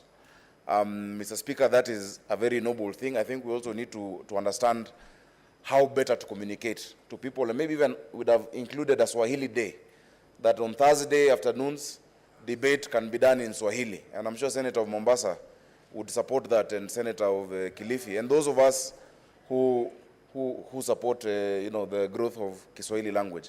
But I think a good explanation as to why that has not been considered would be important, Mr. Speaker, before we vote. And possibly in the next House, for those who are coming back, like Senator Faki and Senator Kilifi, I think you may need to actually do another review at the beginning. For those of you who have the wealth or experience, the institutional memory from this House, that you can guide your colleagues who join you when you come back on what you need to, adjust when the term begins. But beyond that, Mr. Speaker, I think it's really grammatical errors, and it's not the kind of report we expected, given our weekly, I don't want to say lamentations, but weekly misgivings and issues raised by members every time we have an issue in this House. That should have been taken into consideration. Finally, Mr. Speaker, the next time this is done, all senators should be alerted that there's a process of amendment of standing orders. We should be, and if that happened, I was not aware, but members should be asked if they have recommendations on what needs to be amended to give them in. And then we probably have a kamkunji where we discuss what has worked, what has not worked, and what we should improve. Mr. Speaker, that would lead to a more effective Senate moving forward. Thank you. I'd say it finally, but I can see Mutula Kilonzo Jr. Yeah. You have not pressed? Okay. I've pressed. Yes, Mutula Jr. Okay. Yes, okay. Speaker, only to echo my sentiments of my colleagues, that portion where the committee should have conducted public participation of these senators was not done. The areas mentioned by Senator Sakaja are important. I would have loved, Mr. Speaker, to, and Senator Sakaja has mentioned, Solidum and others, I would have loved to see an amendment to the procedure of impeachment of governors during plenary. There's a camera session that doesn't make sense. That should have either been amended or removed. But the implementation committee was important because for the effectiveness of this House, Mr. Speaker, we've had problems. I would have loved to see a better way of working with the Parliamentary Budget Office in this one. And therefore, Mr. Speaker, those being the concerns, we support, but hope that next time, Mr. Speaker, and I don't know when that will be, because we will not be here, but there should have been an element of consultation amongst ourselves with the relative experience of being here for 10 years with Senator Orengo and others. One or two comments would have been useful. The Committee of Finance, just to explain this point, has prepared a report, an exit report of the committee on the challenges we have had as a finance committee, so that it can inform the next Senate. Therefore, the amendment of the standing orders should also inform the Senate of the challenges this first and second Senate have had, so that the next senators, who are not going to be Orengo, Sakaja, myself, and others, are going to face, and Wako, and many others, are going to face. And the third Senate is going to face many, many challenges. If you recall the Statute Miscellaneous Amendment, that was passed to remove the mandate of the Senate in interrogating commissions under Article 153. There is a push by people who don't like devolution to make sure that the Senate becomes weaker and weaker. We must claim jurisdiction. Look for it, even if it's not there, and put it there so that the law can consequently be amended so that the senators can be effective, Mr. Speaker, on audit on other matters, which, Mr. Speaker, have gone unhandled. The Senate Governor of Machakos has the most arrest warrants since the invention of arrest warrants, and nothing has happened, Mr. Speaker, and therefore, Mr. Speaker, it is those weaknesses that should have been addressed in these standing orders. Mr. Speaker, thank you. Finally, Senator Masija. Thank you, Mr. Speaker. I thank to support and commend that implementation committee was much more important in the beginning of this Senate, but because of the standing orders that are going to be reviewed, I pray that the Senate that will be here, because me, I'm vying to go to the other house, but where we have an implementation committee, you rest assured that all the queries and all the answers will be replied, or the response will come from the implementation committee. They do the follow-up and make sure that any recommendation and observation that have been observed through the committee proceedings or the House proceedings, then they are followed. But without implementation committee, I think we have really missed a lot, and we really do not know where some of the bills, some of the recommendation and observations that were recommended in this on the floor of this House ended up to. So I just want to say that standing committees needs to have the implementation committee, but again, even the membership itself needs to be reviewed, or need to be it needs to be like a seasonal or a sessional committee, whereby they need to perform to the best of their ability, because most of the response or most of the achievements of these committees, then implementation committee will be able to answer most of its recommendation. I support and I say that let the next Senate have the implementation committee that is sessional and can help the House achieve its objectives. Thank you, Mr. Speaker, sir. I now call upon the mover to reply.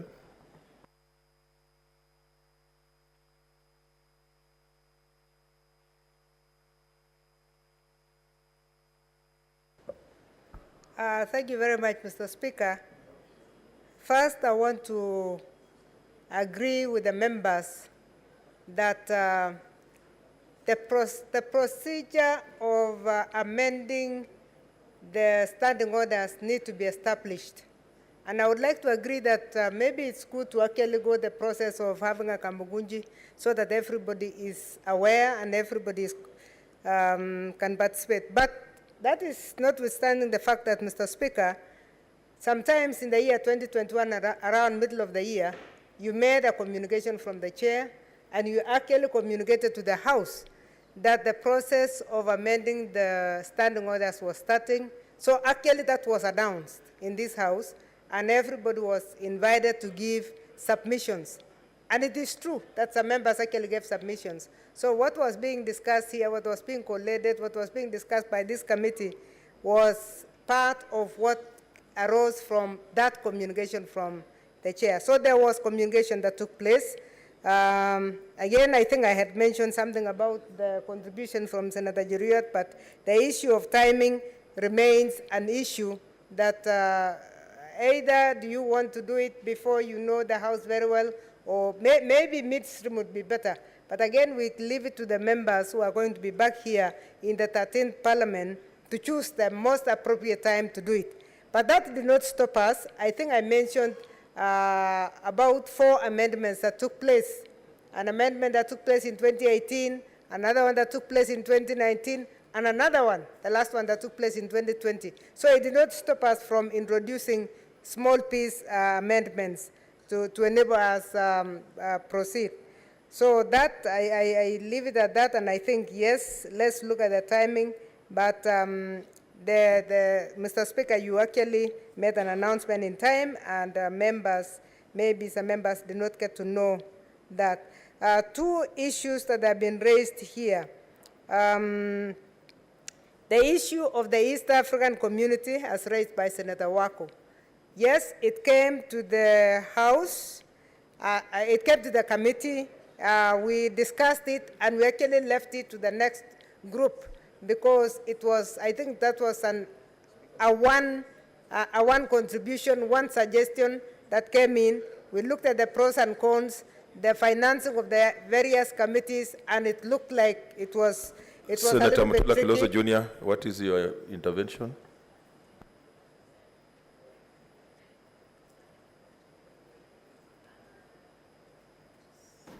Mr. Speaker, it's now 5:55. It appears we have still some time to go before we conclude the business of the Senate. I rise on a point of order to move pursuant to Standing Order number 31-4 that the sitting of the Senate be extended until conclusion of the business appearing on the order paper, and request Senator Orengo to second.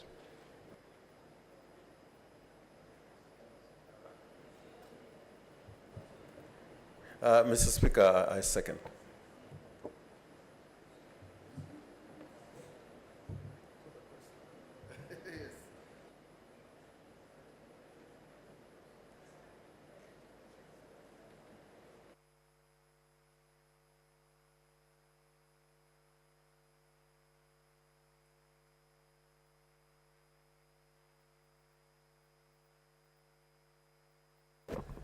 Okay, honorable senators, I now want to propose the question that pursuant to Standing Order number 313A, the Senate resolves to extend its sitting today, Thursday, 16th June, 2022, until conclusion of business appearing in the order paper.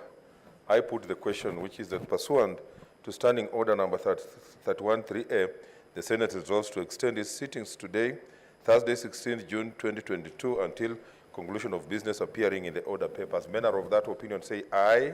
Aye. As manner of a contrary view say nay. The ayes have it. Senator, Professor. Thank you, Mr. Speaker. Let me just point out two areas which have been mentioned.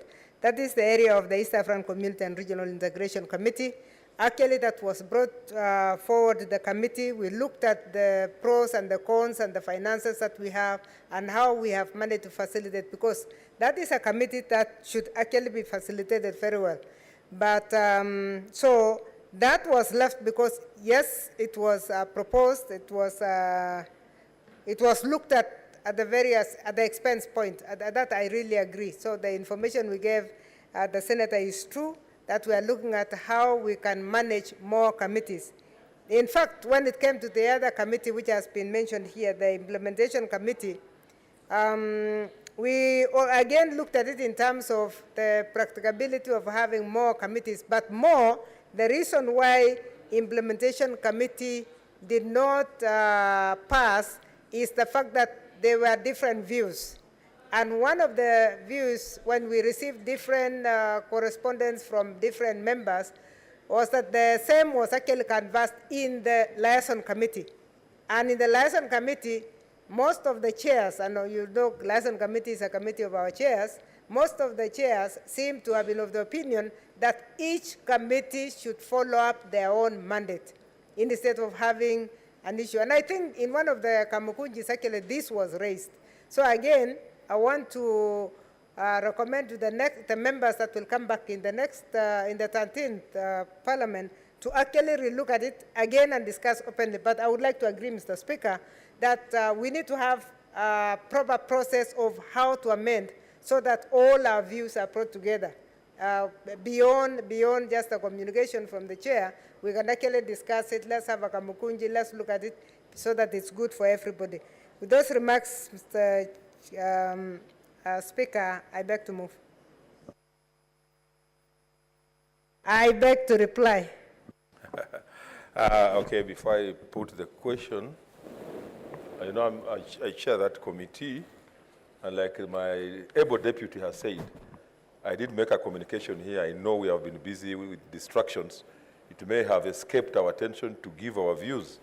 but all the same, we're happy that we came up with what we have done, and those who will come in the next parliament will be able to fill in the gaps which have been pointed out. So I now put the question, which is that pursuant to Standing Orders number 254 and 255, the Senate approves the fourth report of the Procedure and Rules Committee on periodic amendments to the Standing Orders of the Senate laid on the table of the Senate on Wednesday, 15th June 2022, and pursuant to the provisions of Article 124(1) of the Constitution and Standing Orders 255 and 257, resolves to amend its standing orders as contained in Appendix 1 to the report, and 2, orders that amendments to the standing orders as contained in Appendix 1 to the report come into effect at the commencement of the 13th Parliament.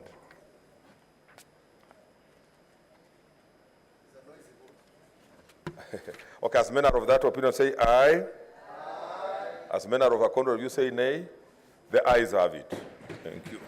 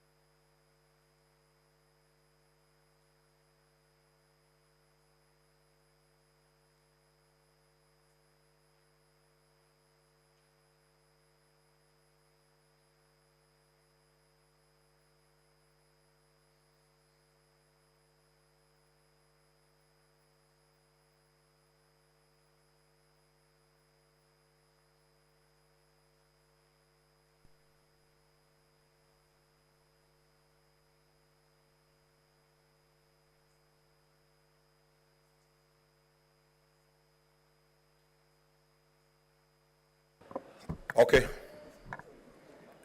Next order.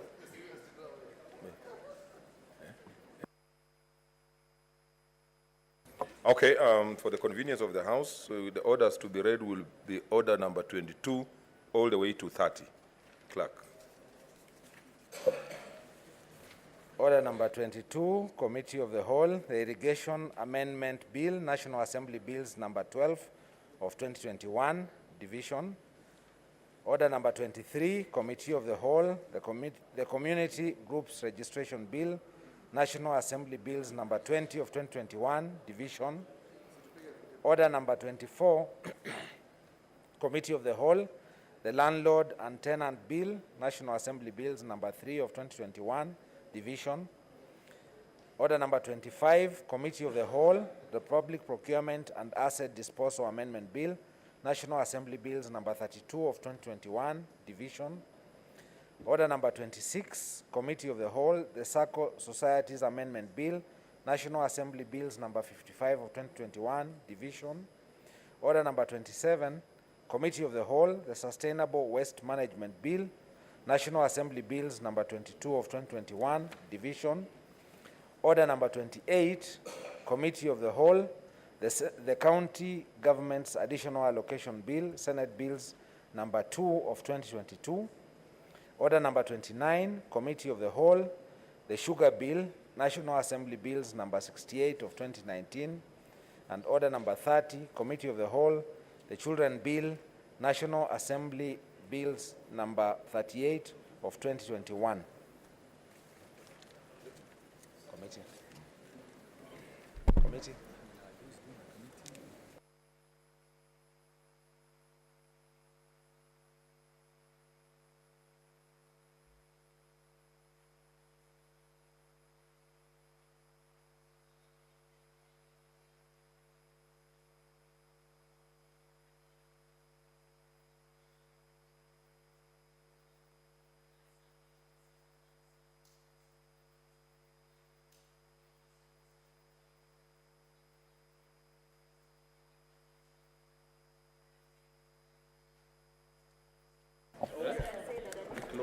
Order, members. I don't want to come between you and your wonderful dinner, so I'm going to take you very fast.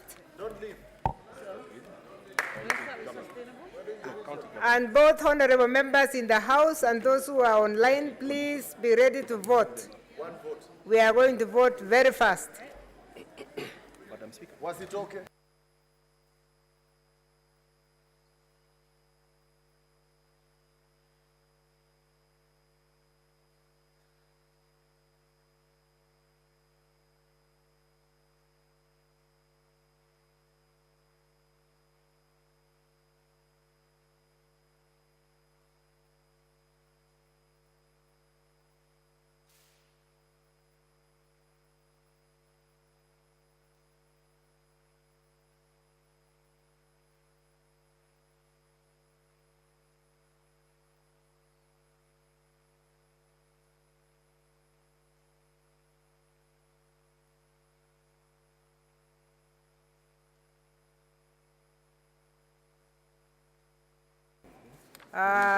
Honorable members, we will now ring the bell for 3 minutes. 3 minutes.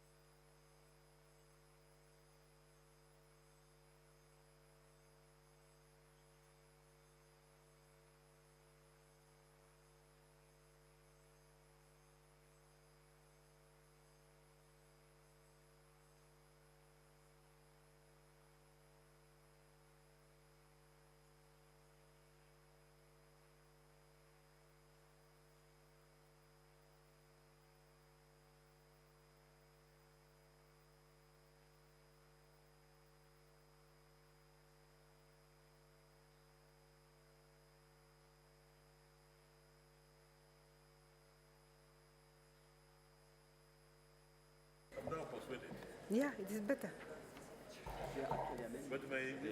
Members, if you are online, please be ready because we are going to vote very shortly. And those who are inside, please take your seats.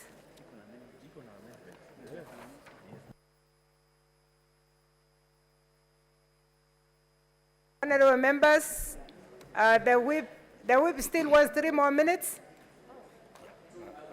Okay, 2 more minutes. The whip wants 2 more minutes. 3 minutes. I'll give him 3 minutes. Yeah.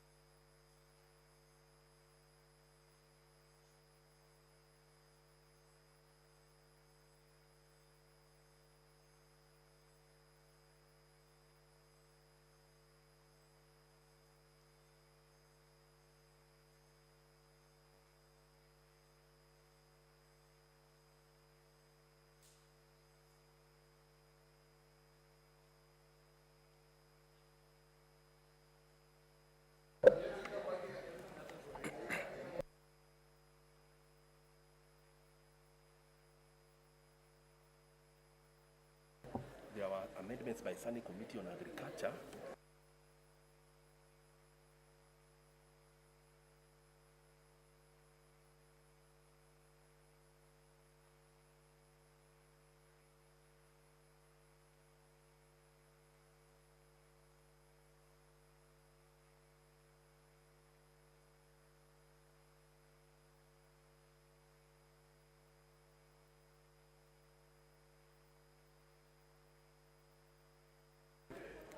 Honorable Senators,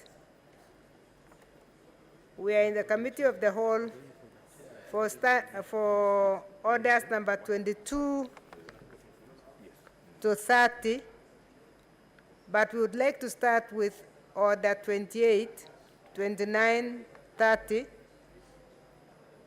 so that we move them to the division.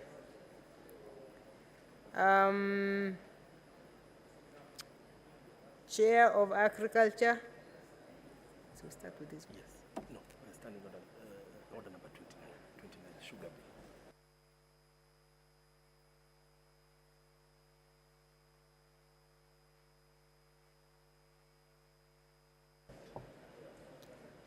Thank you. You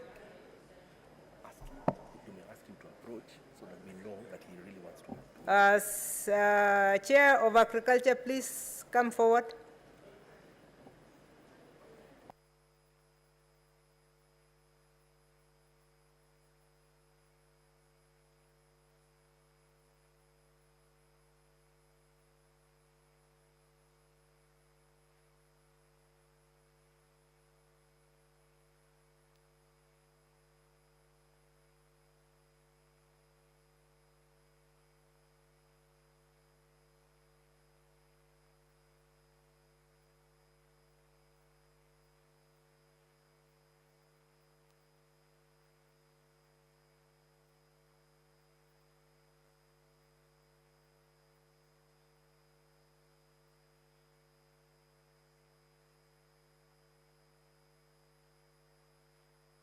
Okay, Honorable Senators, Chair, you can take your seat because we are starting with your bill.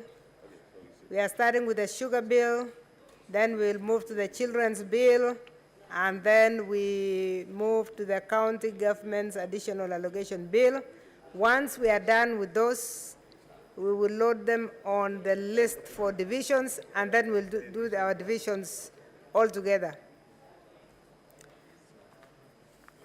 Honorable Senators, order number 29, yeah? Yes. You're going to read it or I do? The sugar bill. Clause 2. Honorable Senators, I propose the question that clause 2 be part of the bill. Mover, Chair of the Committee of Agriculture.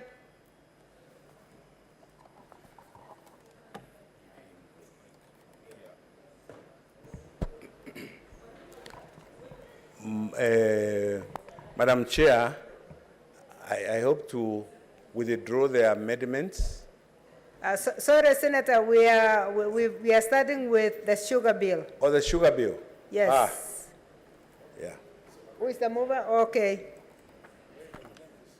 Sorry?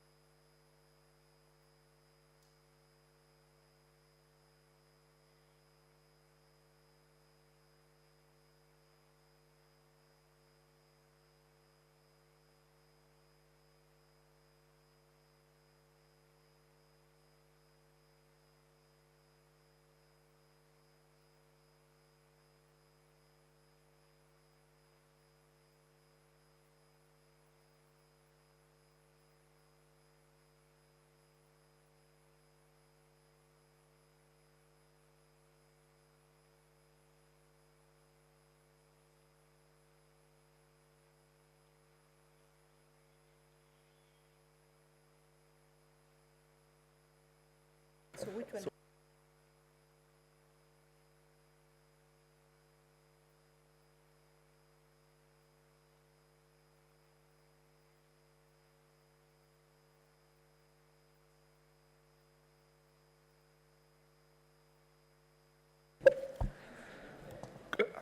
I'll call again. Clauses 3 to 5. Honorable Senators, I propose the question that clauses 3 to 5 be part of the bill. Honorable Senators, I put the question that clauses 3 to 5 be part of the bill, division at the end. Clause 6. Clause 6, I propose the question that clause 6 be part of the bill. Mover, Senator Wambua.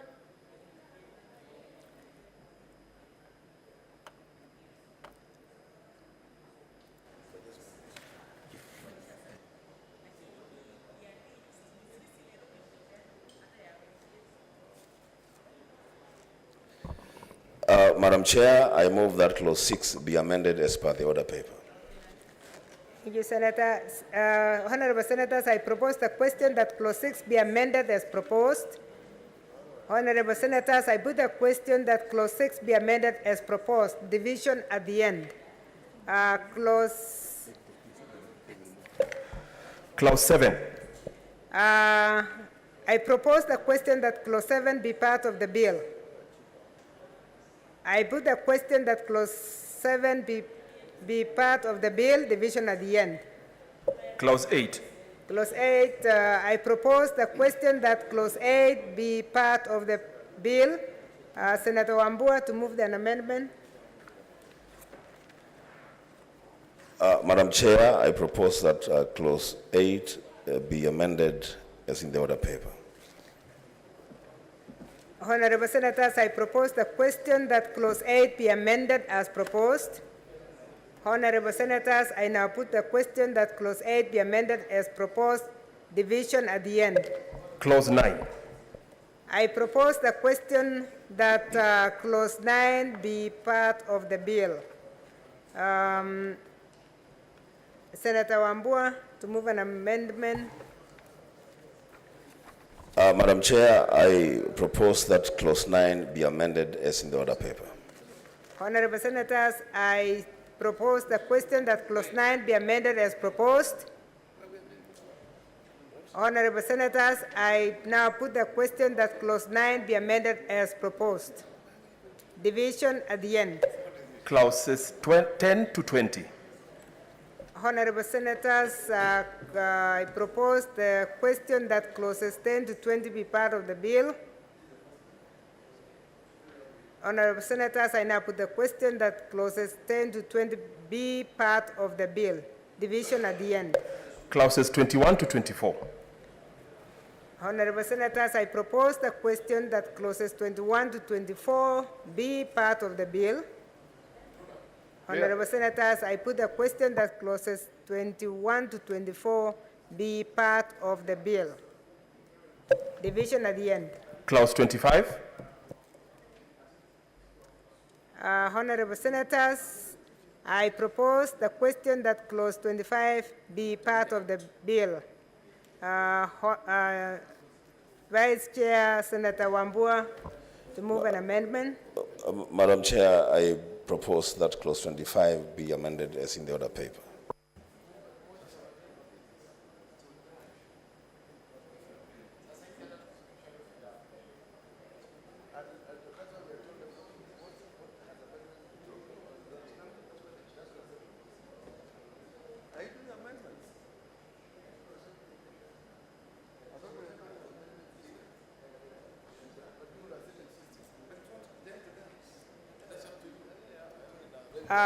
Chair of Agriculture, please come and clarify.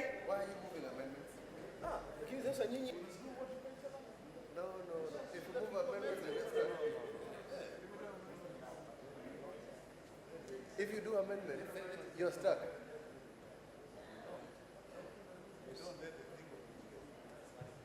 Yeah, I know, but it will be more nonsense if you make amendment and then nothing happens. Because this one will not consider. It will say because you can't do mediation.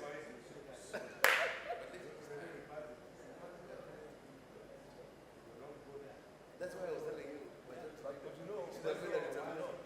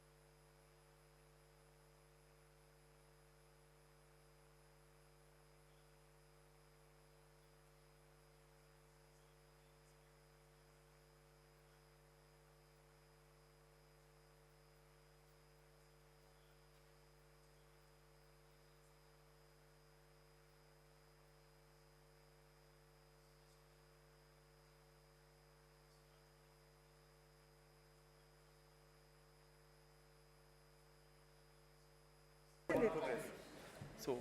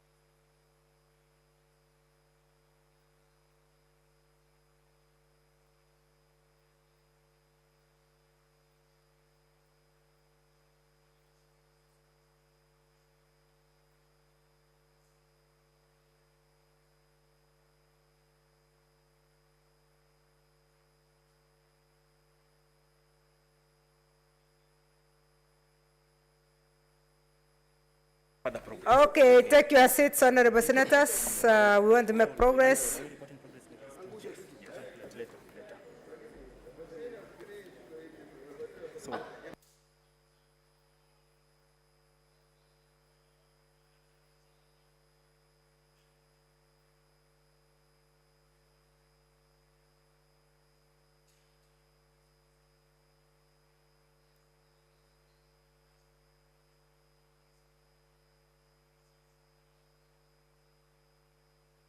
Honorable senators, we are now ready to proceed. We have had good consultations, so let's move.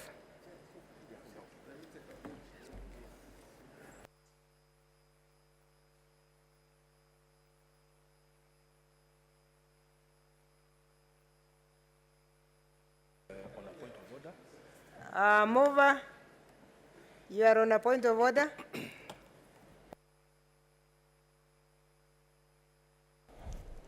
Yes, Madam Chairperson, on a point of order, pursuant to Standing Order 148, I beg to move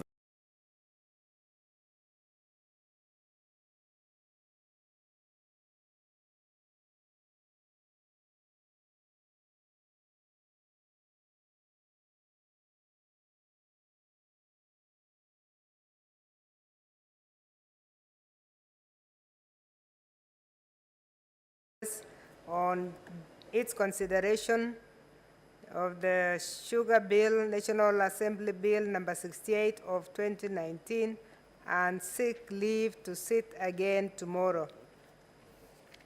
Will as many as of that opinion say aye? Aye. Will as many of the contrary say nay? The ayes have it.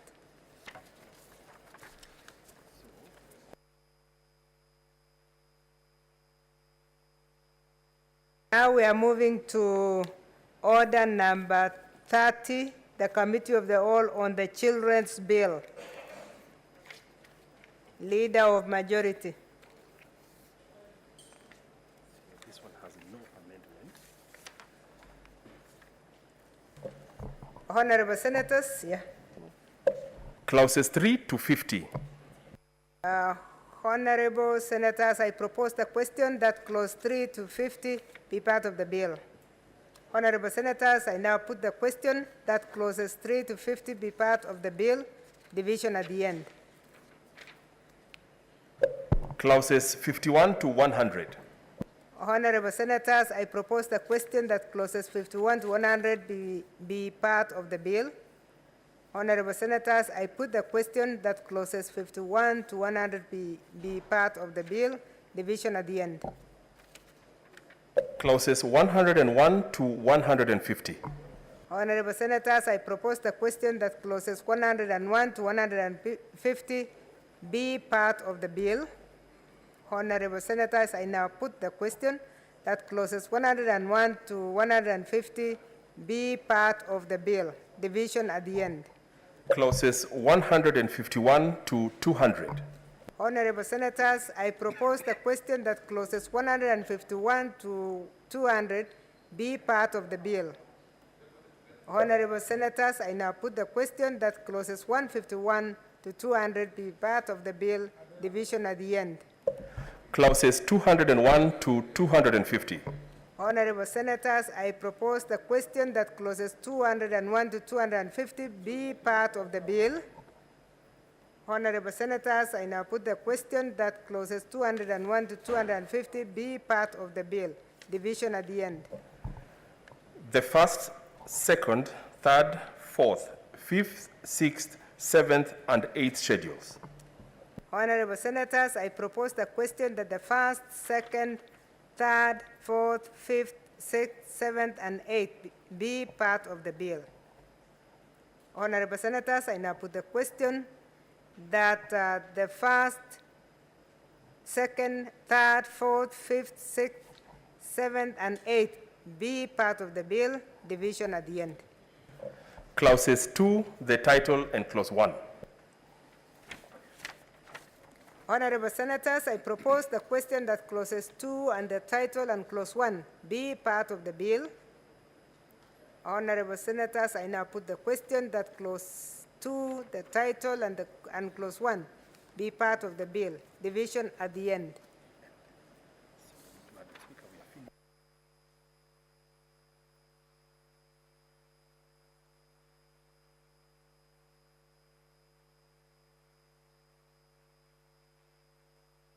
The next one, Honorable Senators, is the County Government's Additional Allocation Bill, Senate Bill number 2 of 2022.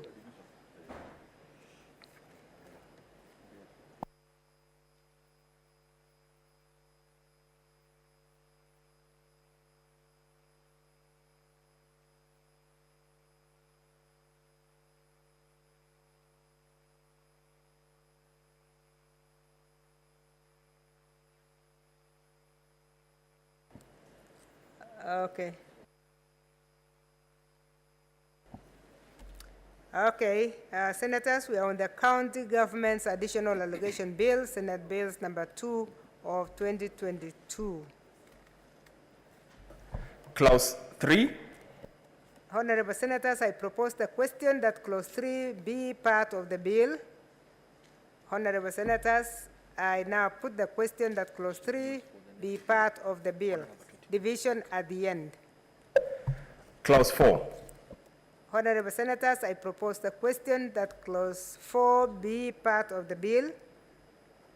Mover to move amendments, Chairperson, Committee on Finance and Budget. Honorable Chair, I beg to move that clause 4 be amended as per the order paper.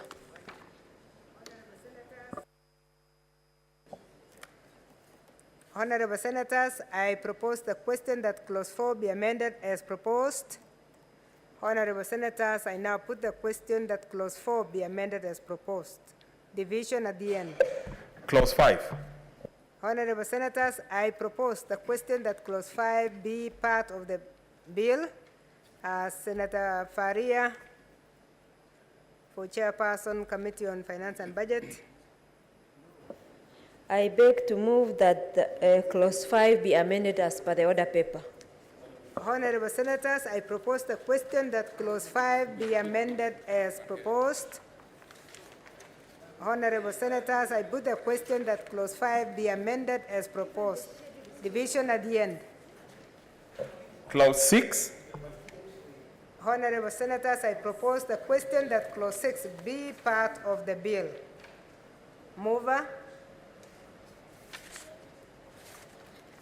Honorable Chair, I beg to move that clause 6 be amended as per the order paper. Honorable Senators, I propose the question that clause 6 be amended as proposed. I put the question that clause 6 be amended as proposed. Division at the end.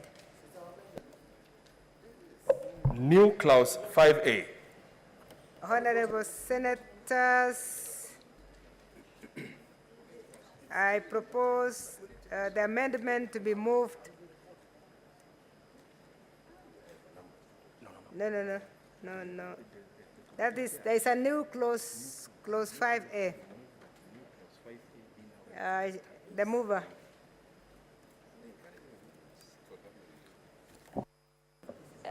I beg to move that the new clause 5A now be read a second time.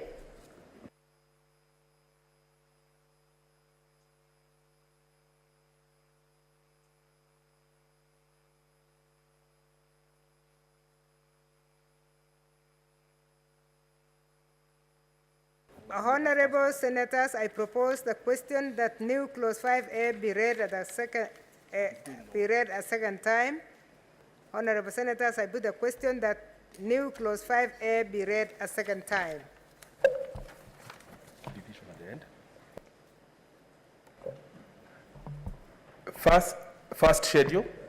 Honorable Senators, I propose the question that first schedule be part of the bill. Mover.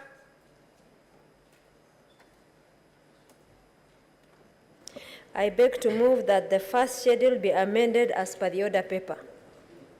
Honorable Senators, I propose the question that the first schedule be amended as proposed. Honorable Senators, I put the question that the first schedule be amended as proposed. Division at the end. The second schedule. Honorable Senators, I propose the question that the second schedule be part of the bill. Mover.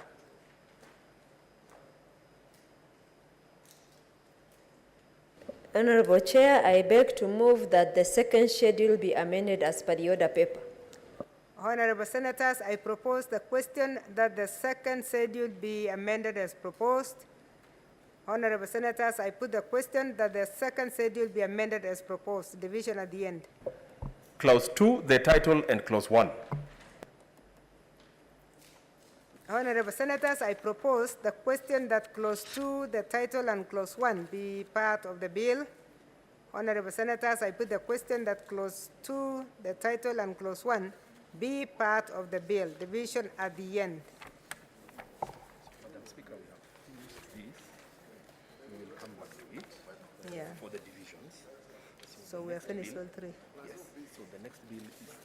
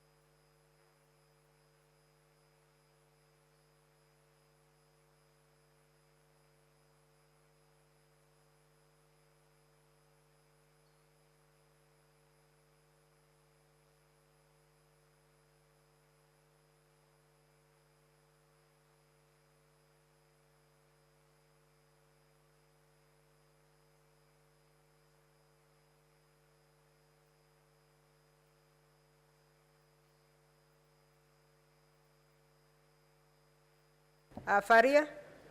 Faria. Faria, can you come forward, please?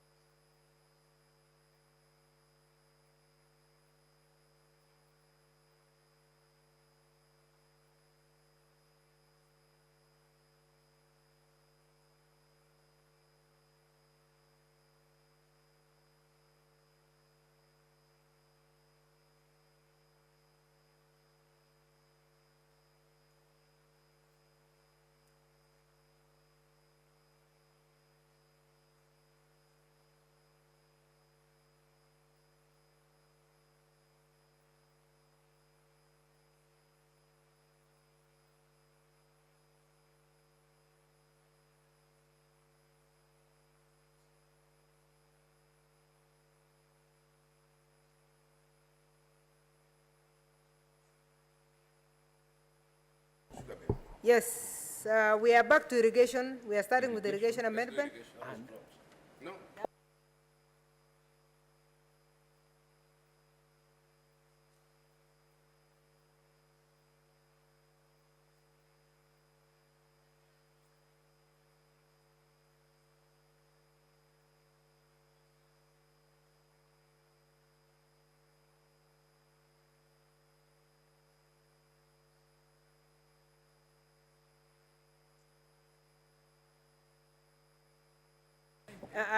Honorable Senators, we are already in a committee stage. Can we proceed and finish? We are dealing with the irrigation bill and we are finishing it in 5 minutes because there are no amendments.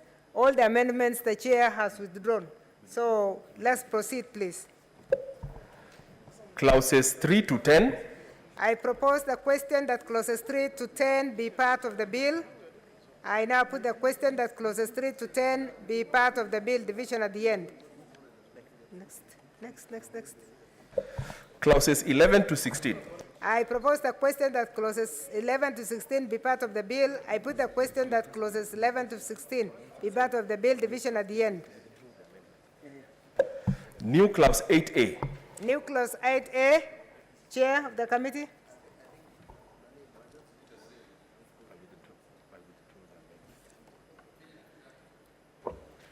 Madam Chairperson, I propose that the amendments be withdrawn. Thank you, Senator. Next. Clause 2. Honorable Senators, I propose the question that clause 2 be part of the bill. Mover.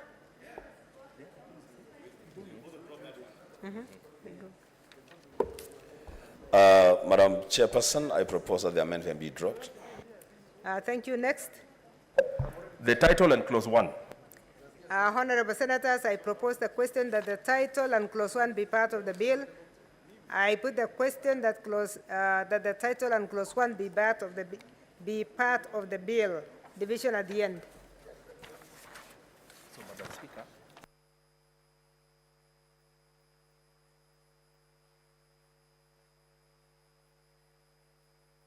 The next bill is the community groups. The landlord, so that we report progress, so that we don't vote. You remember, the House doesn't.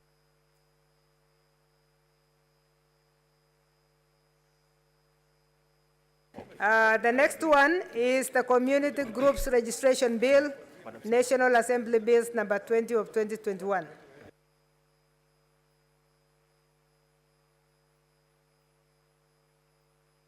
Okay, honorable members, we are now ready for divisions. Can whips continue to whip members? But there is a bill. There is a bill, order number 24. Leader of majority.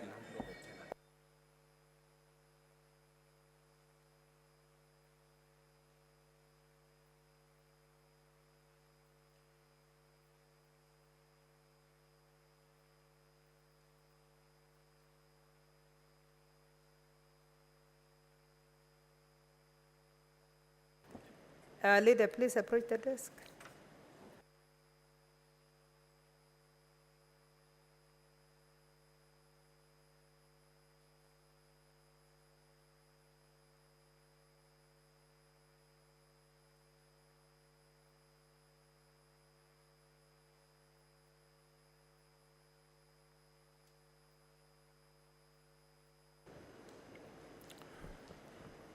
Chairperson, Honorable Chairperson, pursuant to Standing Order 148.1, I beg to move that the Committee of the Whole do report progress on its consideration of the Landlord and Tenant Bill, National Assembly Bills number 3 of 2021, and seek leave to sit again tomorrow.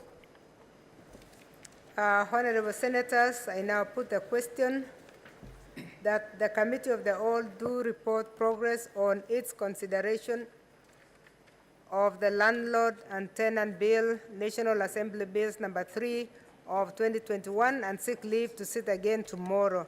Will as many as of that opinion say aye? Aye. Will as many as of the contrary say nay? The ayes have it.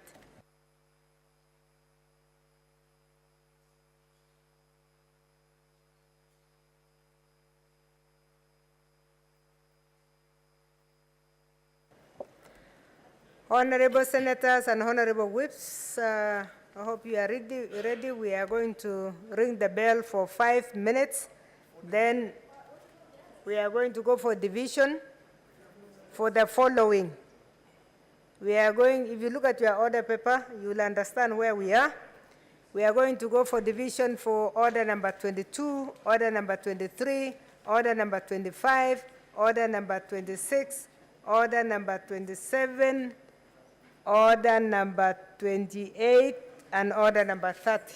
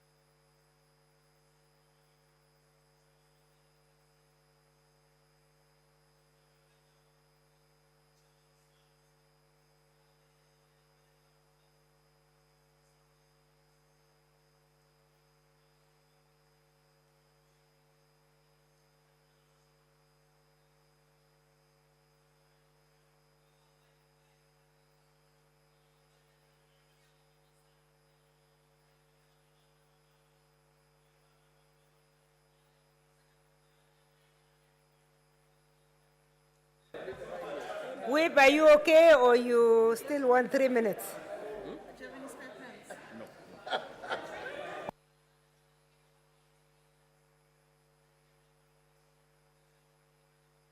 Another 3 minutes. The whip is asking for another 3 minutes. 3 minutes.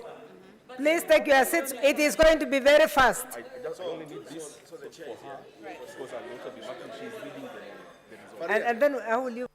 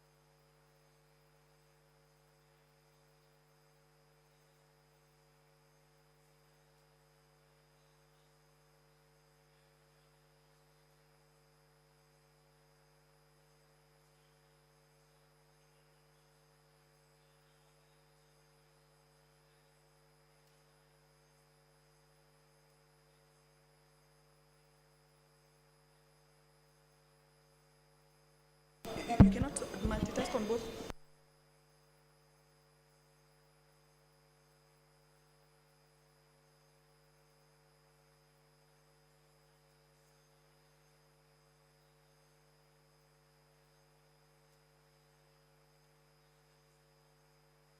Yes. Lakini iko on. Iko on. So. Come in the group.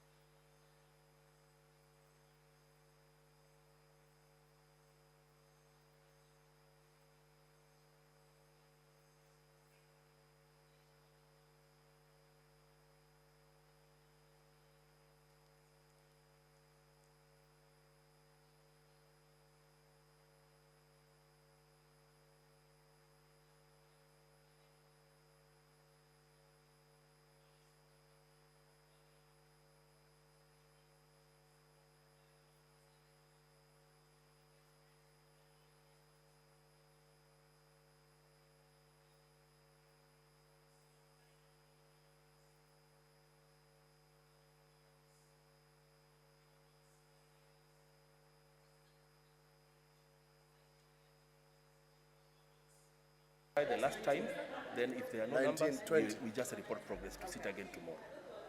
Then Honorable Senators, we still need 5 minutes. 5 minutes. Yeah.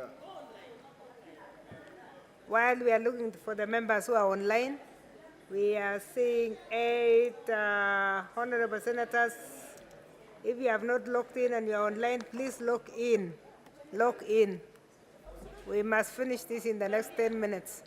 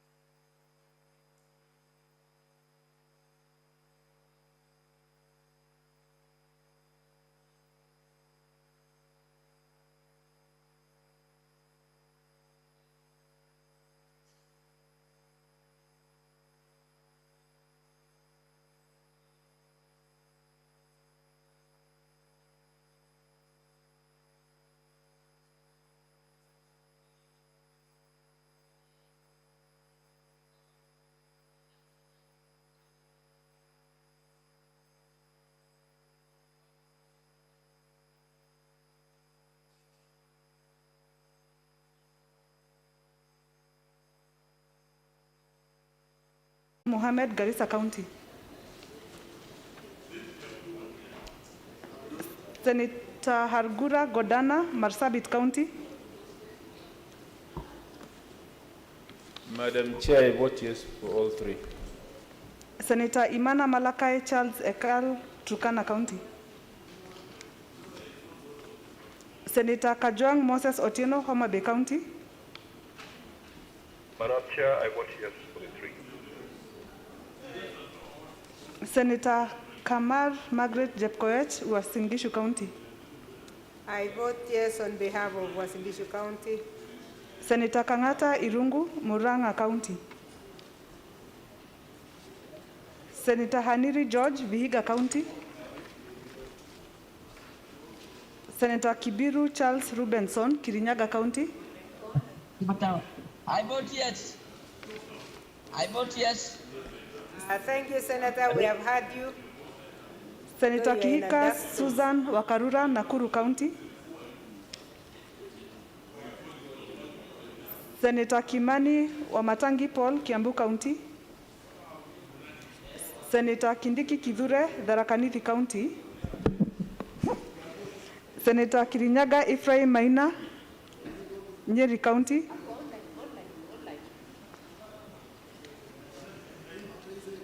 Ephraim Maina, please vote.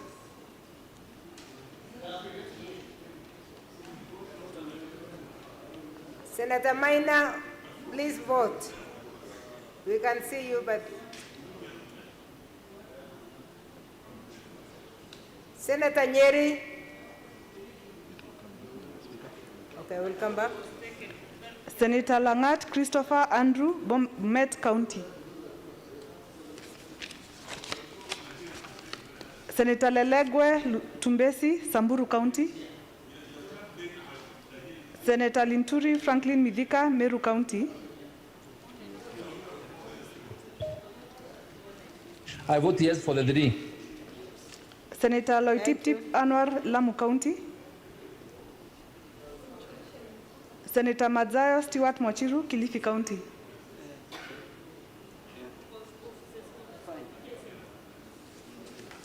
Senator Mahamud Mohamed Maalim, Mandera County.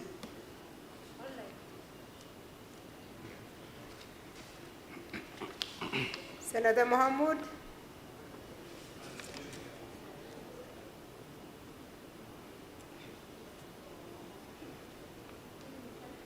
Senator Mohamud, vote.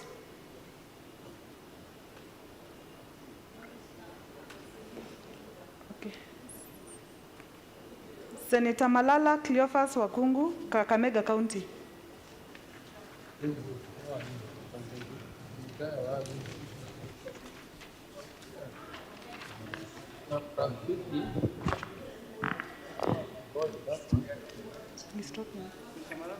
Senator Malala, please vote.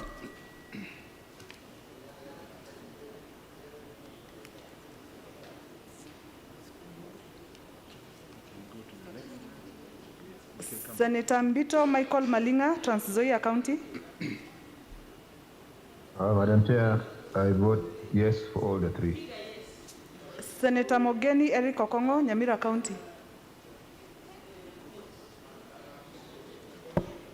Yes, Madam Speaker, I vote yes for all the three bills. Senator Mbogo George Ochilo Ayako, Migori County.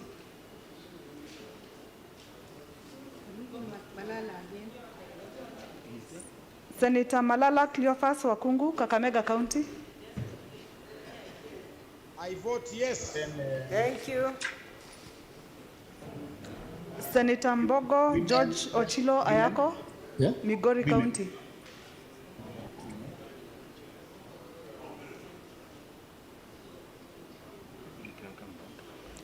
Senator Moi Gideon Kipselei Towet, Baringo County.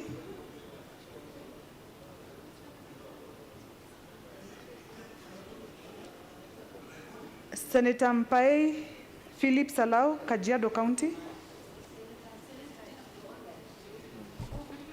I vote yes for the three.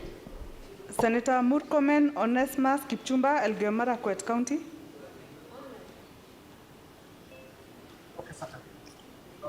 Yeah. Hello? Senator Murkomen, yes, vote please. Madam Speaker, I vote yes for all the three. Thank you. Senator Mudhama Agnes Kavindu, Machakos County. I vote yes for all the three. I did not hear my name. Thank you. Senator Mutula Kilonzo Jr., Makueni County.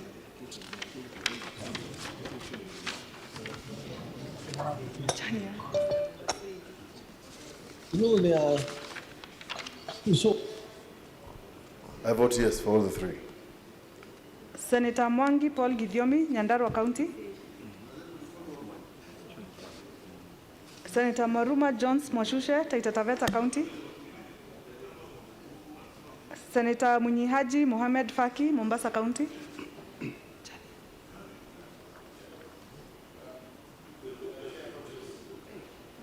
I vote yes. Thank you, Senator. Senator Nderito John Kinyua, Laikipia County.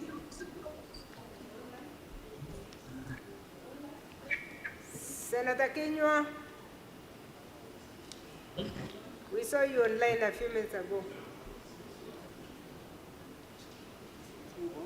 Senator Ndwiga Peter Njeru, Embu County. Madam Chair, I vote yes for all three. Senator Olekina Ledama, Narok County. Senator Ongeri Samson Kegengo, Kisii County. Madam Chair, I vote yes for all the bills. Senator Orengo James, Siaya County. Senator Outa Frederick Otieno, Kisumu County. Senator Nyamunga, please vote.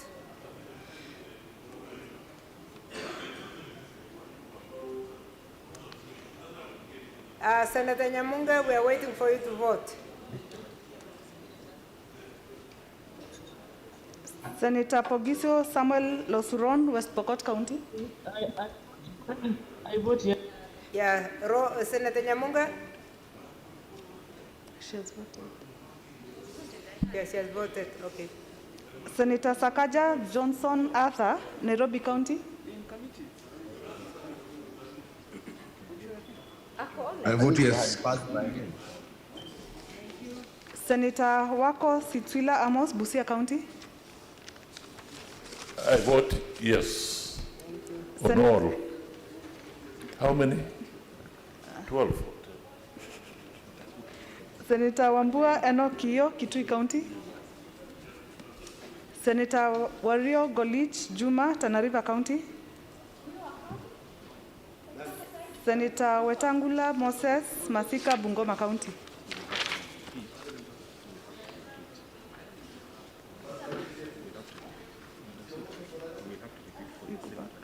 Okay, we shall repeat for members who have not been online.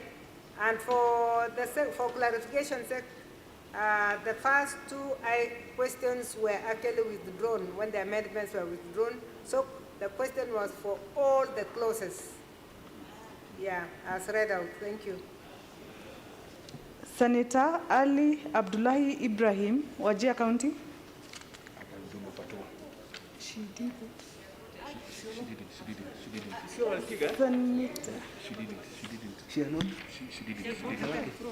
Senator Adan Fatuma Dulo, Isiolo County. It was done by Abishiro. It was frozen, yeah. It froze.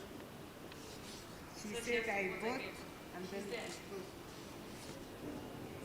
Yes, Abishiro, can we hear you loud and clear now?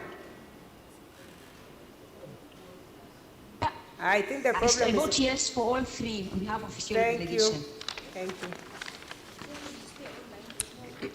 And please, if you're online, stay online. We are just going to, we still have a number. Senator Haji Abdul Mohamed, Garissa County. Senator Imana Malakai Charles Ekal, Turkana County. Senator Kangata Irungu, Muranga County. Senator Haniri George, Vihiga County. Senator Kihika Susan Wakarura, Nakuru County. Senator Kimani Wamatangi Paul, Kiambu County. Senator Kindiki Kithure, Tharaka Nithi County. Senator Kirinyaga Ephraim Maina, Mwangi Maina, Nyeri County. Yes, Mr. Speaker, Madam Speaker, I vote yes for the 3. Thank you, Senator. Senator Langat Christopher Andrew, Bomet County. Senator Lelegwe Tumbesi, Samburu County. Senator Loitiptip Anwar, Lamu County. Senator Madzayo Stewart Mwachiru, Kilifi County.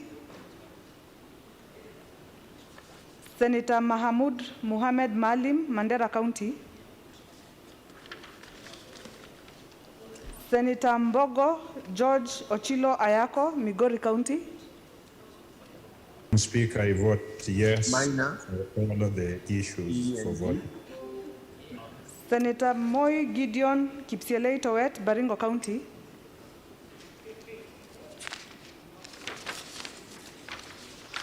Senator Mwangi Paul Githiomi, Nyandarua County. Senator Mwaruma Jones Mwashushe, Taita Taveta County. Senator Nderitu John Kinyua, Laikipia County. Senator Olekina Ledama, Narok County. Senator Orengo James, Siaya County. Senator Wambua Enoch, Kitui County. Senator Pogisio Samuel Losuron, West Pokot County. Senator Wario Golich Juma, Tana River County. Senator Wetangula Moses Masika, Bungoma County.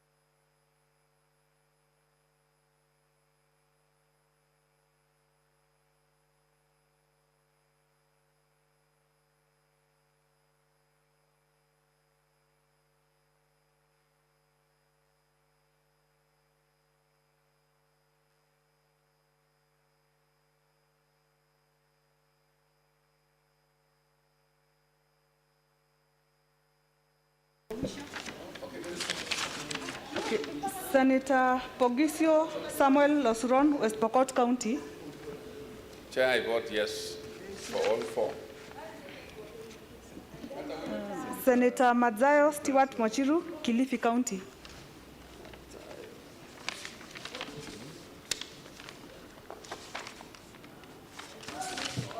Madam Chair, I vote yes for all.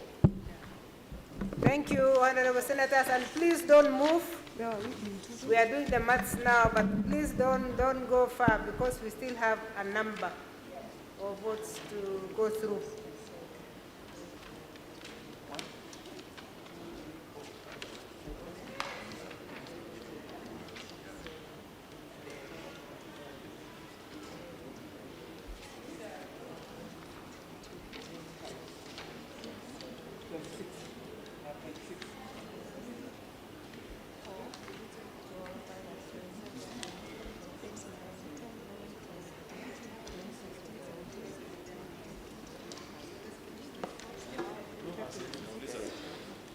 26, right? 26, yes.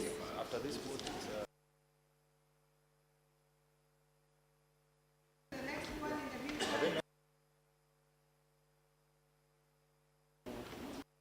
Honorable Senators, I would like to have Senator Shionga to come and take the vote, the next vote, with Senator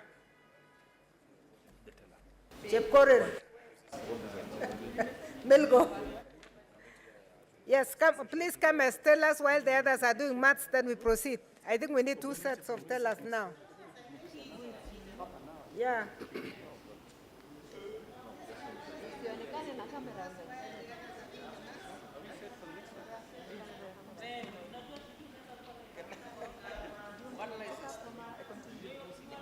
no. You want to announce now? Yeah, let's go to the next one. Next one, please. Next one. The next one, Honorable Senators, is the Community Group Registration Bill, National Assembly Bill number 20 of 2021. The tellers are Senator Shionga and Senator Dr. Milgo, and we are voting for all clauses. So it is only one vote for all the clauses. Honorable Senators, I now put the question that clauses 3 to 40, first and second schedule, clause 2, the title, and clause 1 be part of the bill. We start. Senator Adan Dulo Fatuma, Isiolo County. Madam Speaker, I vote yes. Senator Ali Abdullahi Ibrahim, Wajir County. Senator Boy Isa Juma, Kwale County. All clauses.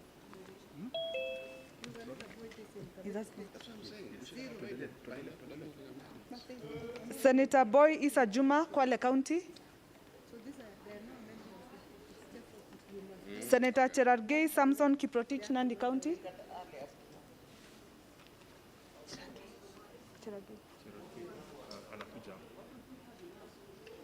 Senator Cherargei? They had not given me the mic. Madam Chair, I vote yes for all the clauses. Thank you. Senator Cheriot Aaron Kipkirui, Kericho County. Over. I vote yes to all.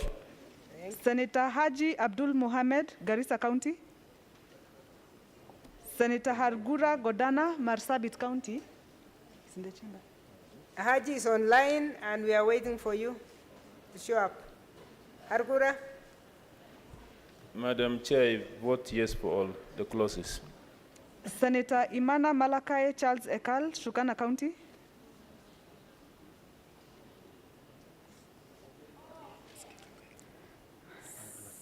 Senator Imana? No. Senator Continue. Kajwang Moses Otieno, Homa Bay County. Madam Speaker, I vote yes. Senator Kamar Margaret Jepkoech, Uasin County.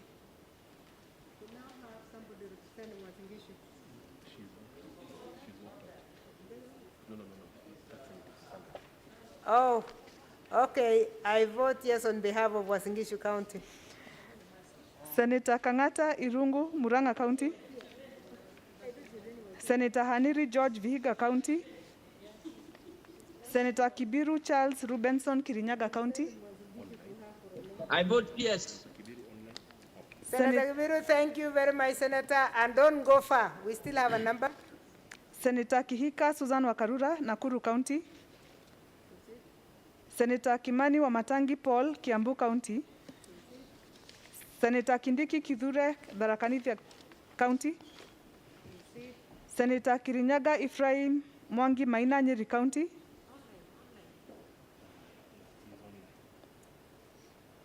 Senator of Nyeri.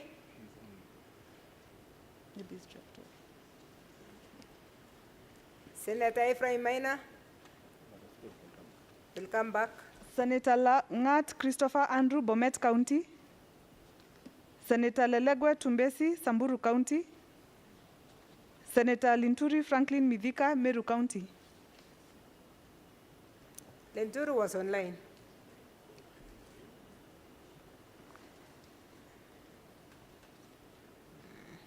Okay, proceed. Senator Loitiptip Anwar, Lamu County. Senator Mazaya Stewart Mwachiru, Kilifi County.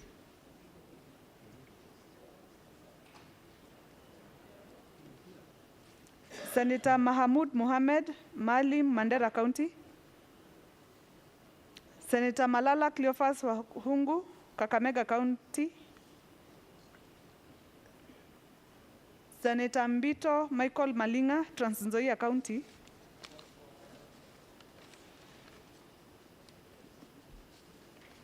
I vote yes. Senator Mbito? I vote yes. Thank you. Senator Mbogo George Ochilo Ayako, I Migori vote yes. County. Thank you, I Senator. vote yes. Malala here. Thank you, Malala Malala. here. Thank you, Senator Malala. We have heard you. Senator Mbogo Madam Speaker, I George. vote yes. Thank you. We have heard you. Thank you.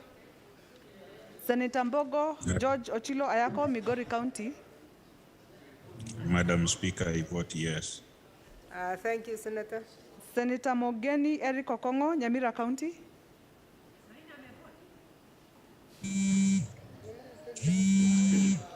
Senator Moi Gideon Kipselei Towet, Baringo County. Senator Mpaei Philip Salau, Kajiado County. Mary. I vote yes. Senator Murkomen Onesmus Kipchumba, Elgeyo Marakwet County. Murkomen has been online. Senator Mudhama Agnes Kavindu, Machakos County. Senator Murkomen, Madam are you Speaker, online? I vote yes. That's Kavindu. I vote yes. Okay, Kavindu. Senator Mutula Kilonzo Jr., Makueni County. I vote yes. Senator Mwangi Paul Githiomi, Nyandarua County. Senator Maruma Jones Mwashusha, Taita Taveta County. Senator Munyihaji Mohamed Faki, Mombasa County. It's in the chamber.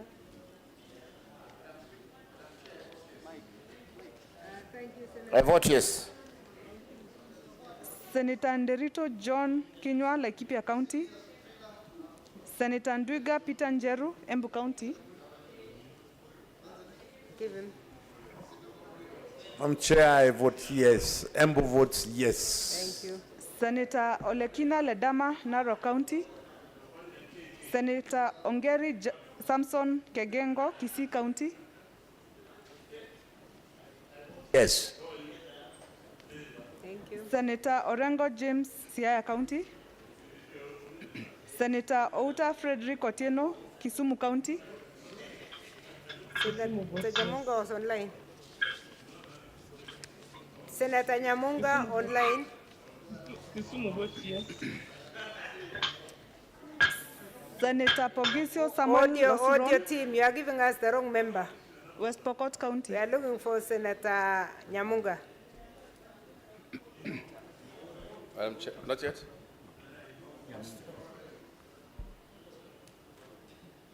Go ahead, we skip her for now. Senator Pogisio Samuel Losuron, West Pokot County. Madam Chair, I vote yes. Thank you. I vote yes. Just Senator Sakaja Johnson Arthur, Nairobi County. I vote yes. Senator Wako Sitswila Amos, Busia County. Is it Swidler Amos? Senator Amos? Honorable members, Senator Gerarge, you are distracting the senator from voting. I vote yes. Thank you. Senator Wambua Enokiyo, Kitui County. Senator Wario Golich Juma, Tana River County. Senator Wetangula Moses Masika, Bungoma County.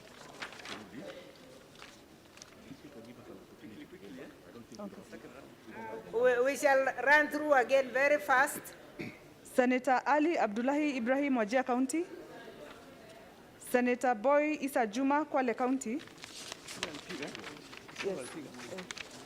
Senator Haji Abdul Mohamed, Garissa County. Senator Imana Malakai Charles Ekal, Turkana County. Senator Kangata Irungu, Muranga County. Senator Haniri George, Vihiga County. Senator Kihika Susan Wakarura, Nakuru County.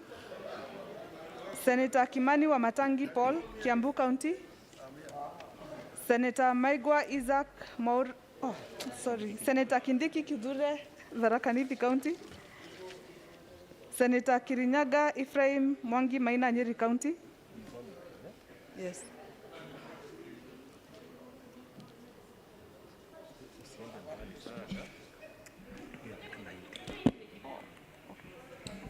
Senator Kirinyaga Ephraim Mwangi Maina, Nyeri County. Senator Langat Christopher Andrew, Bomet County. Because of the closest. Senator Lelegwe Tumbesi, Samburu County. Senator Linturi Franklin Midhika, Meru County.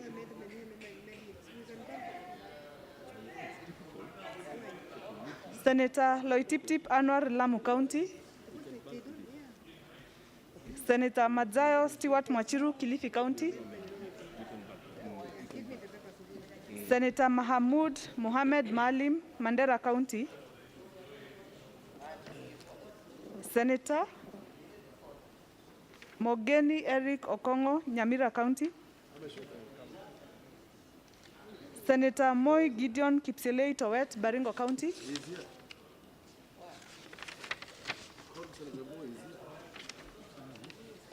Senator Moi, you're online. Vote. Yes, please. I vote yes. Thank you.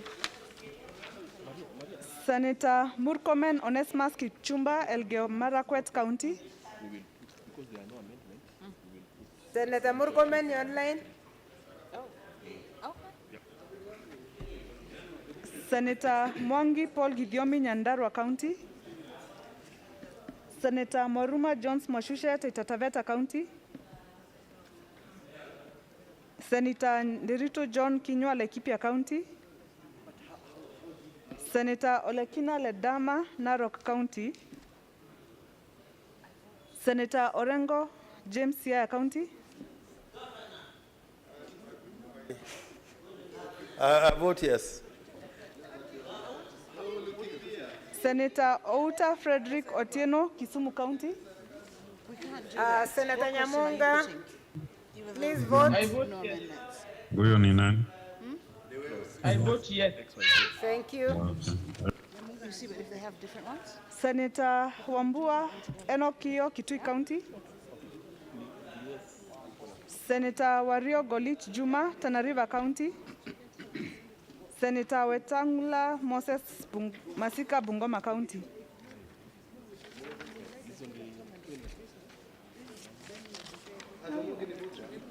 No.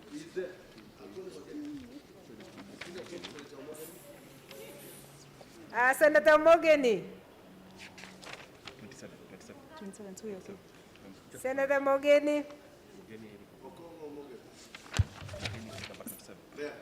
Senator Mogeni Eric Okongo, Nyamira Please. County. Yeah, vote.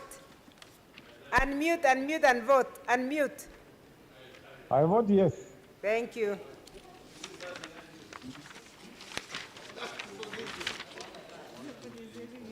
Concerning the numbers, I've been distracted.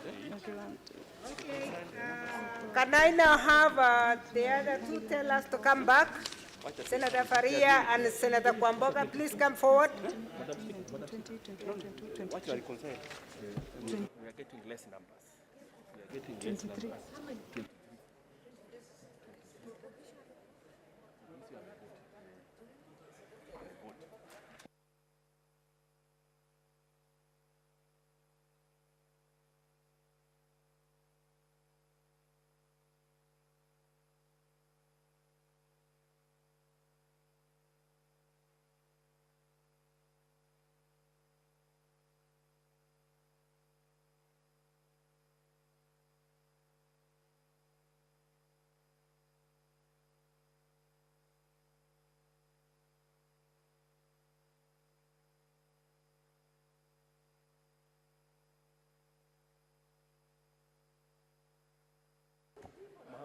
Mahmoud, no, Mahmoud.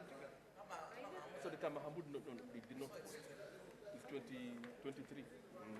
Senator Mohamud. Senator Mohamud, you are online. And Senator Zani.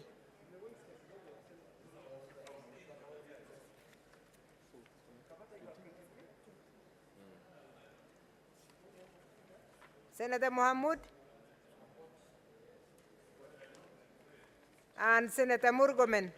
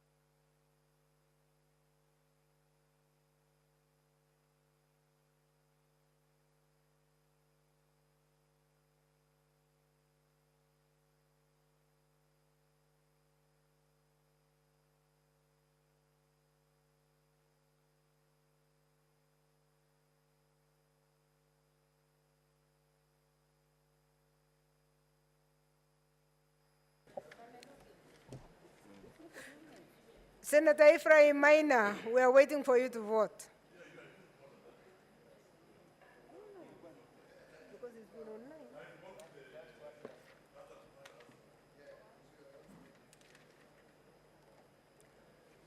Mohammed Mohamud, did he vote?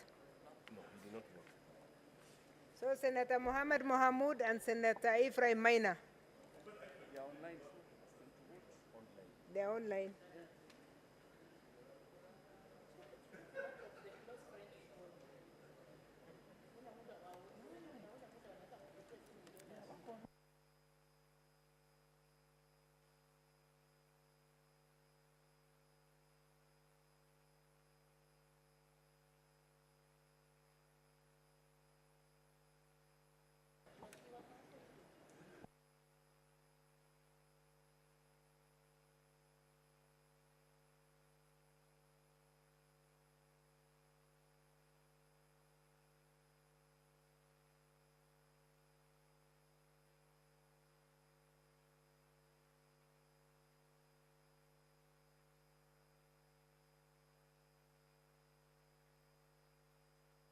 Senator Mohammed Mohamud, please vote.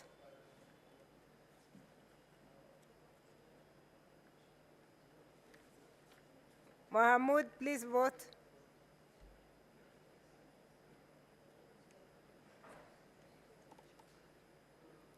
Senator Mohamud Mohammed.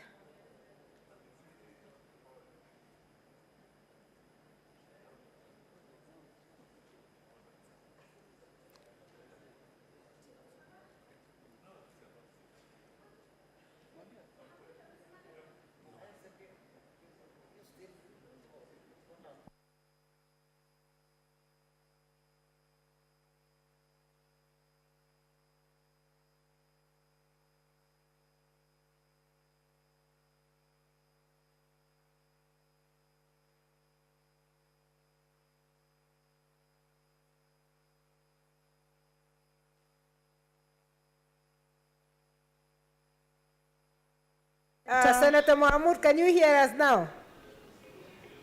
Please vote. In the meantime, Senator Matzayo, Justice Matzayo. Senator Matzayo, Stewart Machiru, Kilifi County. Madam Chair, I vote yes. Thank you. Senator Mohamud. You need 20? 24. You have to start the video. My video is down. Stop the video. No, video's on. Honorable Senators, I wish you could move closer so that we can finish. Hello, can I we be are heard? about to finish. Yes, Mahmoud. Hello? Yes. Senator Mahmoud, vote.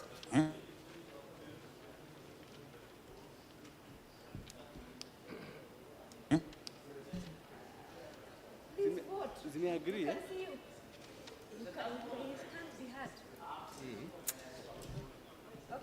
Yeah, even Senator Murgomen is online. He actually showed. We saw him. Please vote online. Vote online.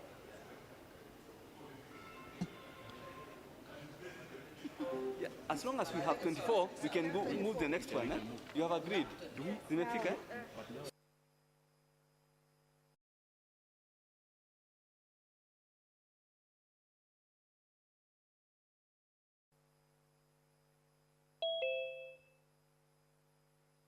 Hello? County government. Yeah. Are you sure we cannot bulk all of them? Because you are in committee. What question will you put, Senator?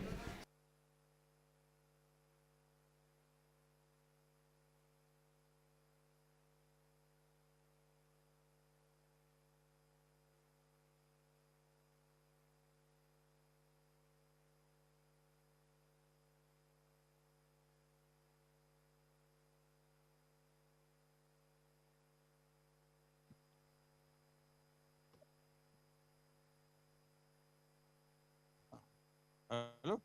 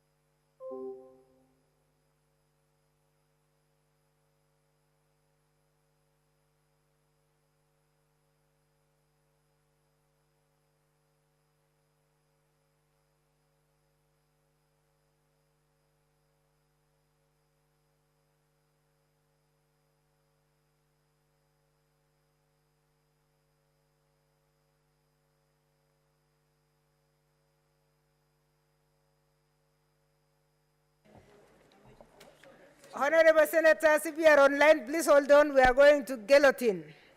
And we are going to vote for 4 bills at the same time. And I'm going to read them just now.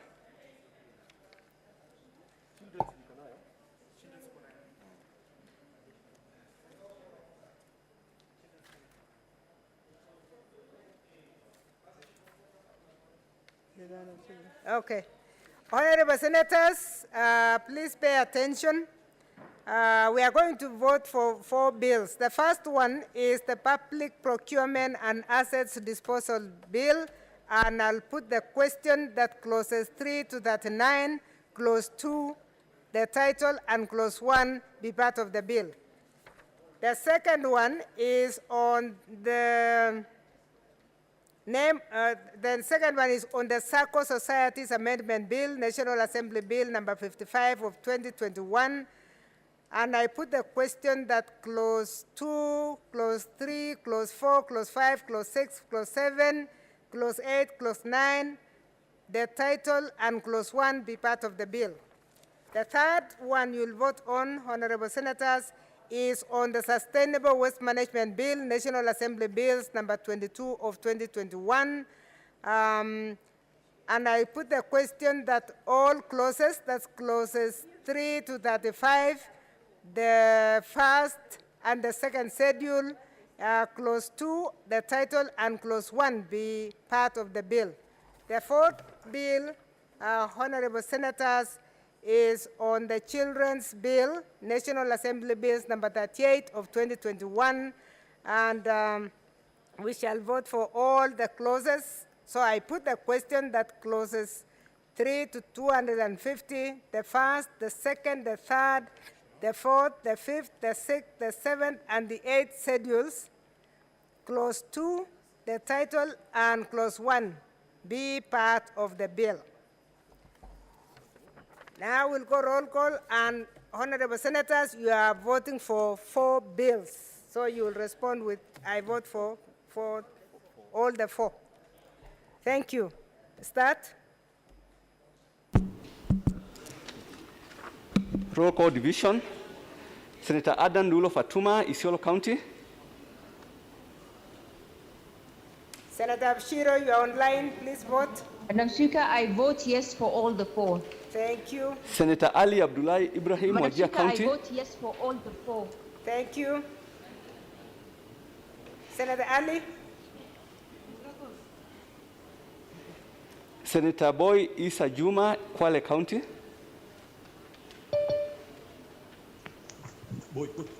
Senator Zani, I can see you. No, Senator Boy. Madam Speaker, I vote yes for all 4. Thank you. Senator Cherarkei Samson Kiprotich, Nandi County. Senator Cherarkei. All the 4. 4. Madam Chair, I vote yes for the 4 bills. Thank you. Senator Cheruiyot Aaron Kipkirui, Kericho County. Madam Chair, I vote yes for all the 4. Thank you. Senator Haji Abdul Mohamed, Garissa County. Senator Hargura Godana, Marsabit County.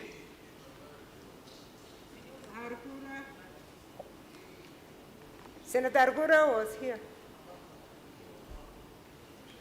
Senator Imana Malaki Charles Ekal, Turkana County.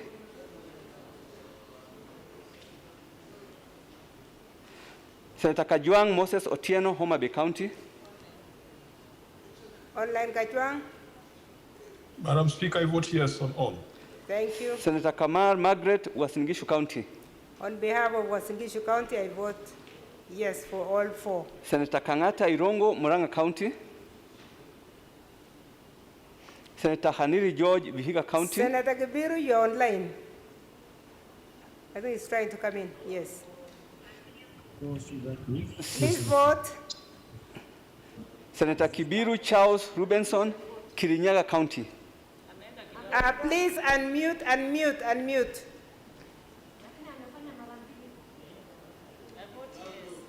He has put 2 times, that's okay. Senator Kihika Susan, Nakuru County. Senator Kimani wa Matangi, Kiambu County. Senator Kindiki Kidhure, Tharaka Nithi County. Senator Kirinyaga Ephraim Maina, Nyeri County.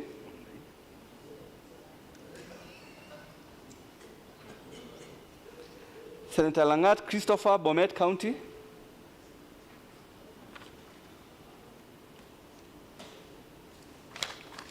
Senator Lelegwe Tumbesi, Samburu County.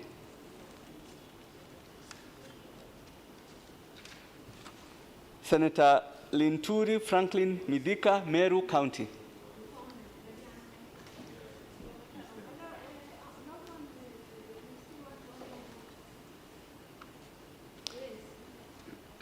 Senator Loitip Tip Anwar, Lamu County. Senator Mathayo Stewart, Kilifi County. Senator Mathayo Stewart, Kilifi County. Give me the mic. Madam Chair, Kilifi County votes yes for all the 4. Thank you. Senator Mahamoud Mohamed, Mandera County. Yes. Speaker, sir, I vote yes for all the 4. Thank you, Senator. Senator Malala Cleophas, Kakamega County. Senator Malala, you're online.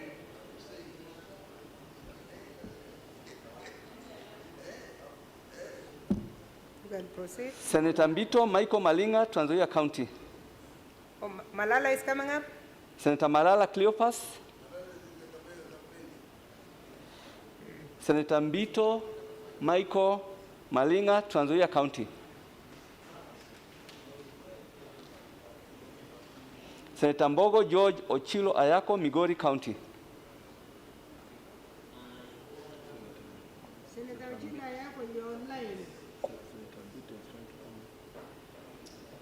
Who is that? Ochilo? Hello, can you hear me? Yes, we can hear you now. Yes, I vote yes on all the 4. Okay, Senator Mogeni Eric Kokongo, Nyamira County.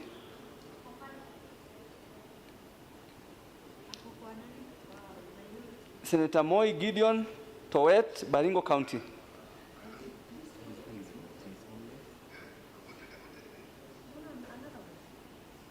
Still have one more. Senator Mpaei Philip Salau, Kajiado County.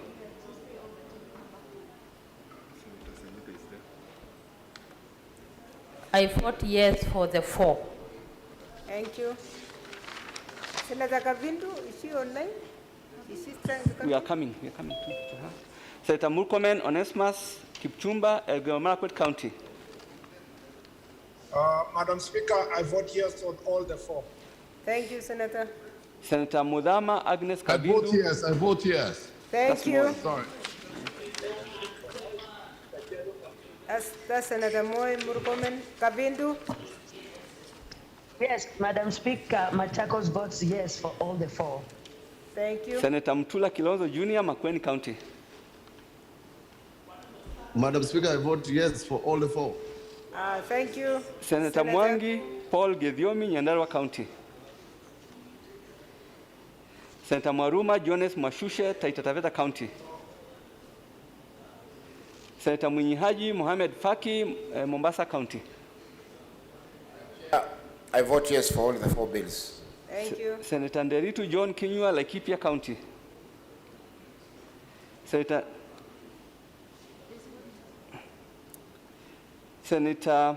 Ndwiga Peter Njeru, Embu County. Senator Olekina Ledama.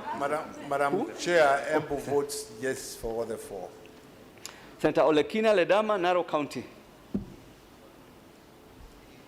Senator Ongeri Samson Kegengo, Kisii County.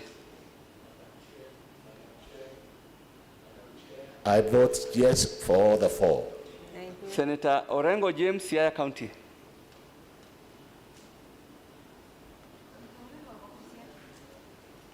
Senator Outa Frederick. Senator Orengo, you are online. Okay, next. Senator Outa Frederick Otieno, Kisumu County. Senator Nyamunga. Senator Nyamunga, please vote.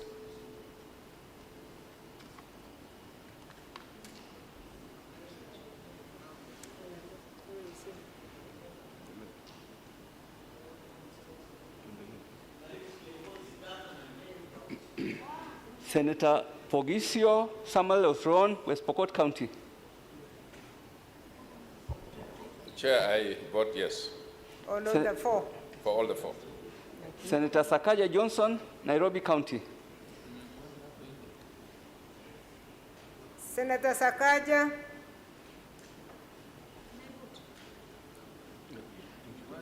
Yes. Vote for Nairobi. I vote yes on behalf of Nairobi delegation. Senator Wako Sitwila Amos, Busia County. Yes to all the 4. Senator Wambua Enoch Kio, Kitui County. Senator Wario Golit Yuma, Tana River County. Senator Wetangula Moses Masika, Bungoma County. Are we okay?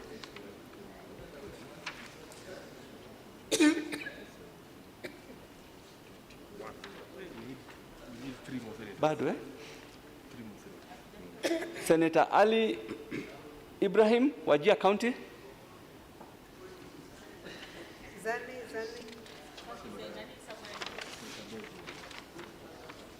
Nani? Senator Haji Abdul Mohamed, Garissa County. Who is that? That's Senator Zani. Hajafika.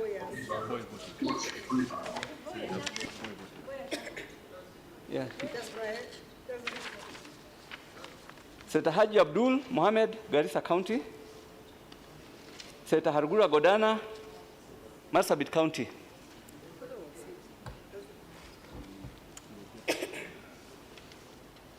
Senator Imana Malaki Charles, Turkana County. Senator Kangata Irungu, Muranga County. Senator Haniri George, Vihiga County. Yes, he voted. Senator Kihika Susan, Nakuru County. Senator Kimani Wamatangi, Kiambu County. Senator Kindiki Kidure, Tharaka Nithi County. Senator Kirinyaga Ephraim Mwangi, Nyeri County.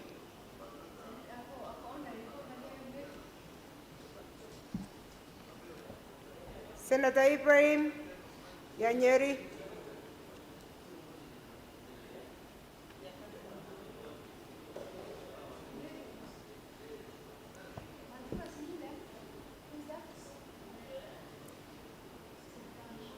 Senator Harkura, are you online? Proceed. Yeah. Senator Langat Christopher, Bomet County. Senator Lelego Tumbesi, Samburu County. Senator Linturi Franklin, Meru County. I vote yes for the 4. Senator Loitiptip Anwar, Lamu County. It's number 20. Senator Malala Cleophas Wahungu, Kakamega County.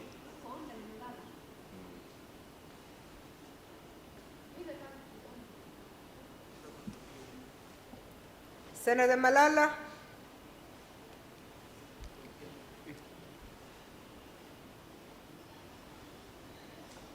Senator Malala.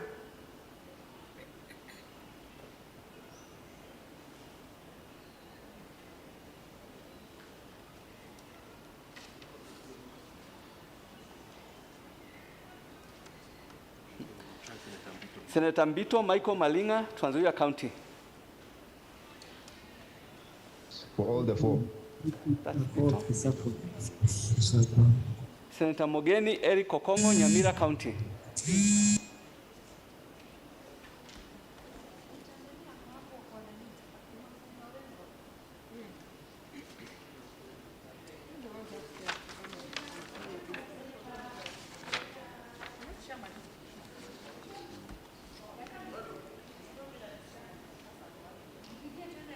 Senator Mwangi Paul Githiomi, Nyandarua County.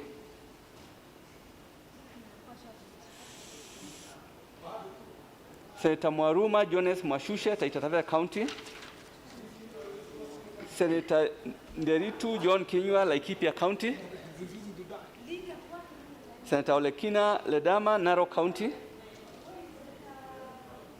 Senator Orengo James, Siaya County.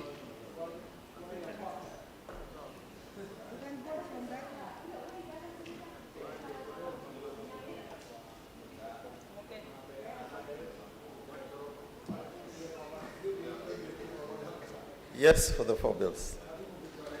Senator Outa Frederick Otieno, Kisumu County. Senator Ura, vote. Number? Senator Ura, please vote. We are seeing you and we are not hearing you. Madam Speaker, I vote yes. Yes, thank you. Then we had Nyamunga, Rose Nyamunga was on. They're still at the committee stage.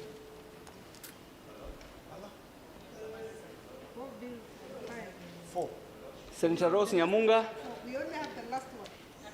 In committee stage? Yes, just the last one. A bill or something? Ask her to vote, please, Chair. Senator Nyamunga to vote. Senator Nyamunga, please vote. We can't hear you, Senator Nyamunga.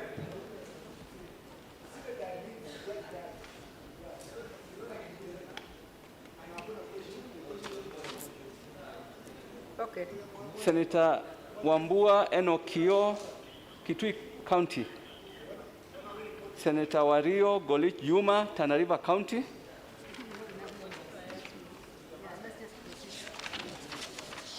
So reconcile. Okay, can we have the last vote? The last vote is on the county government's additional allocation bill.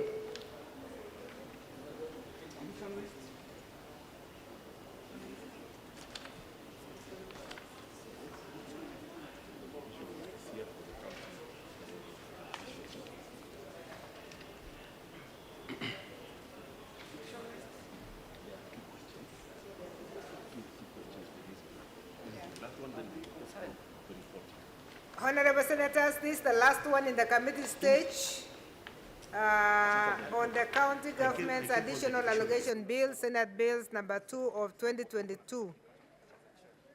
You are going to vote for 2 questions. And the 2 questions, I want to put the first question that clauses 4, 5, 6, first schedule, second schedule be amended as proposed. And then the second vote is on all the clauses. I put a question that clause 3, clause 4 as amended, clause 5 as amended, clause 6 as amended, clause 7, clause 8, new clause 5A, first schedule as amended, second schedule as amended, clause 2. The title and clause 1 be part of the bill. So when you vote, you are voting for the 2 questions. Thank you. Roll call. Yeah, they have to tell us, so just a 2 minutes.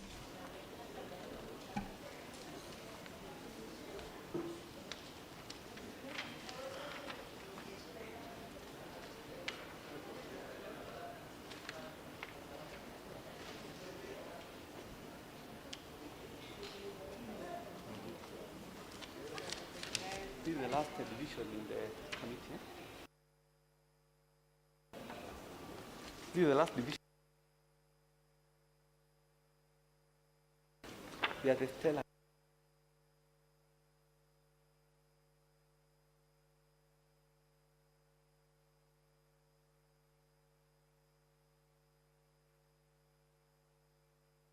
Done? You are done? Okay. Let's move for the last one. It is the last one, and you are voting for the 2. I have already read the question. You are voting for 2. questions. So go ahead. Senator Adan Dulo Fatuma, Isiolo County. Senator Speaker, on behalf of the Isiolo delegation, vote yes for both the questions. Thank you, Senator. Are you okay? Yes, we're okay. We're okay. We're okay. Read the second one. Senator Ali Abdullahi Ibrahim, Wajir County. Shall vote. Senator Boy Isa Juma, Kwale County. I vote yes to the two questions. Thank you. Thank you. Senator Cherokee Samson, Kiprotich, Nandi County.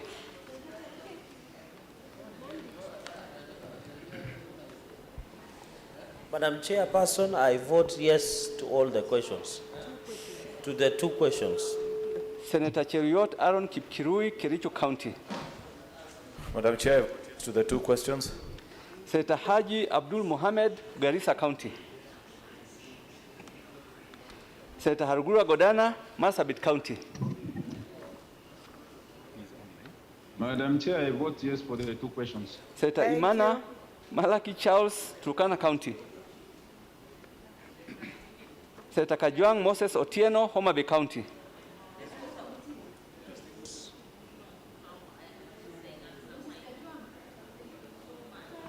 Madam Chair, I vote yes. Senator Kamar Margaret, Uasin Gishu County. On behalf of Uasin Gishu County, I vote yes. Senator Kangata Irongo, Muranga County.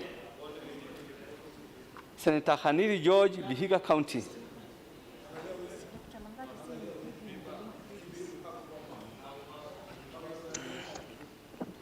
Senator Haniri George, Vihiga County. Senator Kibiru Charles Rubenson, Kirinyaga County. Madam Speaker, I vote yes for the two questions. Who is that? I vote yes. Thank you, Senator Kibiru. We have heard you. Senator Kihika Susan, Nakuru County. Senator Kimani Wamatangi, Kiambu County.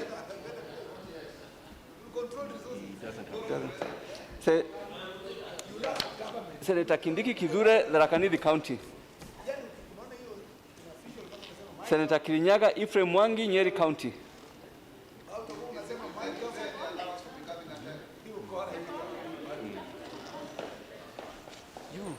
Senator of Nyeri, you are online.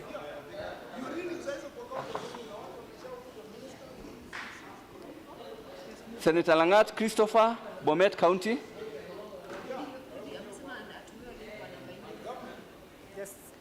Senator Lelegol Tumbesi, Samburu County. Senator Linturi Franklin Midika, Meru County. I vote yes for the two. Senator Loitiptip Anwar, Lamu County.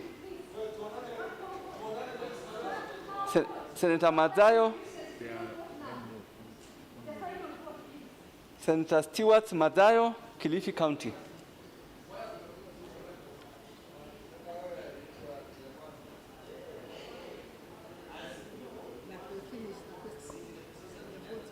Madam Chair, I vote yes.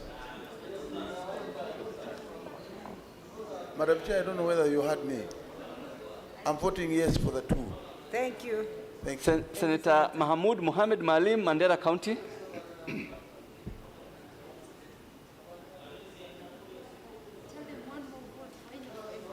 Senator Malala Cleopas Wahungu, Kakamega County.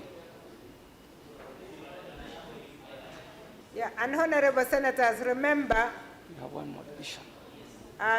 remember we are going to the House of the All and we'll need only one vote for third readings for all of them. Senator Malala? Senator Malala, okay, next. Senator Mbito Michael Malinga, Trans Nzoia County. Senator Mbito. Leader, I hope you are not going anywhere. Please don't go because we are finishing. Senator Mbito. Madam Chair, I vote yes for both. Thank you, Senator Mbito. Senator Mbogo George Ochilo Ayako, Migori County. Senator of Migori. Senator Ochilo. Senator Ochilo. Hello, Madam Chair. Hello, Madam Chair. Can you hear me? Yes, we can hear you now. I vote yes on both. Okay, thank Senator Mogeni Eric Okongo, Nyamira County. Okay. So I'm waiting.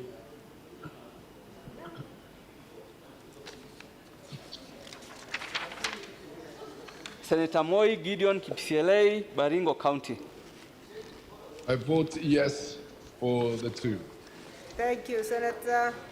Senator Mpaiwi Philip Salau, Kajiado County. I vote yes. Thank you, Senator. Senator Murkomen Onesmus Kipchumba, Elgeyo Marakwet County. Okay. Go to Kavindu. Senator Mudhama Agnes Kavindu, Machakos County. Madam Speaker, I vote yes for the two. Thank you. Senator Mutula Kilonzo Jr., Makueni County.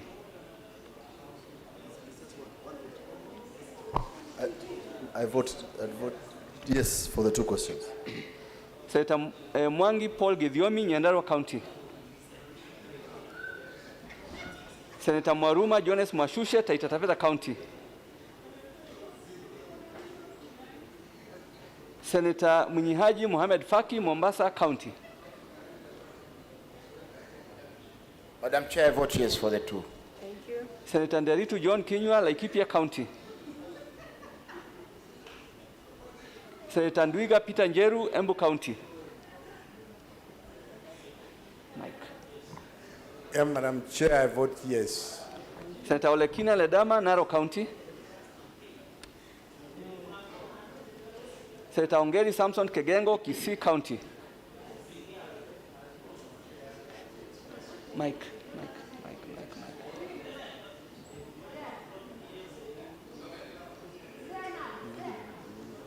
Not on record. We didn't hear you. The mic, yes, the mic is on now. Madam Chair, personally, I vote yes for all the two. Thank you. Who is the Thank teller you. on that side? Senator Orengo James, Siaya County.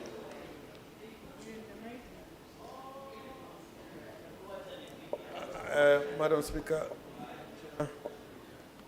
I vote yes for the two. Senator Outa Frederick Otieno, Kisumu County. Senator Nyamunga. Senator Nyamunga. Senator Pogisho Samuel Osron, West Pokot County. Chair, West Pokot votes yes for all two. Senator Sakaja Johnson Other, Nairobi County.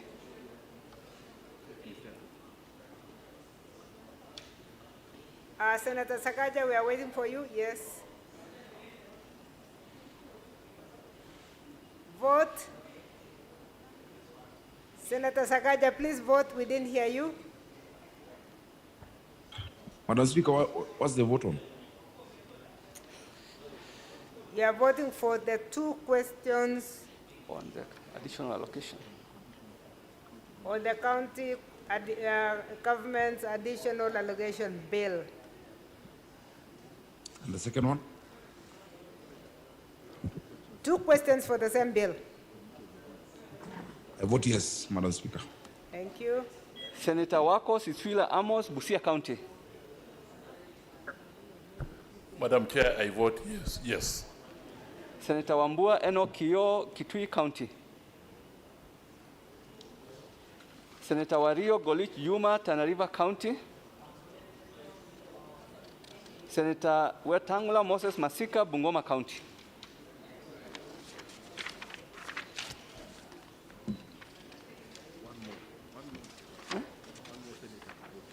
One more. Senator Haji Abdul Mohamed, Garissa County.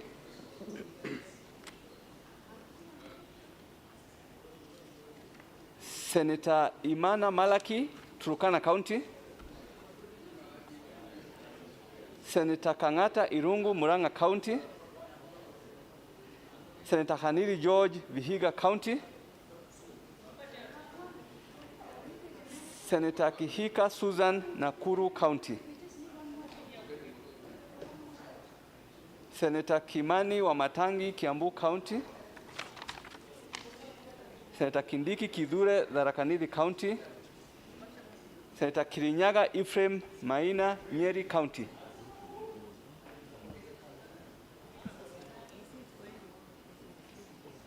Senator Langat Christopher Andrew, Bomet County.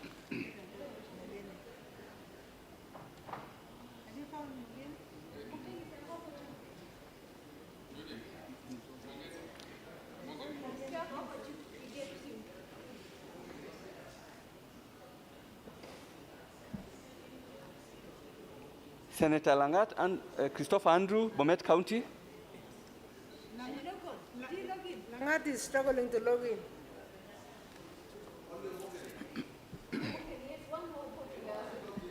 No. Just call him to come. Oh, you got all of I was Nyamuga. going to go and do my... Okay. We are ready for the reporting.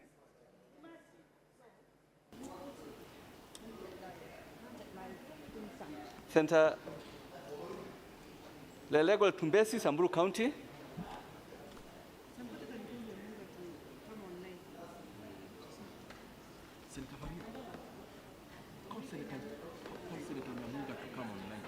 Senator Mahamoud Mohamed Maalim, Mandera County.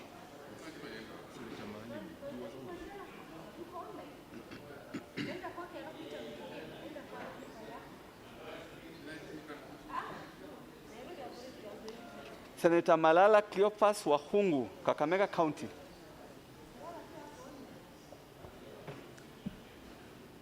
Senator Mohamed,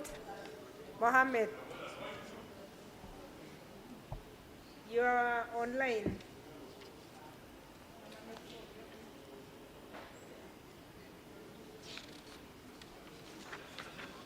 Yes, two more, one more, one now, vote now, and another one more for 5 minutes. Just vote now. Yes, Mama.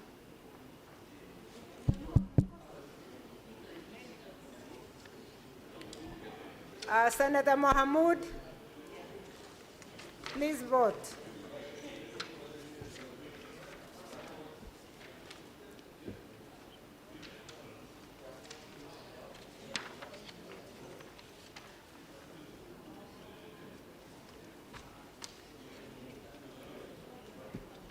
Senator Murkomen, Onesmus Kipchumba, Elgeyo Marakwet County. Senator Mogeni, please vote.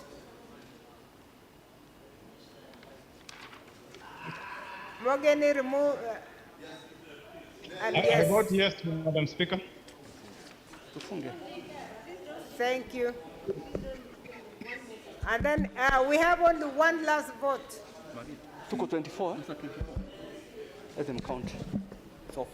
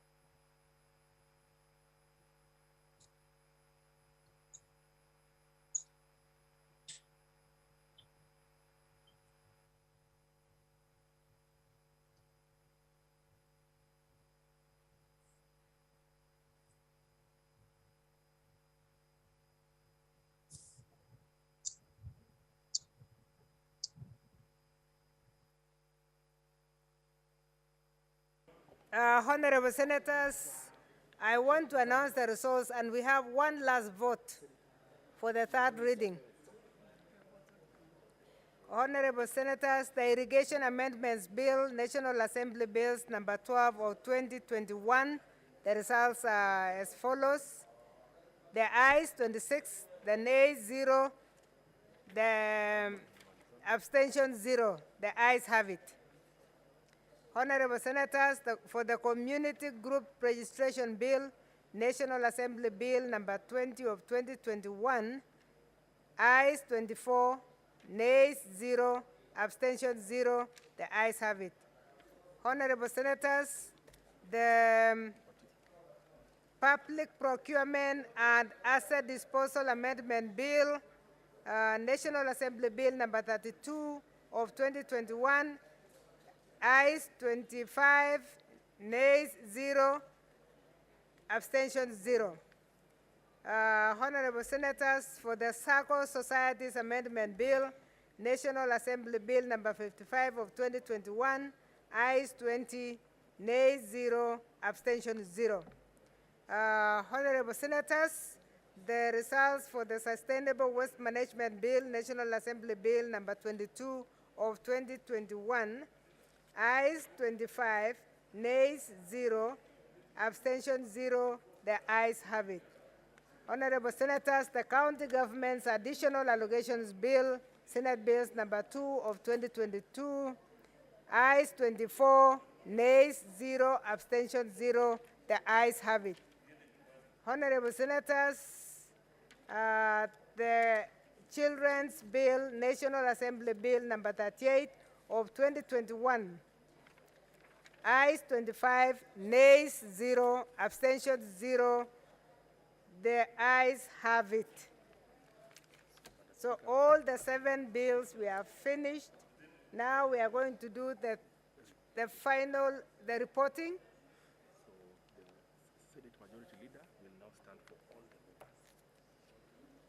Okay, has it been given?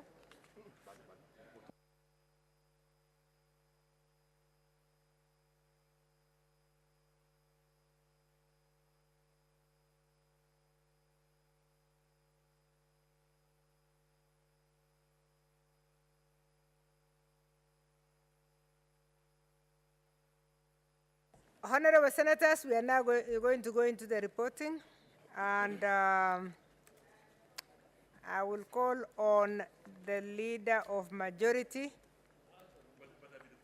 The Irrigation Amendments Bill, National Assembly Bills number 12 of 2021.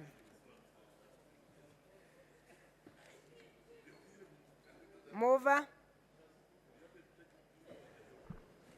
Honorable Chairperson, I beg to move that the committee do report to the Senate its consideration of the Irrigation Amendment Bill, National Assembly Bills number 12 of 2021, and its approval thereof without amendment.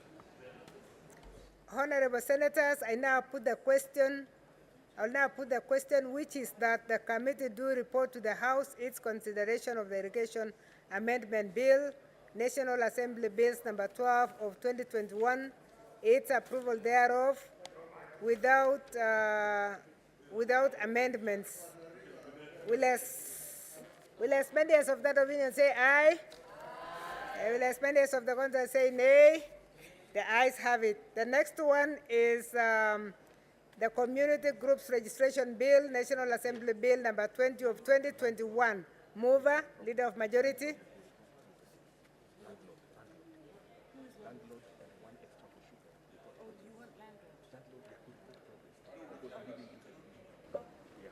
Honorable Chairperson, I beg to move that the committee do report to the Senate its consideration of the Community Groups Registration Bill, National Assembly Bills number 20 of 2021, and its approval thereof without amendments. Honorable Senators, I now put the question that the committee do report to the House its consideration of the Community Groups Registration Bill, National Assembly Bill number 20 of 2021, and its approval thereof without amendments. Will as many as of that opinion say aye? Will as many as of the contrary say nay? The ayes have it. Honorable Senators, we now go to the Public Procurement and Assets Disposals Amendment Bill, National Assembly Bill number 32 of 2021. Mover, Leader of Majority. Honorable Chairperson, I beg to move that the committee do report to the Senate its consideration of the Public Procurement and Asset Disposal Amendment Bill, National Assembly Bills number 32 of 2021, and its approval thereof without amendments. Honorable Senators, I now put the question that the committee do report to the House its considerations of the Public Procurement and Assets Disposal Amendment Bill, National Assembly Bills number 32 of 2021, its approval thereof without amendments. Will as many as of that opinion say aye? Will as many as of the contrary say nay? The ayes have it. The next one, Honorable Senators, is the SACCO Societies Amendment Bill, National Assembly Bills number 55 of 2021. Mover, Leader of Majority. Honorable Chairperson, I beg to move that the committee do report to the Senate its consideration of the SACCO Societies Amendment Bill, National Assembly Bills of number 55 of 2021, and its approval thereof without amendments. Thank you, Honorable Senators. I put the question that the committee do report to the House its consideration of the SACCO Societies Amendment Bill, National Assembly Bills number 55 of 2021, its approval thereof without amendments. Will as many as of that opinion say aye? Will as many as of the contrary say nay? The ayes have it. Honorable Senators, the next one is the SACCO Societies Amendment Bill. Sorry, it is the Sustainable Waste Management Bill, National Assembly Bill number 22 of 2021. Mover.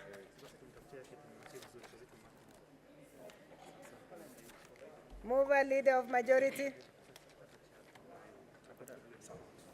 Honorable Chairperson, I beg to move that the committee do report to the Senate its consideration of the Sustainable Waste Management Bill, National Assembly Bills number 22 of 2021, and its approval thereof without amendments. Honorable Senators, I now put the question that the Committee of the All do report progress on its consideration of the Sustainable Waste Management Bill, National Assembly Bills number 22 of 2021, and seek leave to sit again tomorrow. Will as many as of that opinion say aye? Will as many as of the contrary say nay? The ayes have it.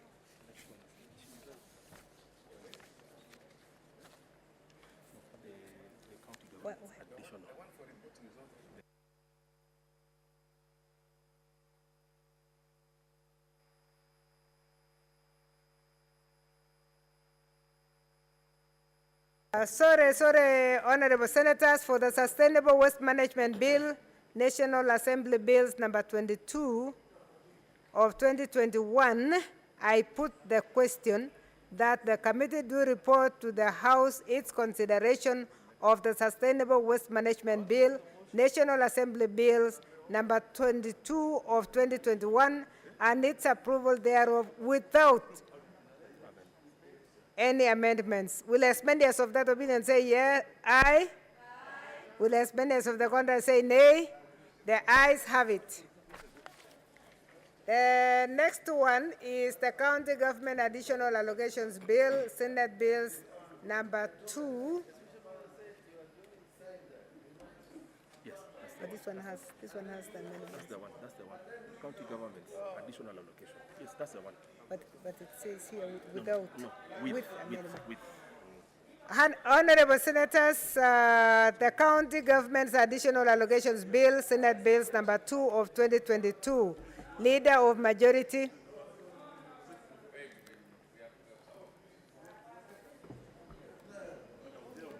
Honorable Chairperson, pursuant to Standing Order 148, I beg to move that the Committee of the Whole do report progress on its consideration of the County Government Additional Allocations Bill, Senate Bills number 2 of 2022, and seek leave to sit again tomorrow. Is this one? Leader, please approach the table. I think that was not so.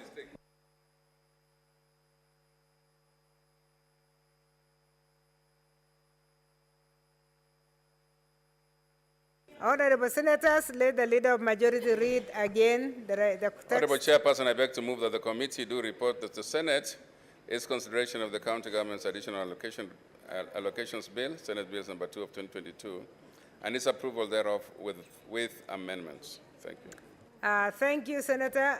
Honorable Senators, I put the question that the committee do report to the House its consideration of the county government's additional allocations bill, Senate Bills number 2 of 2022, its approval thereof with amendments. Will as many as of that opinion say aye?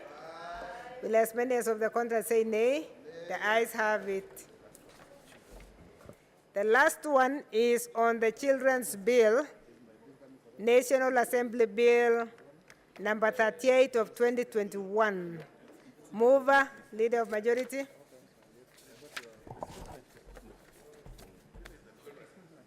Yes. Honorable Chairperson, I beg to move that the committee do report to the Senate its consideration of the Children Bill, National Assembly Bills number 38 of 2021, and its approval thereof without amendments. Children.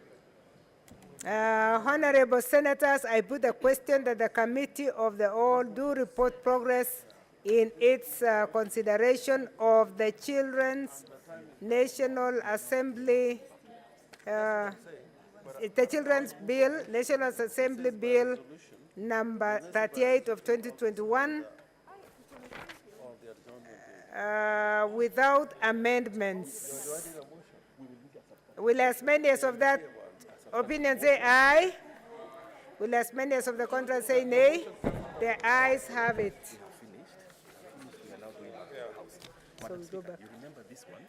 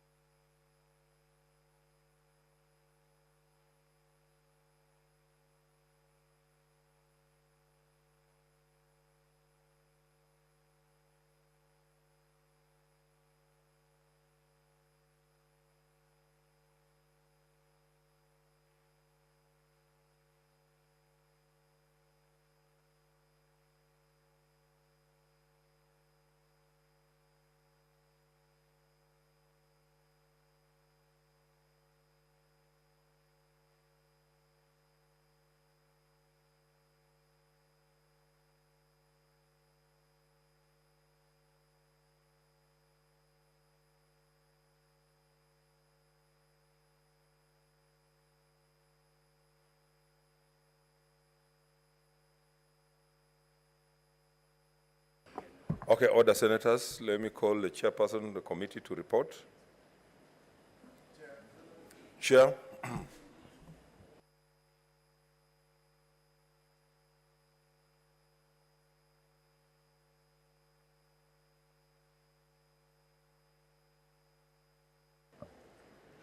Mr. Speaker, I beg to report that the Committee of the Whole has considered the Irrigation Amendment Bill, National Assembly Bills number 12 of 2021, and its approval thereof without amendments. I call upon the mover to move. Honorable Speaker, I beg to move that the House do agree with the committee on the said report. I move and ask Honorable Mogeni to second. Mr. Speaker, I second. I will propose a question, which is that the House do agree with the committee in the said report. I put the question. I will put the question, which is that the House do agree with the committee in the said report. As many as are of that opinion say aye. As many are of a contrary view say nay. The ayes have it. Mover.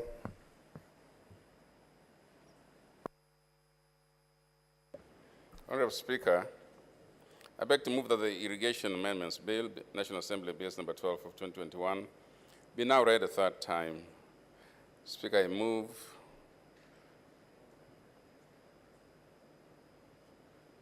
No. Yes, and I ask Honorable Morgan to second. Thank you. Mr. Speaker, I second. I will propose the question, which is that the Irrigation Amendment Bill, National Assembly Bill number 12 of 2021, now be read a third time. I will put the question, which is that the Irrigation Amendment Bill, National Assembly Bill number 12 of 2021, be now read a third time.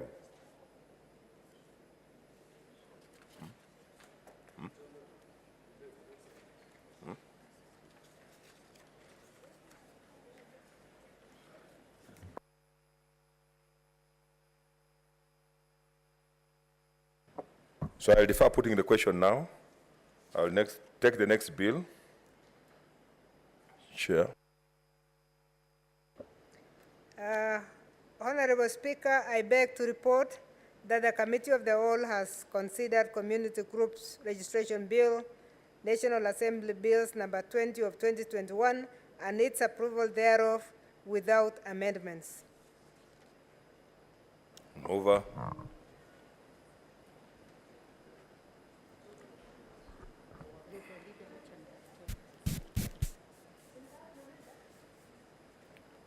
Honorable Speaker, I beg to move that the House do agree with the committee on the said report and ask Honorable Morgan to second.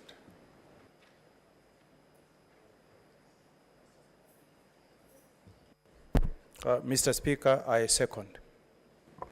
I propose the question that the House do agree with the committee in the said report. I put the question that the House do agree with the committee in the said report. As many of that opinion say aye. As many of a contrary view say nay. The ayes have it. Mover.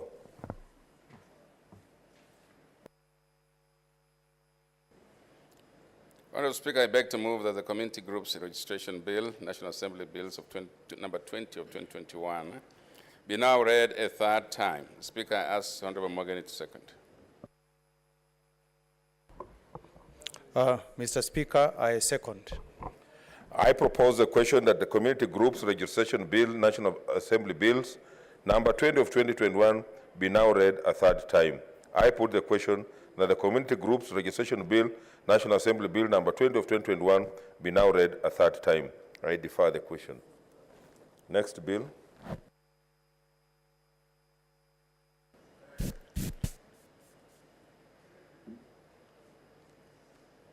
Mr. Speaker, I beg to report that the Committee of the Whole has considered the Landlord and Tenant Bill, National Assembly Bills number 3 of 2021, and seeks leave to sit again tomorrow.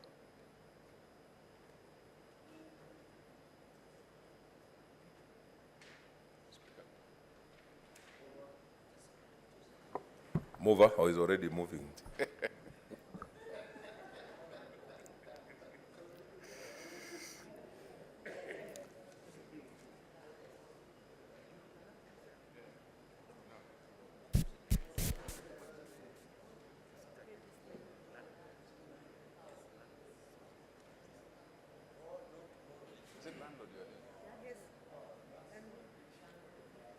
Honorable Speaker, I beg to move that the House do agree with the committee in the said report. Yes, ask Honorable Kwamboka to second. Mr. Speaker, I second. Has it been seconded? Huh? I propose a question that the House do agree with the committee in the said report. I put the question that the House do agree with the committee in the said report. As manner of that opinion say aye. Aye. As manner of the court of review say nay. The ayes have it. Next bill.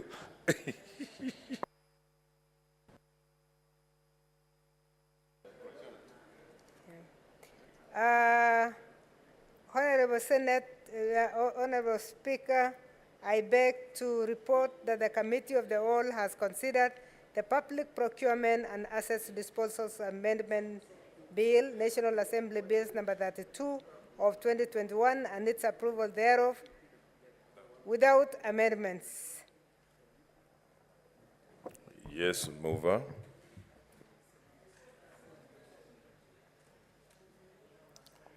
Honorable Speaker, I beg to move that the Public Procurement and Asset Disposal Amendment Bill, National Assembly Bills number 32 of 2021, be now read a third time. Ask Honorable Kwamboka to second.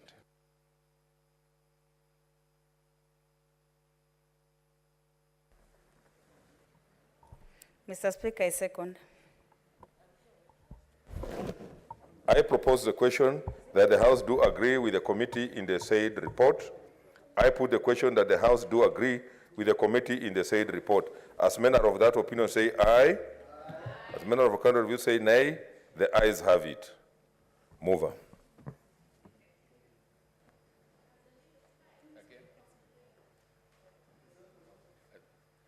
I think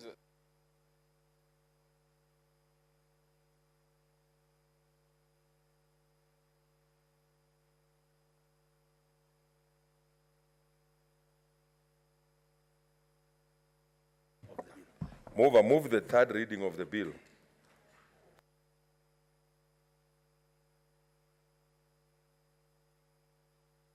Yes, Honorable Speaker, I beg to move that the Circle Societies Amendment Bill, National Assembly Bills number 55.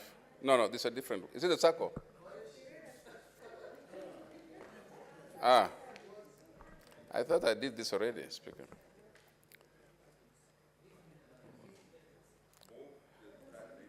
Yes, and Honorable Speaker, I beg to move that the Public Procurement Asset Disposals. That's where I was. You brought me back. Leader. Okay, Speaker. Speaker, sugar levels. Honorable Speaker, I beg to move that the Circle Societies Amendment Bill, National Assembly Bills number 55 of 2021, be now read a third time. I ask Honorable Kwamboka to second. Mr. Speaker, I second. I propose the question that the Public Procurement and Assets Disposal Amendment Bill, National Assembly Bills number 32 of 2021, be now read a third time. I put the question that the Public Procurement and Assets Disposal Amendment Bill, National Assembly Bill number 32 of 2021, be now read a third time. I defer the division to a later time. Next bill.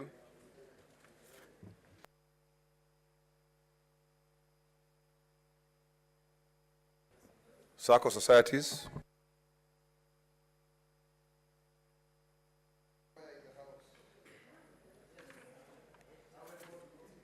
Honorable Speaker. Which one now? Yes.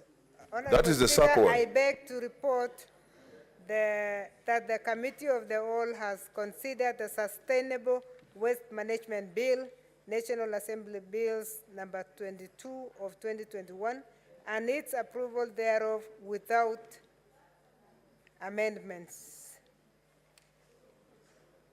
Mover.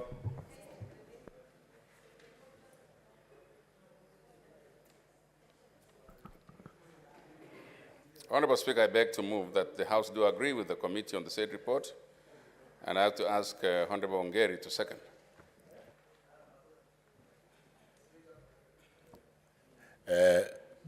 Mr. Speaker, I second. I propose the question that the House do agree with the committee in the said report.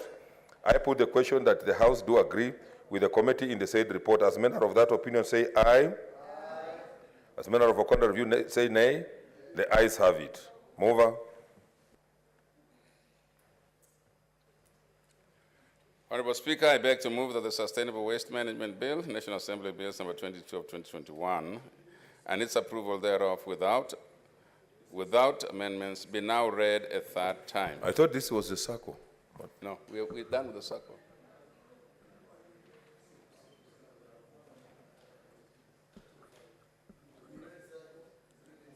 Yeah. Take your We're seat. done with circle.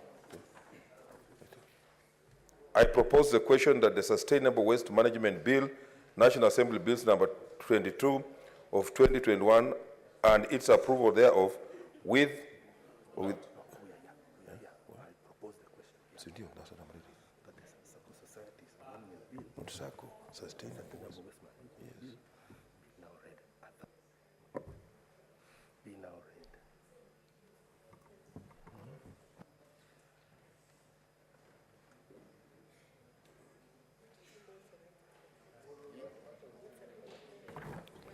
Okay, I propose the question that the Sustainable Waste Management Bill, National Assembly Bills number 22 of 2021, be now read a third time. I put the question that the Sustainable Waste Management Bill, National Assembly Bills number 22 of 2021, and its approval thereof with or without? Okay. Amendment. Without amendment, be now read a third time. I defer division to another time. Next bill, County Government Additional Allocation Bill. Honorable Speaker, I beg to report that the Committee of the Whole has considered the County Government's Additional Allocations Bill, Senate Bills number 2 of 2022, and its approval thereof with amendments. Yeah. Mover. I can see you are moving. Honorable Speaker, I beg to move that the House do agree with the committee in the said report, and still ask Honorable Ongeri to second.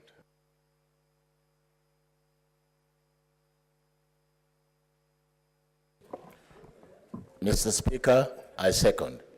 I propose the question that the House do agree with the comment in the said report. I put the question that the House do agree with the committee in the said report. As many are of that opinion, say aye. As many are of a contrary view, say nay. The ayes have it. Mover.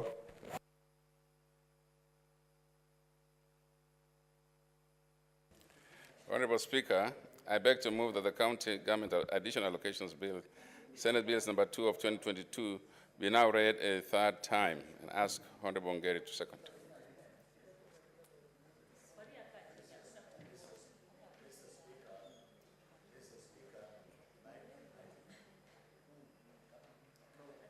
Mike, can you hear me? Yes, Mr. Speaker, I second. I propose the question that the County Government's Additional Allocations Bill, Senate Bills number 2 of 2022, be now read a third time. I put the question that the County Government's Additional Allocation Bill, Senate Bills number 2 of 2022, be now read a third time. I defer division to a later time. Next bill, Sugar Bill.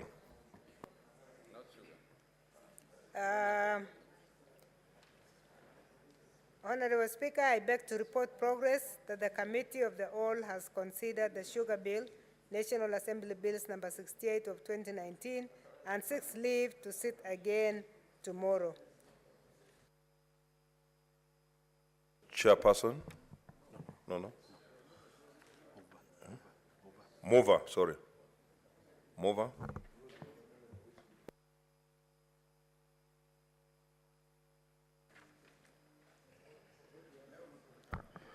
Honorable Speaker, I beg to move that the House do agree with the committee in the said report and ask Honorable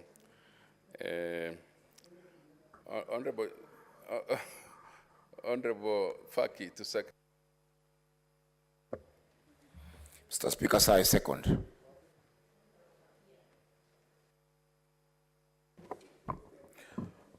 I will propose the question, which is that the House do agree with the committee in the said report.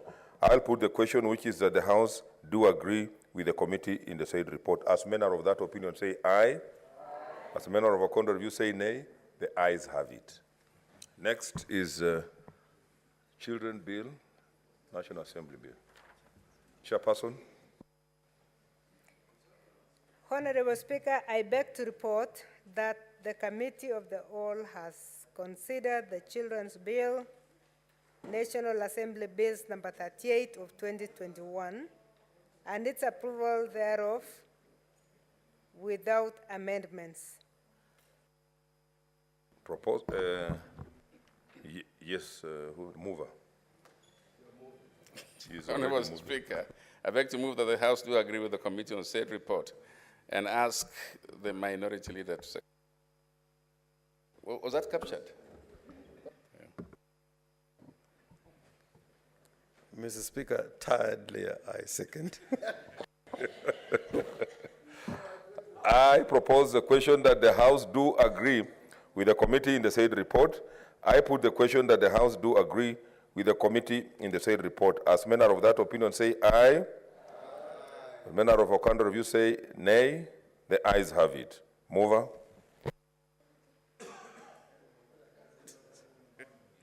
Honorable Speaker, I beg to move that the Children's Bill, National Assembly Bills number 38 of 2021, be now read a third time. And I ask the minority leader to second. Mr. Speaker, I second. I propose the question that the Children Bill, National Assembly Bill number 38 of 2021, be now read a third time. I put the question that the Children Bill, National Assembly Bill number 38 of 2021, be now read a third time. I defer division.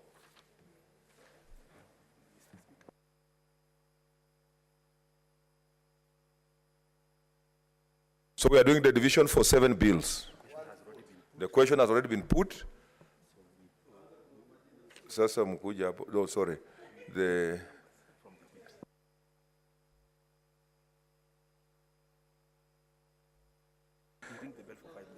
Let the bill be, the bell be rung for, no, to be on the safe side, 3 minutes. Yes.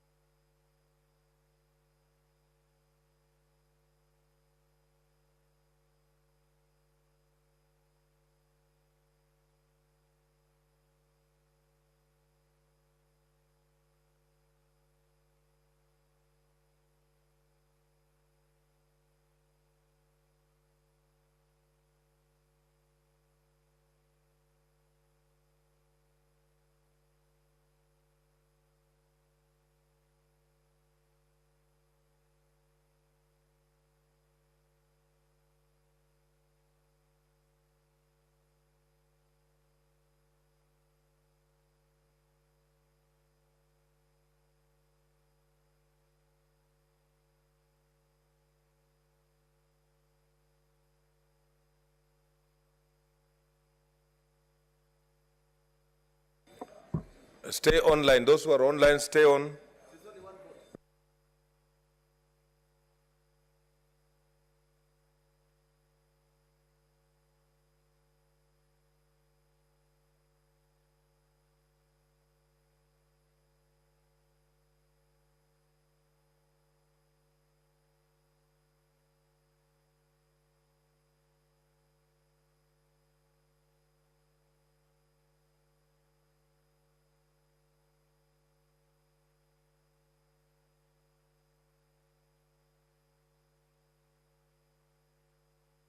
Let's have the tellers come.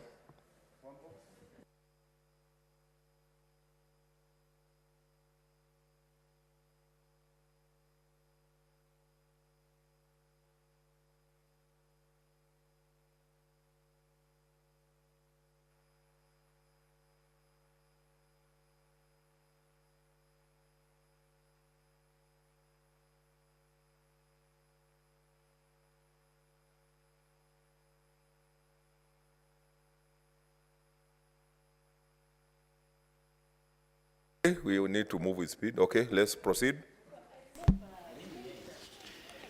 Senator Adan Dulo Fatuma, Isiolo County.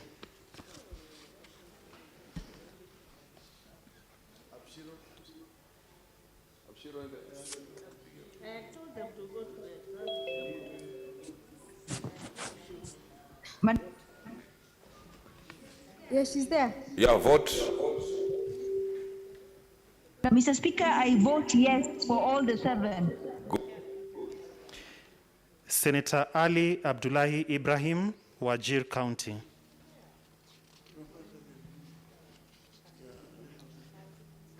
Senator Boy Issa Juma, Kwale County. I vote yes for all the 7. Senator Cherarkei Samson Kiprotich, Nandi County.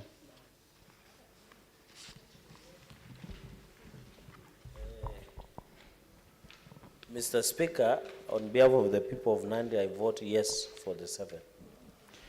Senator Cheruyot Aaron Kipkirui, Kericho County.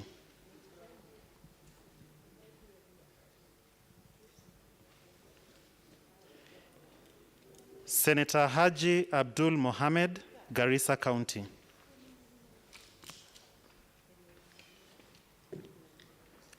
Senator Hargura Godana, Marsabit County.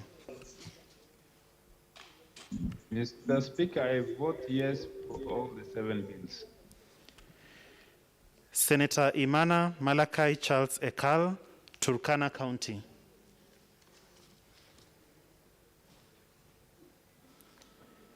Senator Kajwang Moses Otieno, Homa Bay County. Mr. Speaker, my last vote for the 12th Parliament is a yes to all. Senator Kamar Margaret Jepkoech, Uasin Gishu County.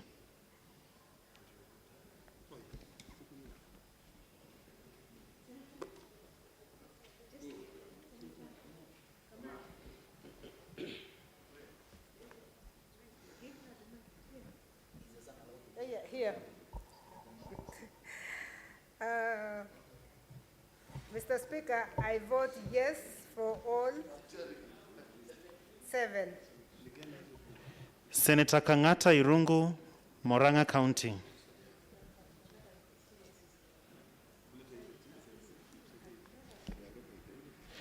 Senator Khaniri George, Vihiga County. Senator Kibiru Charles Rubenson, Kirinyaga County.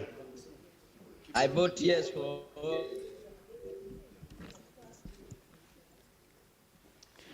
Senator Kihika Susan Wakarura, Nakuru County.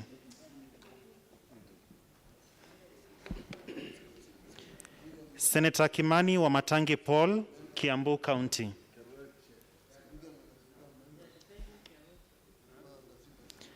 Senator Kindiki Kithure, Tharaka Nithi County.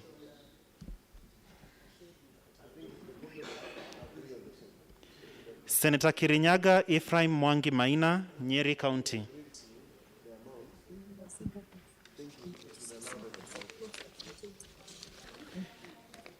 Senator Langat Christopher Andrew, Bomet County.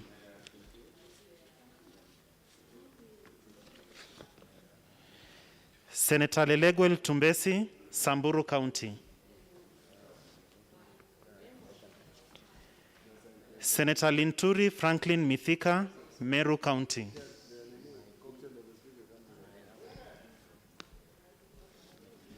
Senator Loitiptip Anwar, Lamu County. Senator Madzayo Stewart Mwachiru, Kilifi County. Mr. Speaker, I vote yes for all the 7. Senator Mahamud Mohamed Maalim, Mandera County.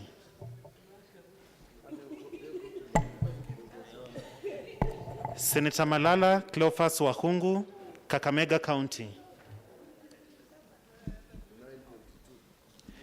Senator Mbito Michael Malinga, Trans Nzoia County. I vote yes for all the 7.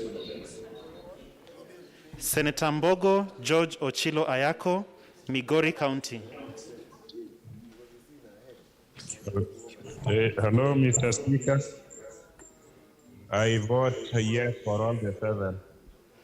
Senator Mogeni Eric Okongo, Nyamira County. Mr. Speaker, I vote yes for all the 7 bills. Senator Moi Gideon Kipsielei Towet, Baringo County.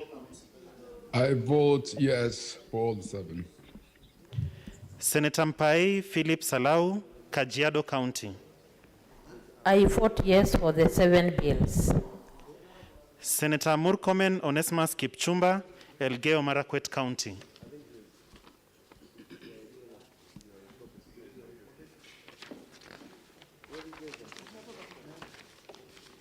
Senator Mudhama Agnes Kavindu, Machakos County.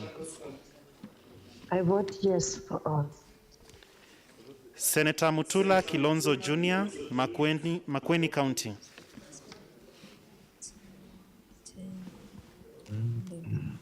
Mr. Speaker, I vote yes for all the 7. Senator Mwangi Paul Githiomi, Nyandarua County. Senator Mwaruma Jones Mwashushe, Taita Taveta County. Senator Mwinyi Haji Mohamed Faki, Mombasa County. Mr. Speaker, sir, I vote yes for all the 7 bills. Thank you. Senator Nderitu John Kinyua, Laikipia County.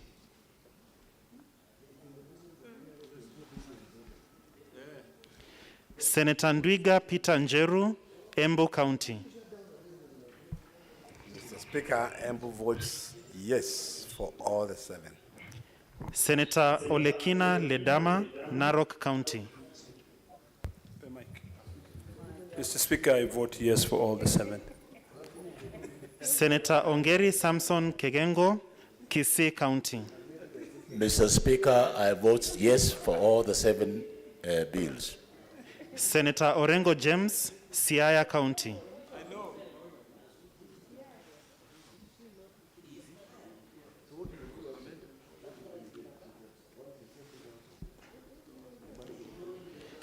Senator Outa Frederick Otieno, Kisumu County. Mr. Speaker, Kisumu votes yes on all the 7. Senator Pogisio Samuel Losuron, West Pokot County. Mr. Speaker, West Pokot votes yes for all 7. Senator Sakaja Johnson Arthur, Nairobi County. I vote yes. Senator Wako Sitswila Amos, Busia County. Mr. Speaker, I vote yes. Senator Wambua Enoch Kio, Kitui County.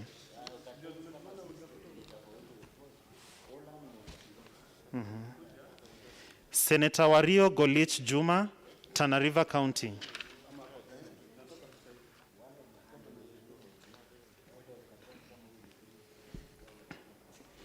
Senator Wetangula Moses Masika, Bungoma County.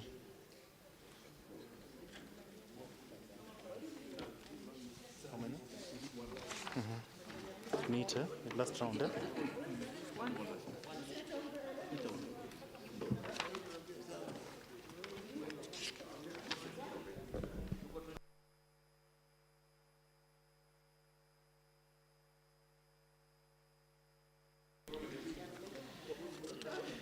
Senator Orengo James, Siaya County. Mr. Speaker, I vote yes for the 7.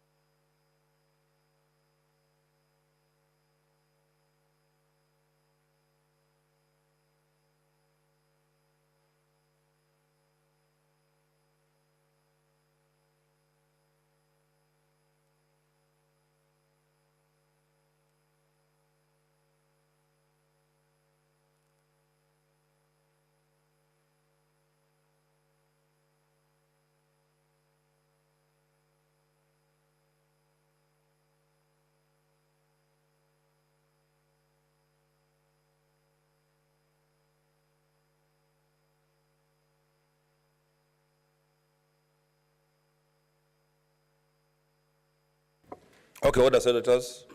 Take your seats.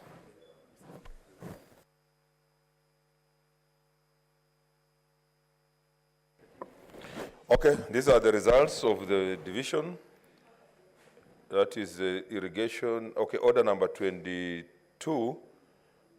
Abstentions 0, nays 0, ayes 24. The ayes have it. A bill for an act of parliament to amend the Irrigation Act. Order number 23. Abstentions 0, nays 0, ayes 24. The ayes have it. A bill for an act of parliament to provide a regulatory framework for the registration and regulation of community groups and for connected purposes. Order number 25. Abstentions 0, nays 0, ayes 24. The ayes have it. A bill for an act of parliament to amend the Public Procurement and Asset Disposal Act and for connected purposes. Order number 26. The nays 0, abstention 0, ayes 24. The ayes have it. A bill for an act of parliament to amend the Circle Societies Act 2008. Order number 27. Nays 0, abstention 0, ayes 24. The ayes have it. A bill for an act of parliament to establish the legal and institutional framework for the sustainable management of waste, ensure the realization of the constitutional provision on the right to a clean and healthy environment, and for connected purposes. Order number 28, nays 0, abstention 0, ayes 24, the ayes have it. A bill for an act of parliament to provide for the additional allocations to county governments for the 2022-2023 financial year, the responsibilities of national government and county governments pursuant to such allocation and for connected purposes. And finally, order number 30, the nays 0, abstention 0, ayes 24, the ayes have it.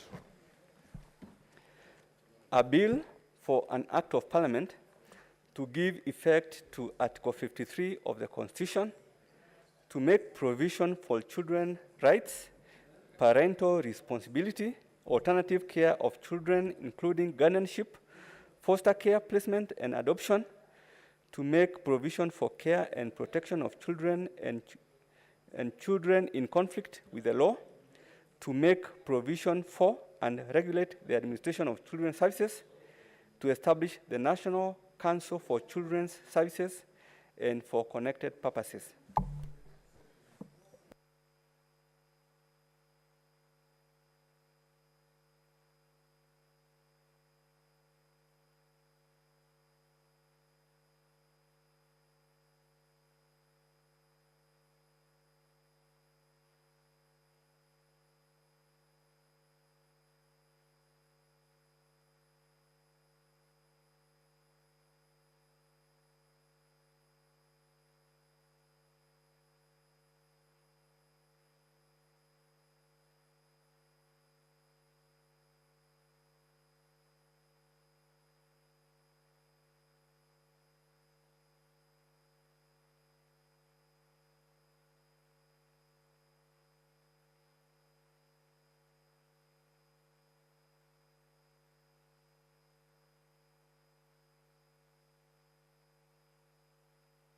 Okay, honorable senators, I now defer all the other orders that have not been discussed.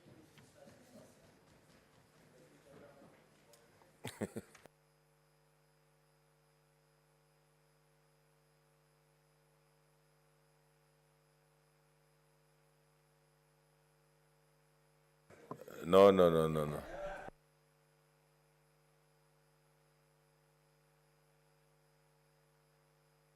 No, the cocktail is on. It is so directed.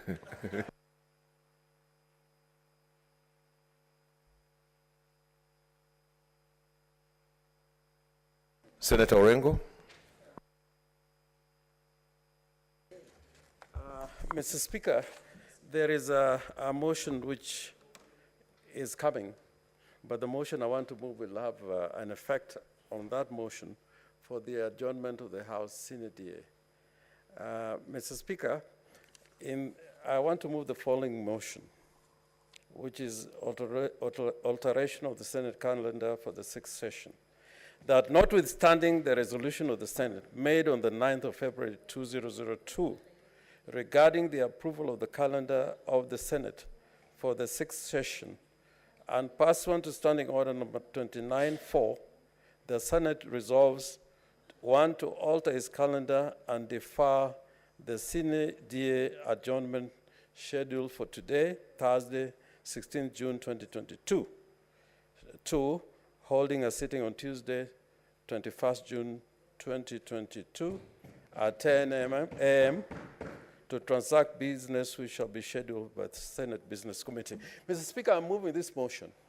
The last day of the Senate is very important.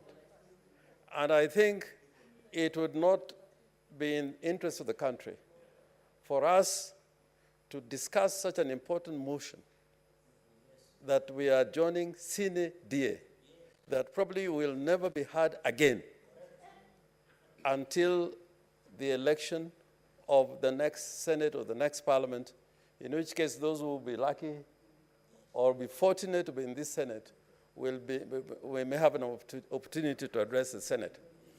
But it is wrong, Mr. Speaker, for a Sine Die motion to be treated as a procedural motion. I want us to borrow what happened in the other house. when they were joining CNDA. Very important speeches were made. And Mr. Speaker, you made a very wonderful statement today, which had to do with the reasons why we are joining CNDA and talking about the achievement of the Senate and the business we have transacted in the last 5 years. I think it would be unfair that we have 1 hour, all of us, to discuss this very important motion. On this day, I want to be understood by the people of this country.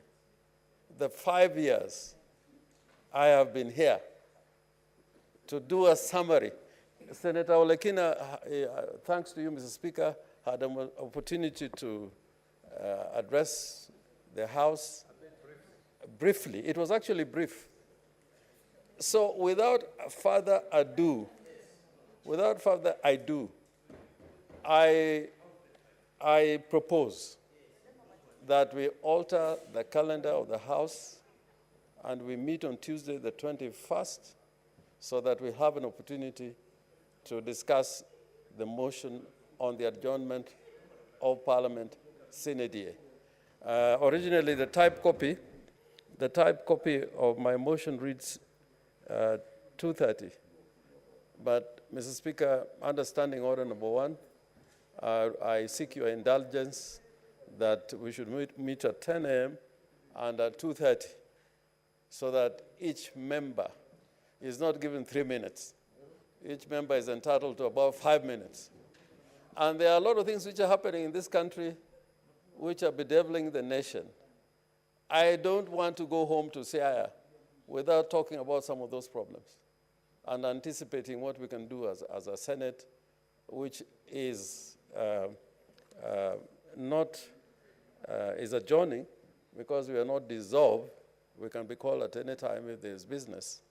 But without taking too much time on this, I believe that this move is justified, and I ask the member to support me, and we adjourn until Tuesday. The other thing that it will prove, somehow people just believe that we are going on adjournment because we have been told to go. Who is telling us we should go?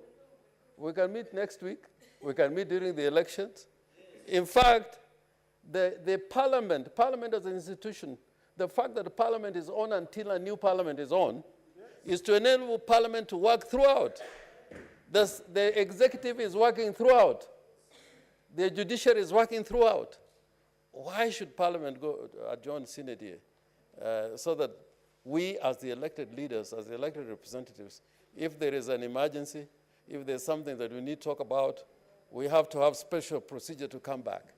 But I understand why you should adjourn sine die. But we should take it out of the notion, because people fought to have these provisions in the Constitution that this Parliament is on until a new Parliament is elected. In fact, in the United States, sometimes they meet beyond the elections. So I hope that we do not have the notion that some other power is deciding when we come and when we go. This is a matter within our own authority, our own jurisdiction, and we'll tell the nation that, we don't have to go home, but only when we elect to do so as the representatives of the people. I thank you, Mr. Speaker.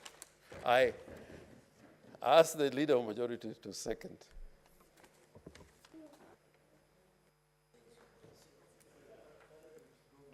Mr. Speaker, I beg to second.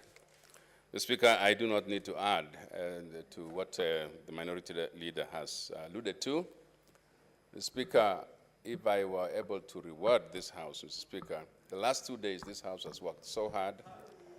And, Mr. Speaker, there is a very clear indication that they are willing to work even more, except that this day cannot be the day that they conclude that business, Mr. Speaker, that we can conclude. I just want to say, yes, the sine die motion, when we move it, Mr. Speaker, it should allow all members to speak clearly to the nation and to their own constituencies so that they can be heard clearly. It is a moment, Mr. Speaker, when we should have people express what Olekina expressed today, including expressing who the I was thinking the people who are torture him in this House and those who who give him confidence are. And so I'd like to express that I do second, Mr. Speaker, and using your own powers, Mr. Speaker, you can make it happen. I do second. Before I propose, I think the leader of minority has raised very fundamental issues, things that have affected and we have observed as members of this Senate.